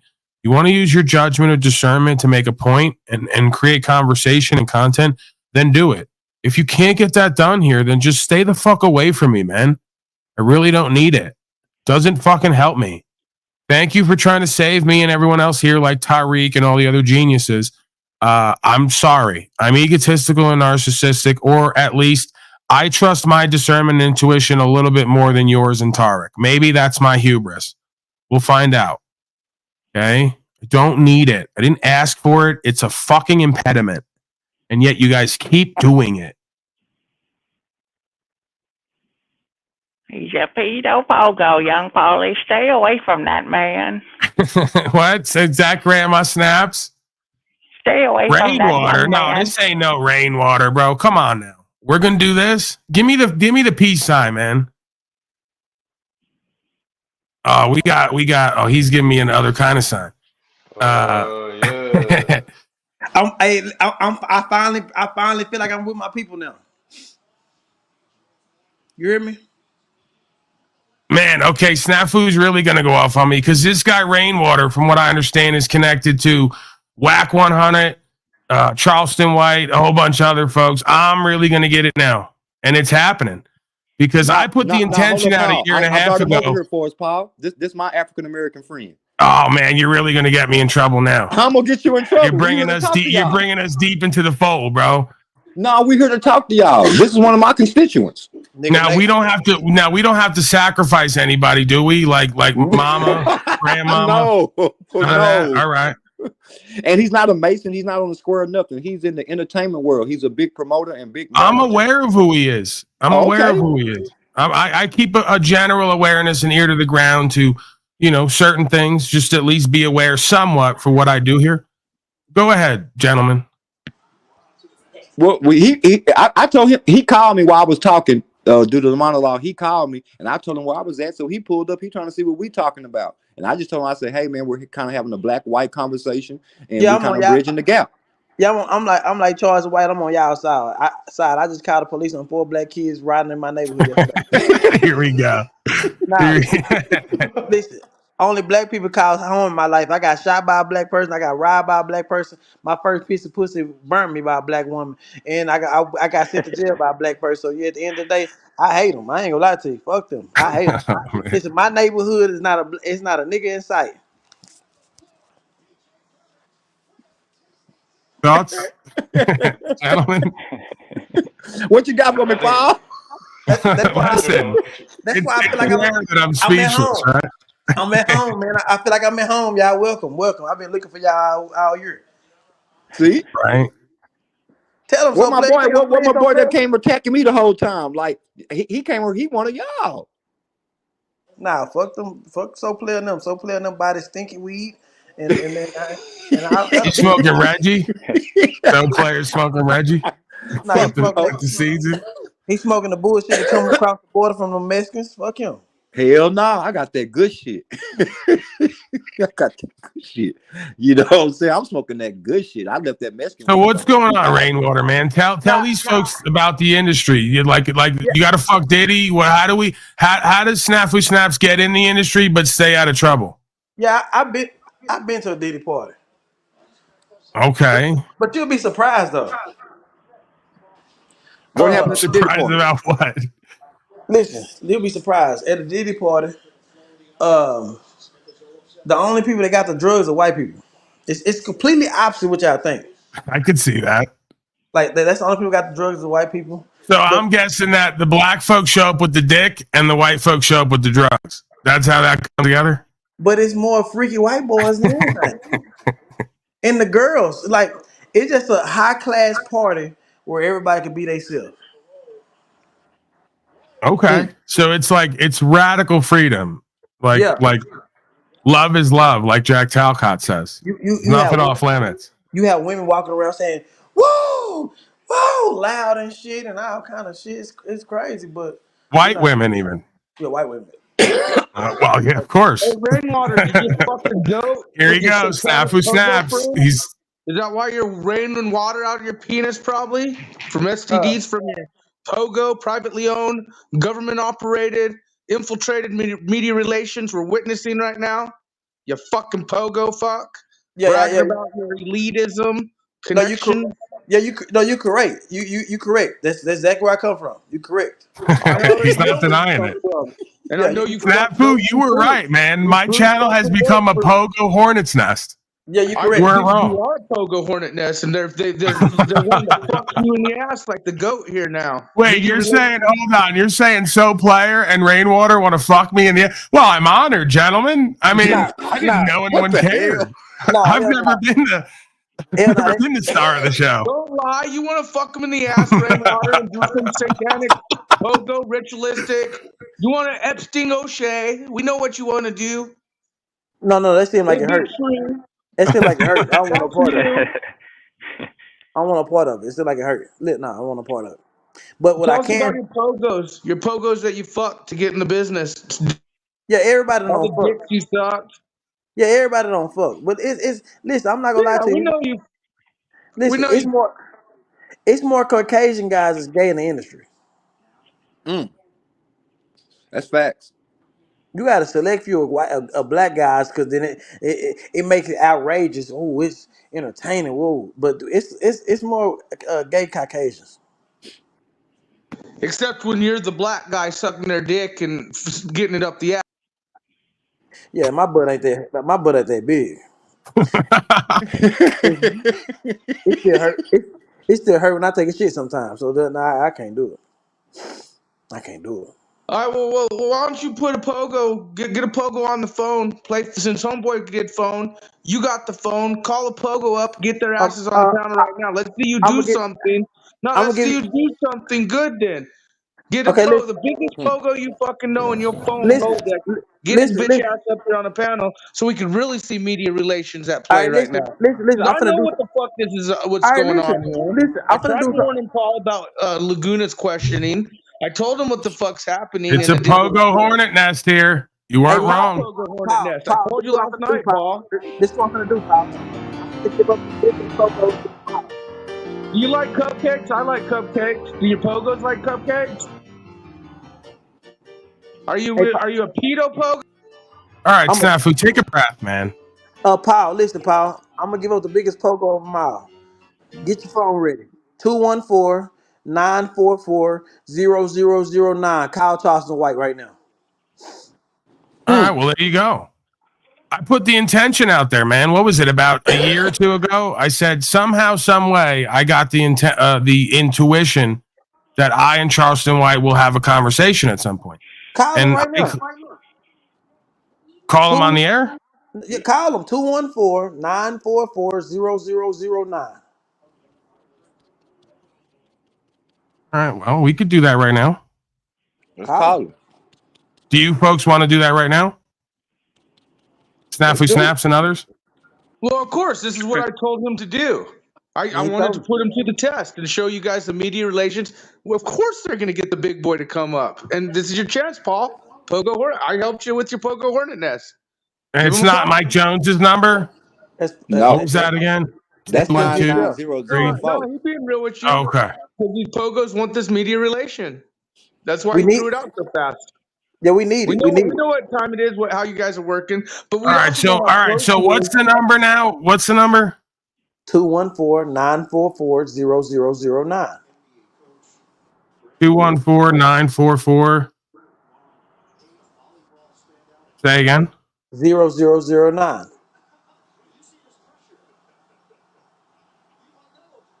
All right, let's see. Ask him if he likes cupcakes for me.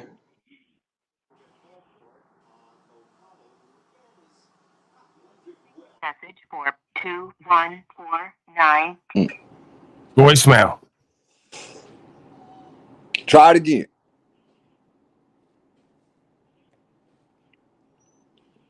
And you might owe Brian for this, because Brian got So Play over here and So Play brought Rainwater. Please leave your message for 2149. Yeah, voicemail. Yeah, We'll set it up, man. We'll set it up because you know what? I don't know if it's all staged or whatever, but I'm kind of tired of like seeing Charleston White and other folks running around with Aiden Ross and all the rest of these clowns. And I figure if we need a fucking white man in the mix and some content and conversation and the rest of it, we can definitely do that better. And if we're going to play games too, as long as they're not those other kind of games, you know, I don't want to get into it, but you know, we're going to run around the mall and play games. You know, who better than the white gorilla? Let's get to it. Let's see what this life has to offer. Hey, shut up, okay? I'm tired of you. Paul, you got to get ready for goat fucking and fruit fucking, bro. This is I know. For anyone to be successful in this life or create content, they got to be Illuminati. They got to fuck each other. They got to fuck the goat. I get it, bro. So I got it. You know, you're just looking out for me. I got it. Yeah, you're the Tony Ayo to my 50 Cent. You're just looking out for me. Right. When I need you to do the hit, I'll let you know, okay? When I need somebody hit, I'll let you know. Until then, just keep quiet. I got it. You got it, dude. You got this. Thank you. Yeah, they're gonna be on your ass now, Paul, because you got two other niggas up here. Like, right. I mean, you know, unless someone's gonna hold me down and fuck me, I'm pretty big. I mean, we got your back. We got your back. Snafu snaps. I know it's hard for you to believe, but remember, Snafu snaps. The retarded man speaking. Remember when I told you 2 years ago that I believe something bigger is going on here? Either God or the devil, maybe both, is using me. You know, like Talcott says, we're gonna see where it goes. It's a long game here. Remember, I said, Mr. Long Game. Spread it open. All right. Could you please with the constant gay fantasies and fixations? They know it's true. You just are the one who's not understanding what you're about to go through. All right, so that's going to be your finale here. This is what it's all leading up to. The finale is: will Paulie get fucked or not? Right? Are they going to fuck him or not? Are you going to sell out? All right, God, we got that. Fruit fuck and worship goats. Is it possible you want to get fucked by Rainwater and the rest of these guys, and you're projecting that onto us? It sounds like he can't. I don't think me and Rain not into that type of shit. But I know I'm saying this. He want that. I know some people. I'm not into that. It sounds like you campaigning. You keep bringing it up, bro. That night I fucked that fruit. Damn, I remember. Bro, you really want to do it. You're bringing this to a place where you're gonna like force us to fuck you, not even on some gay shit, because no one else is saying that. No one else is. No, that's the Rainwater. I'm saying, bro, like none of us are doing that. We don't want that, but he keeps yelling it out. He's like, someone fuck me. Like you're going to force not us maybe to do it, but we're going to have to go get someone from the hood. Rainwater, you don't know someone from the hood that can fuck this guy to stop him from yelling that we're doing that? Hell no. No, the fuck we not for the fuck. Gotta know someone, bro. If you've been to that P. Diddy party, that other guy who does the deodorant commercial, what's his name?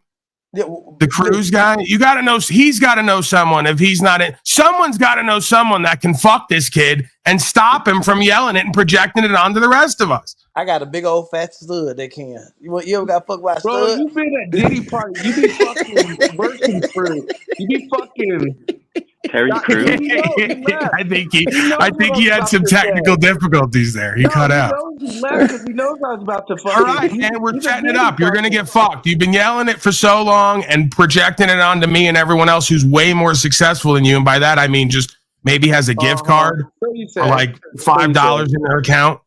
So yeah, it's gonna happen now. You're finally gonna get what you've been yelling about. You do the guru thing. It's like not on the cool though, bro. It's like you want that part to be so true. It is like some weird fantasy or something. It's crazy. No, like, you're a fucking denier of God and worship the goats like the satanic fucking New World Order motherfucker. It is what it is, right? You're gonna get fucked by that by Rain, big black stud cousin. He's gonna fuck you to this song.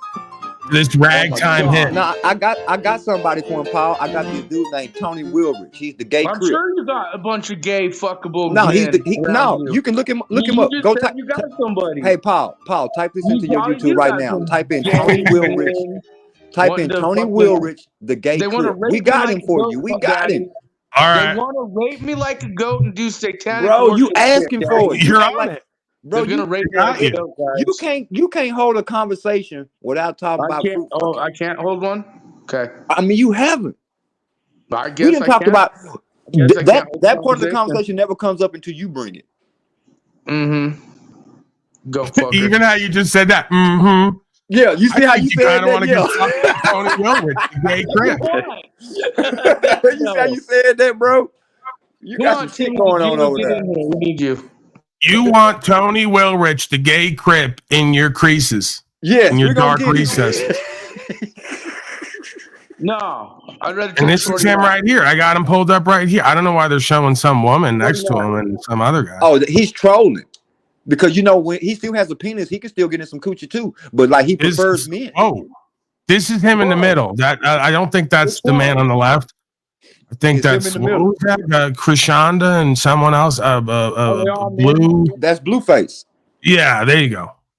I see these folks on Facebook from time to time. They throw ads up. They say, "Hey, you want a song with Krishanda and Blueface? We'll do it for 10,000." LGBTQ woman. Yeah, that guy in the middle is the guy. No, shut up, man. That guy in the middle is the guy who's gonna fuck you to that ragtime hit. That's the gay crip. Okay, so you got what you need now.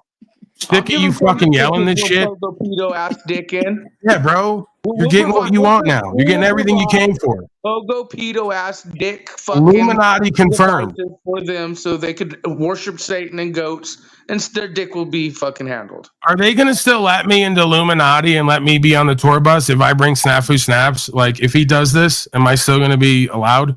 Well, Yeah, Or do I because have to leave him behind? that's who you use as a sacrifice. Oh, okay. Yeah, that makes sense. Okay, yeah, Snafu, do you want to like join me on the tour bus? It's gonna be great. See? You want some the services room, that you don't, Snafu? you're like I got a friend. You like my friend's gonna he's gonna do what I want. I got Yeah, you want some purple drink, Snafu?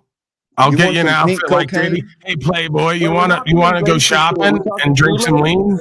Are we talking? We're not being racist here. Are we talking Kool-Aid? He wants some of that. He wants some of that pussy. Oh man. Purple Kool-Aid? Is that racist? Don't tell me that's not racist. Brian, come on, help me here. You're the racist. I meant non-racist. Listen, no one's gonna be there to help you when you Brian's get fucked by Brian's already proved He turned his himself. mic Brian, off don't and try to throw this on. Don't try to throw this on Brian. Brian already proved He's himself. about to speak up.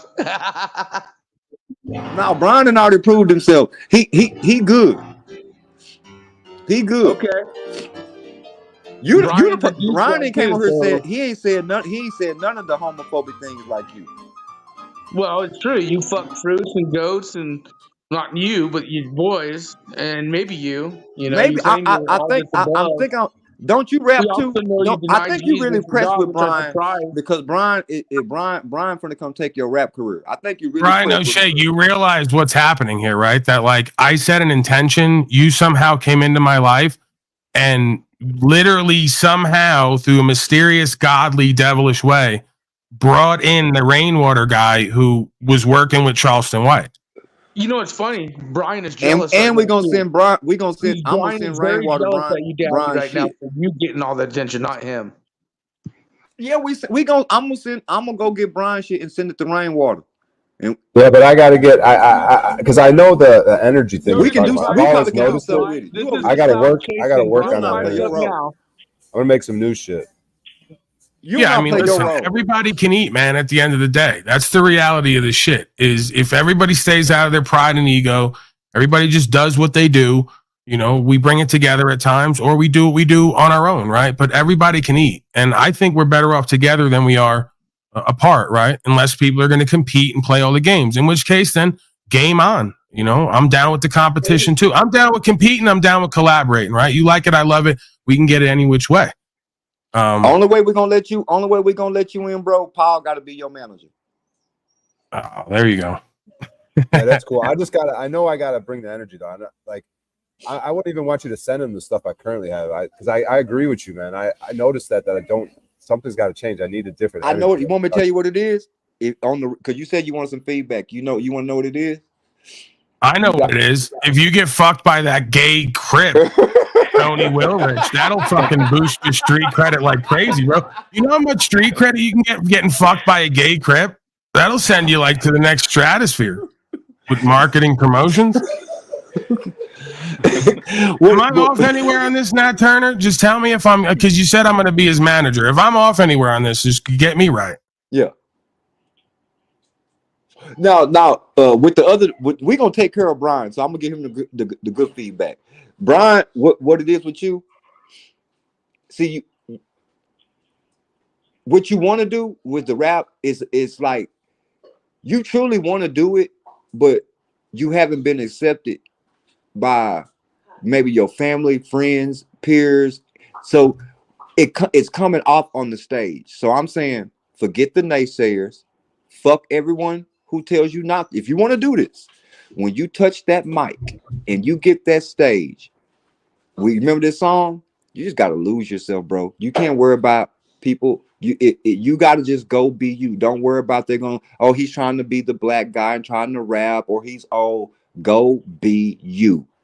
You gotta be you. That's what they can't. Can no one? Can no black guy? Can no white guy? Can no promoter? Can no manager take away Brian from being Brian? So go be you on the stage. Be you in the booth when you record your songs, and therefore it's gonna come off a lot more natural. So therefore you can lose your wit. You don't have to worry about the little tension that's building up in you, that people are watching you and judging you. You gotta lose that. You gotta lose it. And we all have it, from the best of them, from the Drakes to the Lil Waynes. They all get that same little shit before they hit the stage, but you gotta kill it. When Stephen Curry goes down and he shoots that 3 and he misses it, and he know he shot a fucking 32-footer, he's gonna go down and still take a 35-footer next time with more confidence. So you gotta be. It's all in the confidence. I see it in the eyes. It's in your body language. Just lose yourself. Have fun. Fuck the naysayers and be you. You remember the example I can give you that, and this is my little racist thing. Think Weird Al Yankovic. Think what he might have went through. This is our era. Think of how he came out. But think how witty he was. Think how charismatic he was. That he, even with how goofy and how much the black crowd might have laughed at it. Look at how he took over the masses, and he just, by being himself. I'm gonna be goofy white boy. I don't give a fuck what nobody says. I'm gonna play out all these different things in my head, and I'm gonna put that shit in visual, and I'm just gonna be fucking me. Right. Yeah, man. So funny you said that, dude, because I was exactly thinking that when I was because it's gonna translate to comedy and everything. And like, dude, it's like beyond even the music and the comedy. Like, if I ever get dragged into court, this is the type of attitude I want, bro. Like just as life lessons. Like, I think it helps if you're not like, oh, I need to make it in music, I need to make it in comedy. No, this is like an exercise for my personality and like my spiritual growth or faith, like in myself, like a faith thing, like Paul talks about, like. And just truly being that radical authenticity that we talk about. You know what I mean? So, and like, don't be scared to touch these subjects. The best rappers that we like in our community is the ones that can tell the stories. We like Pac because he touched the community. He know how to touch our mother, to the kids, to the grandmas. You know why? Because he's talking our life. You can't be scared to talk your life. You know, what you was dealing with when you were 10, what you was going through when you was 21. You know what I'm saying? How your wife made you feel, how your partner, how your friend made you feel, how society put you through this right here. Tell your story. No one has Brian's story but Brian. Yeah, Brian O'Shea, there's no denying it, bro. I don't know if you can feel the synchronicity in the room once again, but the energy's undeniable here, bro. Like, me in the back corner doing what I do off the first channel, like, we don't get algorithmic play here. This is all word of mouth, and this comes down to then energy. If it's not word of mouth, it's energy with the creation beyond this metaverse. So I don't believe in coincidences, bro. I don't either. And you remember what you put in the universe? Even though if you went about it wrong, you came to get my attention. Even though you came with the other shit, this what you wanted, you got it. Right? Yeah, it's crazy how the shit works, bro, because like I said, I put it out 2 years ago. I said, we're going to do proper instruction motivates people. It's going to be a tongue-in-cheek idea of, interpersonal, social, psychological dynamics, spiritual element, faith, and carried over to the cultural idea of quote unquote black culture that will lead to at some point an interaction with Charleston White and other folks in that venue. And to see it manifest, right? It's almost shocking to me, even though I talk this shit and I live this information, to watch this thing work over and over again is beyond miraculous. it's jaw dropping and fascinating how small the world is and how this thing works. Snafu snaps. You're gonna make yourself snafu snaps. You're in the back flashing and you're interfering with my journey and my experience, and I don't appreciate it, bro. Well, right? It's disrespectful. It's disrespectful. Let me educate you. Remember, I told you, regardless if you're a part of it or if you're not a part of it, only thing you're saying, because we're saying I am. But once again, I'm telling you, in that other word, everything is an acronym. So when you see I am, even you see those commercials on TV, I am this, I am to the, that's from a group of people, organization called I am. And I'm a part of that. And you don't, and what I'm telling you, a lot of times it's just energy. So when you're saying I am, regardless if you're saying I'm the highest God or the lowest God, I'm the biggest devil or the lowest devil, guess what? I am an ascended master. I work on the level. I work on the plane. That's why what you're saying now and why it's happening now, because those that dwell on the plane, we are going to meet on the level. Meeting on the level is something that you learn as a fellowship, as a fellow craft master, as a fellow craft mason on the 7th degree. Every fellow craft mason has to meet on the level. You see what I'm saying? Those are things that you start to learn on this journey. Now, when you get on the other side, we say when you get on, because that's all physical. This is when you're dealing with the square. Now, when you get into the spiritual, you're dealing with the circle. You start, and now with that symbol I got there, you start learning things like, to walk on a long journey on a short path. You learn how to give without arms. You know what I'm saying? You learn how to walk with no feet. You know what I'm saying? These are godly attributes you have to take on. These is when you begin to take on these type of attributes, then and only then can you call yourself a true God or a true devil. I don't care, because the power is the same. It's just how you use it.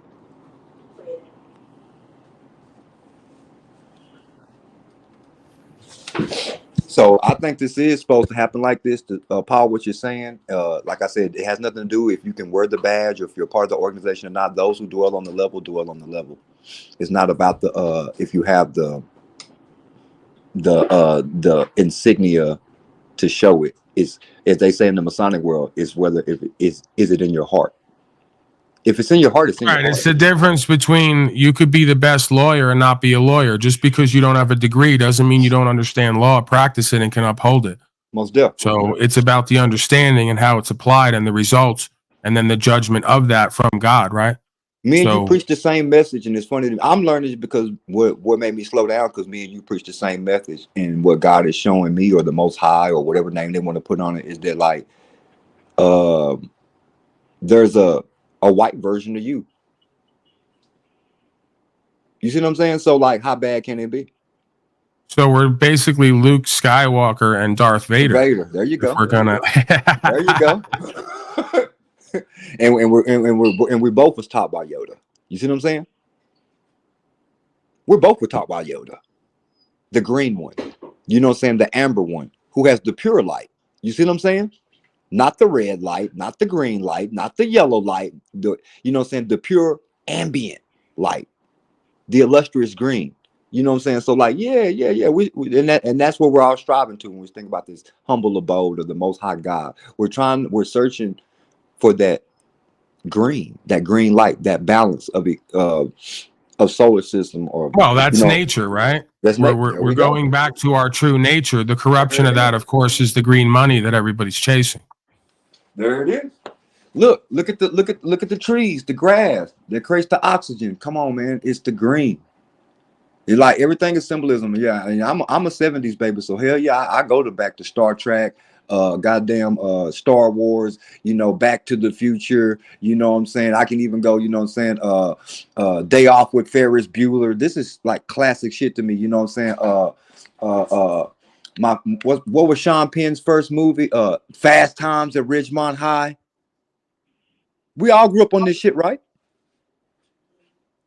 Yeah. Or am I just that? Or am I just a black white boy? No, I'm right here with you. I grew up listening to Motley Crue. I'm a Duran Duran fan.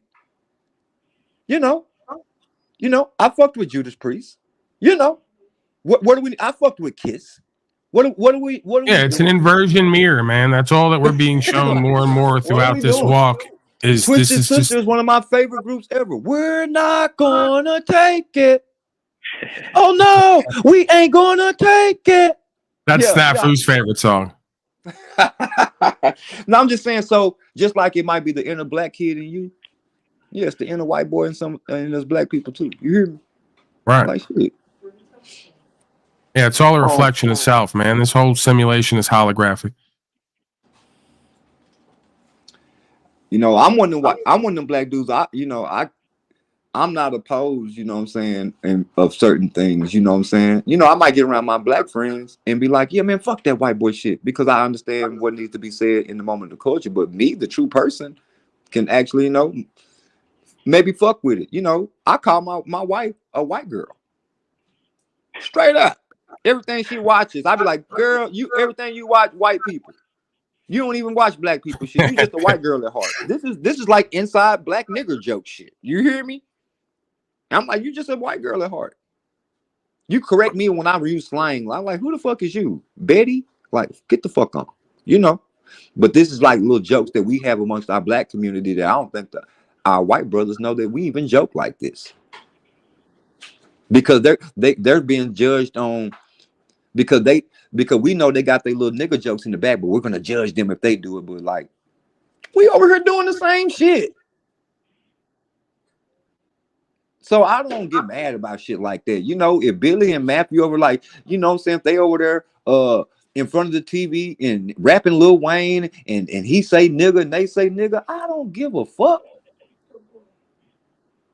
Not me. I can't say every black person feel like that, but us educated people, we don't give a fuck about that shit. That shit sound retarded. Like, we watching everybody say nigga. Who give a fuck? If you're using Snafu? Yeah, if you're using it in the term that is how I'm using it, why would I care? If you say, yeah, my nigga passed the blunt, I ain't gonna be like, damn, why you say that racist ass shit? That sound dumb, don't it? Yeah, my nigga, you should get them shoes right there, them fly. You didn't call me a nigga.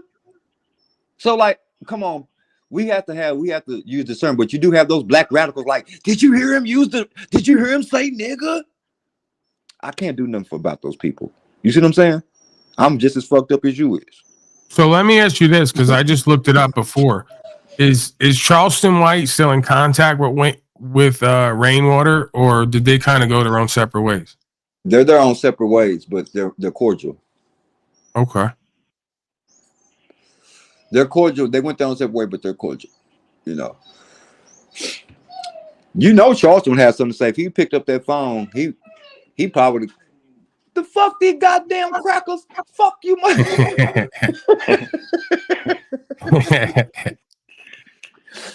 The fuck you know, so player Rainwater. Y'all got me on the line with these goddamn crackers. You sell out house niggas. But I'm here for the show. You know what I'm saying? Let's go. Yeah. I'm here for it. You know what I'm saying? Fuck it. I'll be the house nigga real quick. Let's do it. You know what I'm saying? I've had to play that position before. I played the house nigga at every job I was at. Snafu's like throwing up pictures. He's saying you're pretty much Little Nas X, that you got human menstrual blood in the soles of your sneakers right now, and you're probably fucking Billy Ray Cyrus, is what I'm interpreting now from what because he's flashing me. You see him right there? He's got my name, Paulie Boy, Pogo, Hornet's Nest. And he's flashing pictures. And his latest one is Little Nas X with the demonic hair and the blood in the soles of the Nikes, fucking Billy Ray Cyrus. And he's trying to say you're that. Your thoughts on that? Yeah. Actually, that fool that you got right there, he's the biggest puppet probably I've ever seen. Because let me tell you something about black people who do anything for fucking money. He's so dumb, like the fucking Young Thug motherfucker. Let me tell y'all something. These motherfuckers are probably not even fucking gay. They're probably just doing everything because that's how they get their fucking check. And they're probably so stupid and hood got this dumb ghetto hood mind. They're like, shit, this is what it take to get my bag. So shit, hell yeah, they want me to paint my nails. I'm gonna paint my nails. They want me to put on the dress and fuck who. That's how dumb some of these people is. They might not even be gay, but they'll wear the whole fucking gay costume just to be who the fuck they are. Snafu, you're going silent treatment now? Because I asked you to just be somewhat cordial or make some kind of sense or just yield when I'm speaking. If you're going to go full tard, you got nothing to say now? Now he's going to give me this. This is his other bit. He goes, he stonewalls Stonewall Snafu. Bro, you educated, bro. You can talk with us, bro. I'm just your regular black African American Kool-Aid drinking love chicken part-time nigga like the rest of them, bro. All right, here's what I'm going to ask for you. I'm going to ask you to, and I don't know why I'm doing this because I guess this is where we make the deal with the devil. Like, let's do it. I'm going to ask you to promote this channel to certain folks to get the word out there. This is a general meeting place for all folks to come to. We do asylum treatment sometimes. I mean, you see what we do here. You know, it's a little bit of everything and no thing at all, right? So yeah, put the word out to your people. You know, let's start bringing some conversation, some content. I'll cross-platform. You know, I'm not really willing to fuck Diddy at this time. Maybe at some point we can negotiate, renegotiate.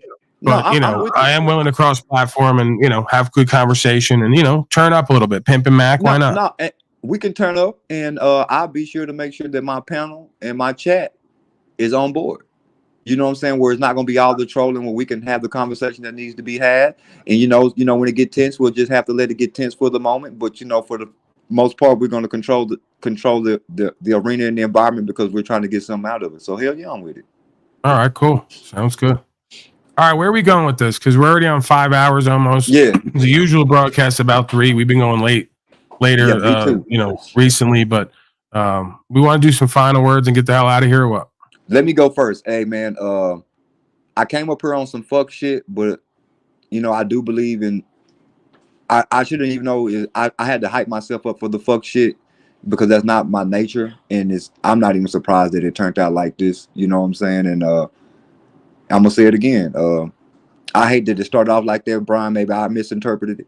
I'll be a man and say maybe I misinterpreted, but even though I think I'm a pretty wise man to seen what I've seen, but I do have an understanding, or should I say, an overstanding that like I understand what you wanted out of it now, and I hate that we had to go through that to get there because we could have used another measure, being that the type of men that we are. But now that we're here, let's just move forward.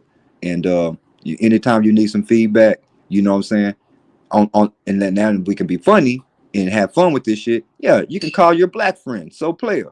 Tell them people like, So Player, my fucking friend. That's my nigga friend. You know what I'm saying? And he'll come talk to me. And even though I respect him and I won't call him a nigga, he ain't fucked up if I say it. And salute to everybody on the panel. Salute to you, Paul. So you do a live broadcast daily, or what's your schedule? Like, let's say I want to get in contact with you. I want to see, we could put some content together. I usually go about anywhere between 9 and 11 o'clock at night because, just like how I kind of, it's just depending on what's happening in these YouTube streets because, I might end up somewhere else like I am now. You know what I'm saying? But usually I usually do about 4 to 5 nights out the week, but you can definitely hit me on IG at I Am So Player, and we can coordinate some stuff to get some shit shaking, whether it's daytime, nighttime, because I'm flexible. All right. All right. Salute to everybody over here, man. All right. Blessings to you and yours, man. Gratitude. Later, bro. Appreciate you. Your thoughts, Snafu? Another somewhat culturally relevant, you could argue, semi-famous person, the rainwater creature. And of course, if he knows what we do here, everyone's a creature. So, no offense with that characterization, of course. Yeah, your thoughts, Snafu, on just one after. It's a fucking pogo hornet's nest. It's a pogo hornet's nest around here. For pedophiles, you know that Shriner. Yeah, you know what your broadcast is? It's an incel nest. Ritualistic agenda. Okay, I'd rather be a pogo hornet's nest than an incel nest. You and Tarek and the rest of you folks broadcast to 10 fucking people, all involuntary celibates like you, and you got the nerve to come here with me. It is an astounding example of work ethic, success, creativity, all the things, upholding the law. That's how we came into this. Slave. How dare you insult and demean my pogo hornet's nest? That means there's success here. That means there's energy and spirit here. That means there's entertainment here. There's information here. That's a good thing, Snafu Snaps, and you want to demean that. You want to poison my well that folks are drawing from. That you're drawing from, quite frankly. You're poisoning the well that you're drawing from and drinking from. How bizarre. The town crier, the village idiot. Now he ran from the back. He can't handle sitting back there and waiting. He can't handle anyone having any level of energy, inspiration, success, results. Just it's pure hate with this kid.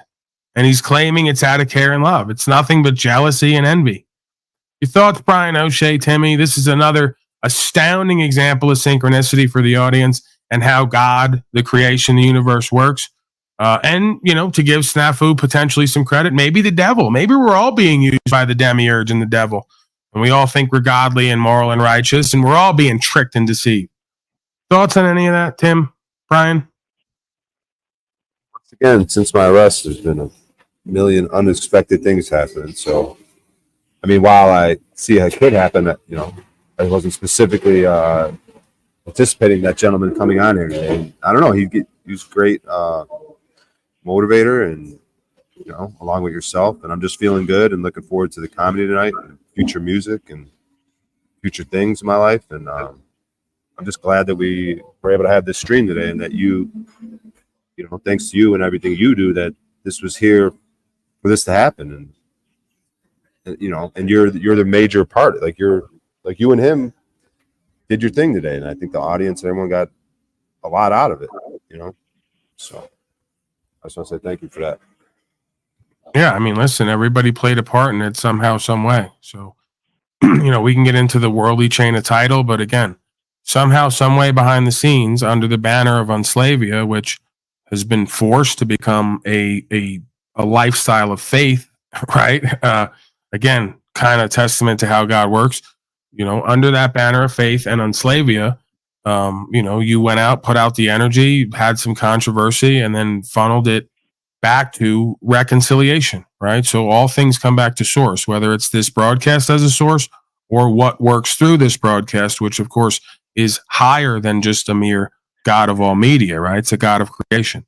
So obviously a bit of a mocking there of myself, obviously a bit of a tongue-in-cheek, bit on bit, but you know, some truth to it as well, right? That God and or the devil and or just life, creation, works through the beings, right? We are an avatar, a portal, a bridge, as it said in the intro, from heaven to hell, it would seem. Your Snaps is back. Yeah, I'm not hating. I'm just pointing out the fact that Shriner, pedophilia, occult, ritualistic optics, they admitted they were into that shit. You're making insanely broad and generic connections and claims. You're making insanely broad and generic connections and claims. It's probably why you have little to no friends and no networking and little to no success, because you make an enemy out of everyone inherently.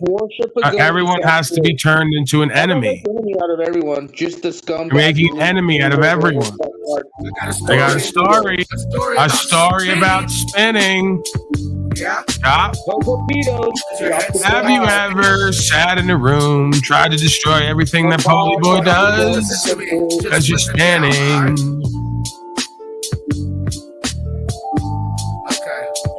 I mean, you guys want to worship? Have you ever sat in a room and tried to destroy everything Polyboy creates? Have you ever spun in the room and acted just like a slave? Have you ever realized you broke and don't want anyone else to succeed? Have you ever spun in the room just like a filthy slave? Spinning, I'm spinning, destroying everything everyone else creates. I'm spinning, I'm spinning. Oh, baby, I'm spinning. Have you ever claimed you were godly and righteous, but actually act devilish and hateful? Have you ever spun so much you feel like a fucking slave hole? Or you feel like you're in a slave hole. Sorry, not a slave hole. You feel like you're in one. Spinning, I'm spinning. There you go, I'm spinning. Even while I'm covering the spinning, I started spinning. Your thoughts, JG? I gotta cut it off. He's gone now. He ran. We spun too hard, like a top. Oh. All right. Give me the final word. I'm out of here. It's pure insanity. I'm done. All right. Yeah, I'm just radiating right now with good energy. I feel motivated, even though I'm a little under the weather. This was a fantastic broadcast, in my opinion. I appreciate the gentleman coming over. Yeah,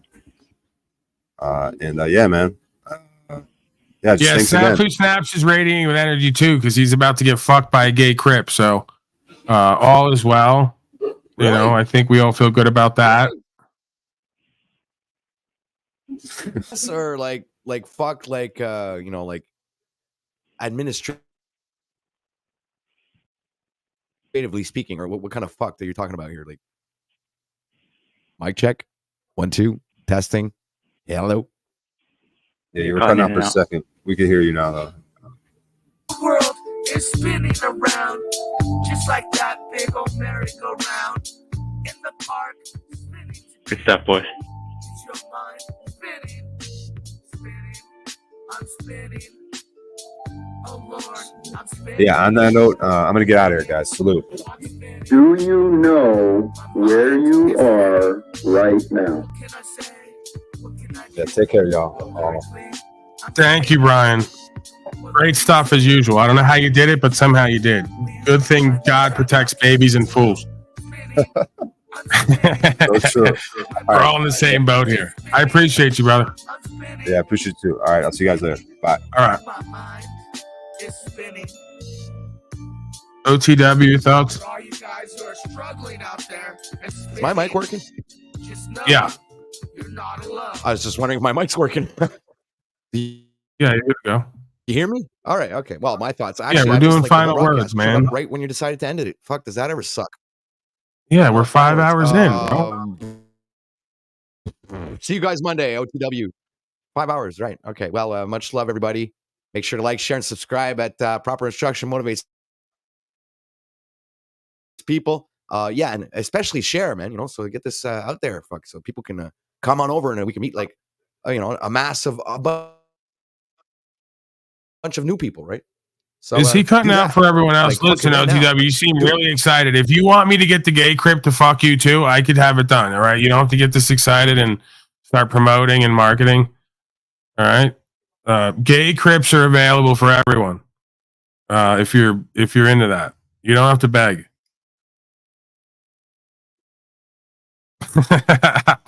All right, OTW. Okay, I'm cutting in and out.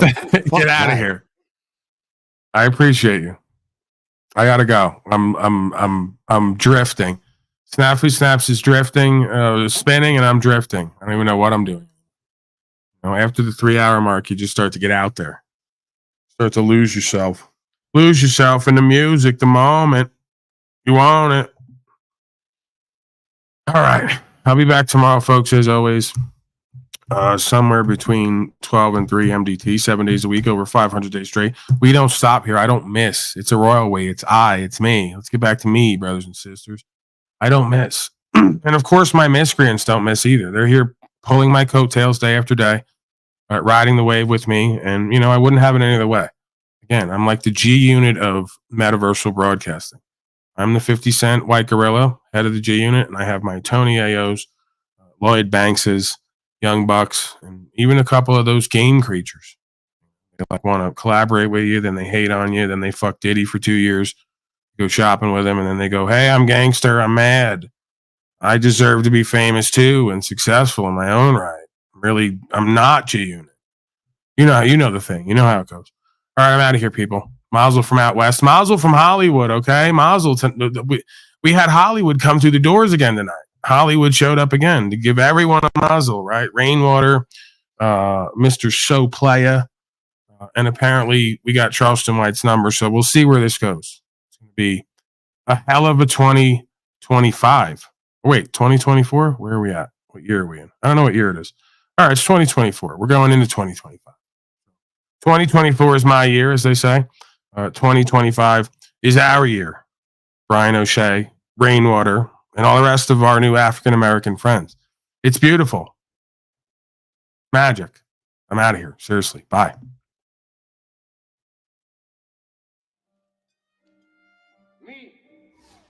I always tell it, even when I lie.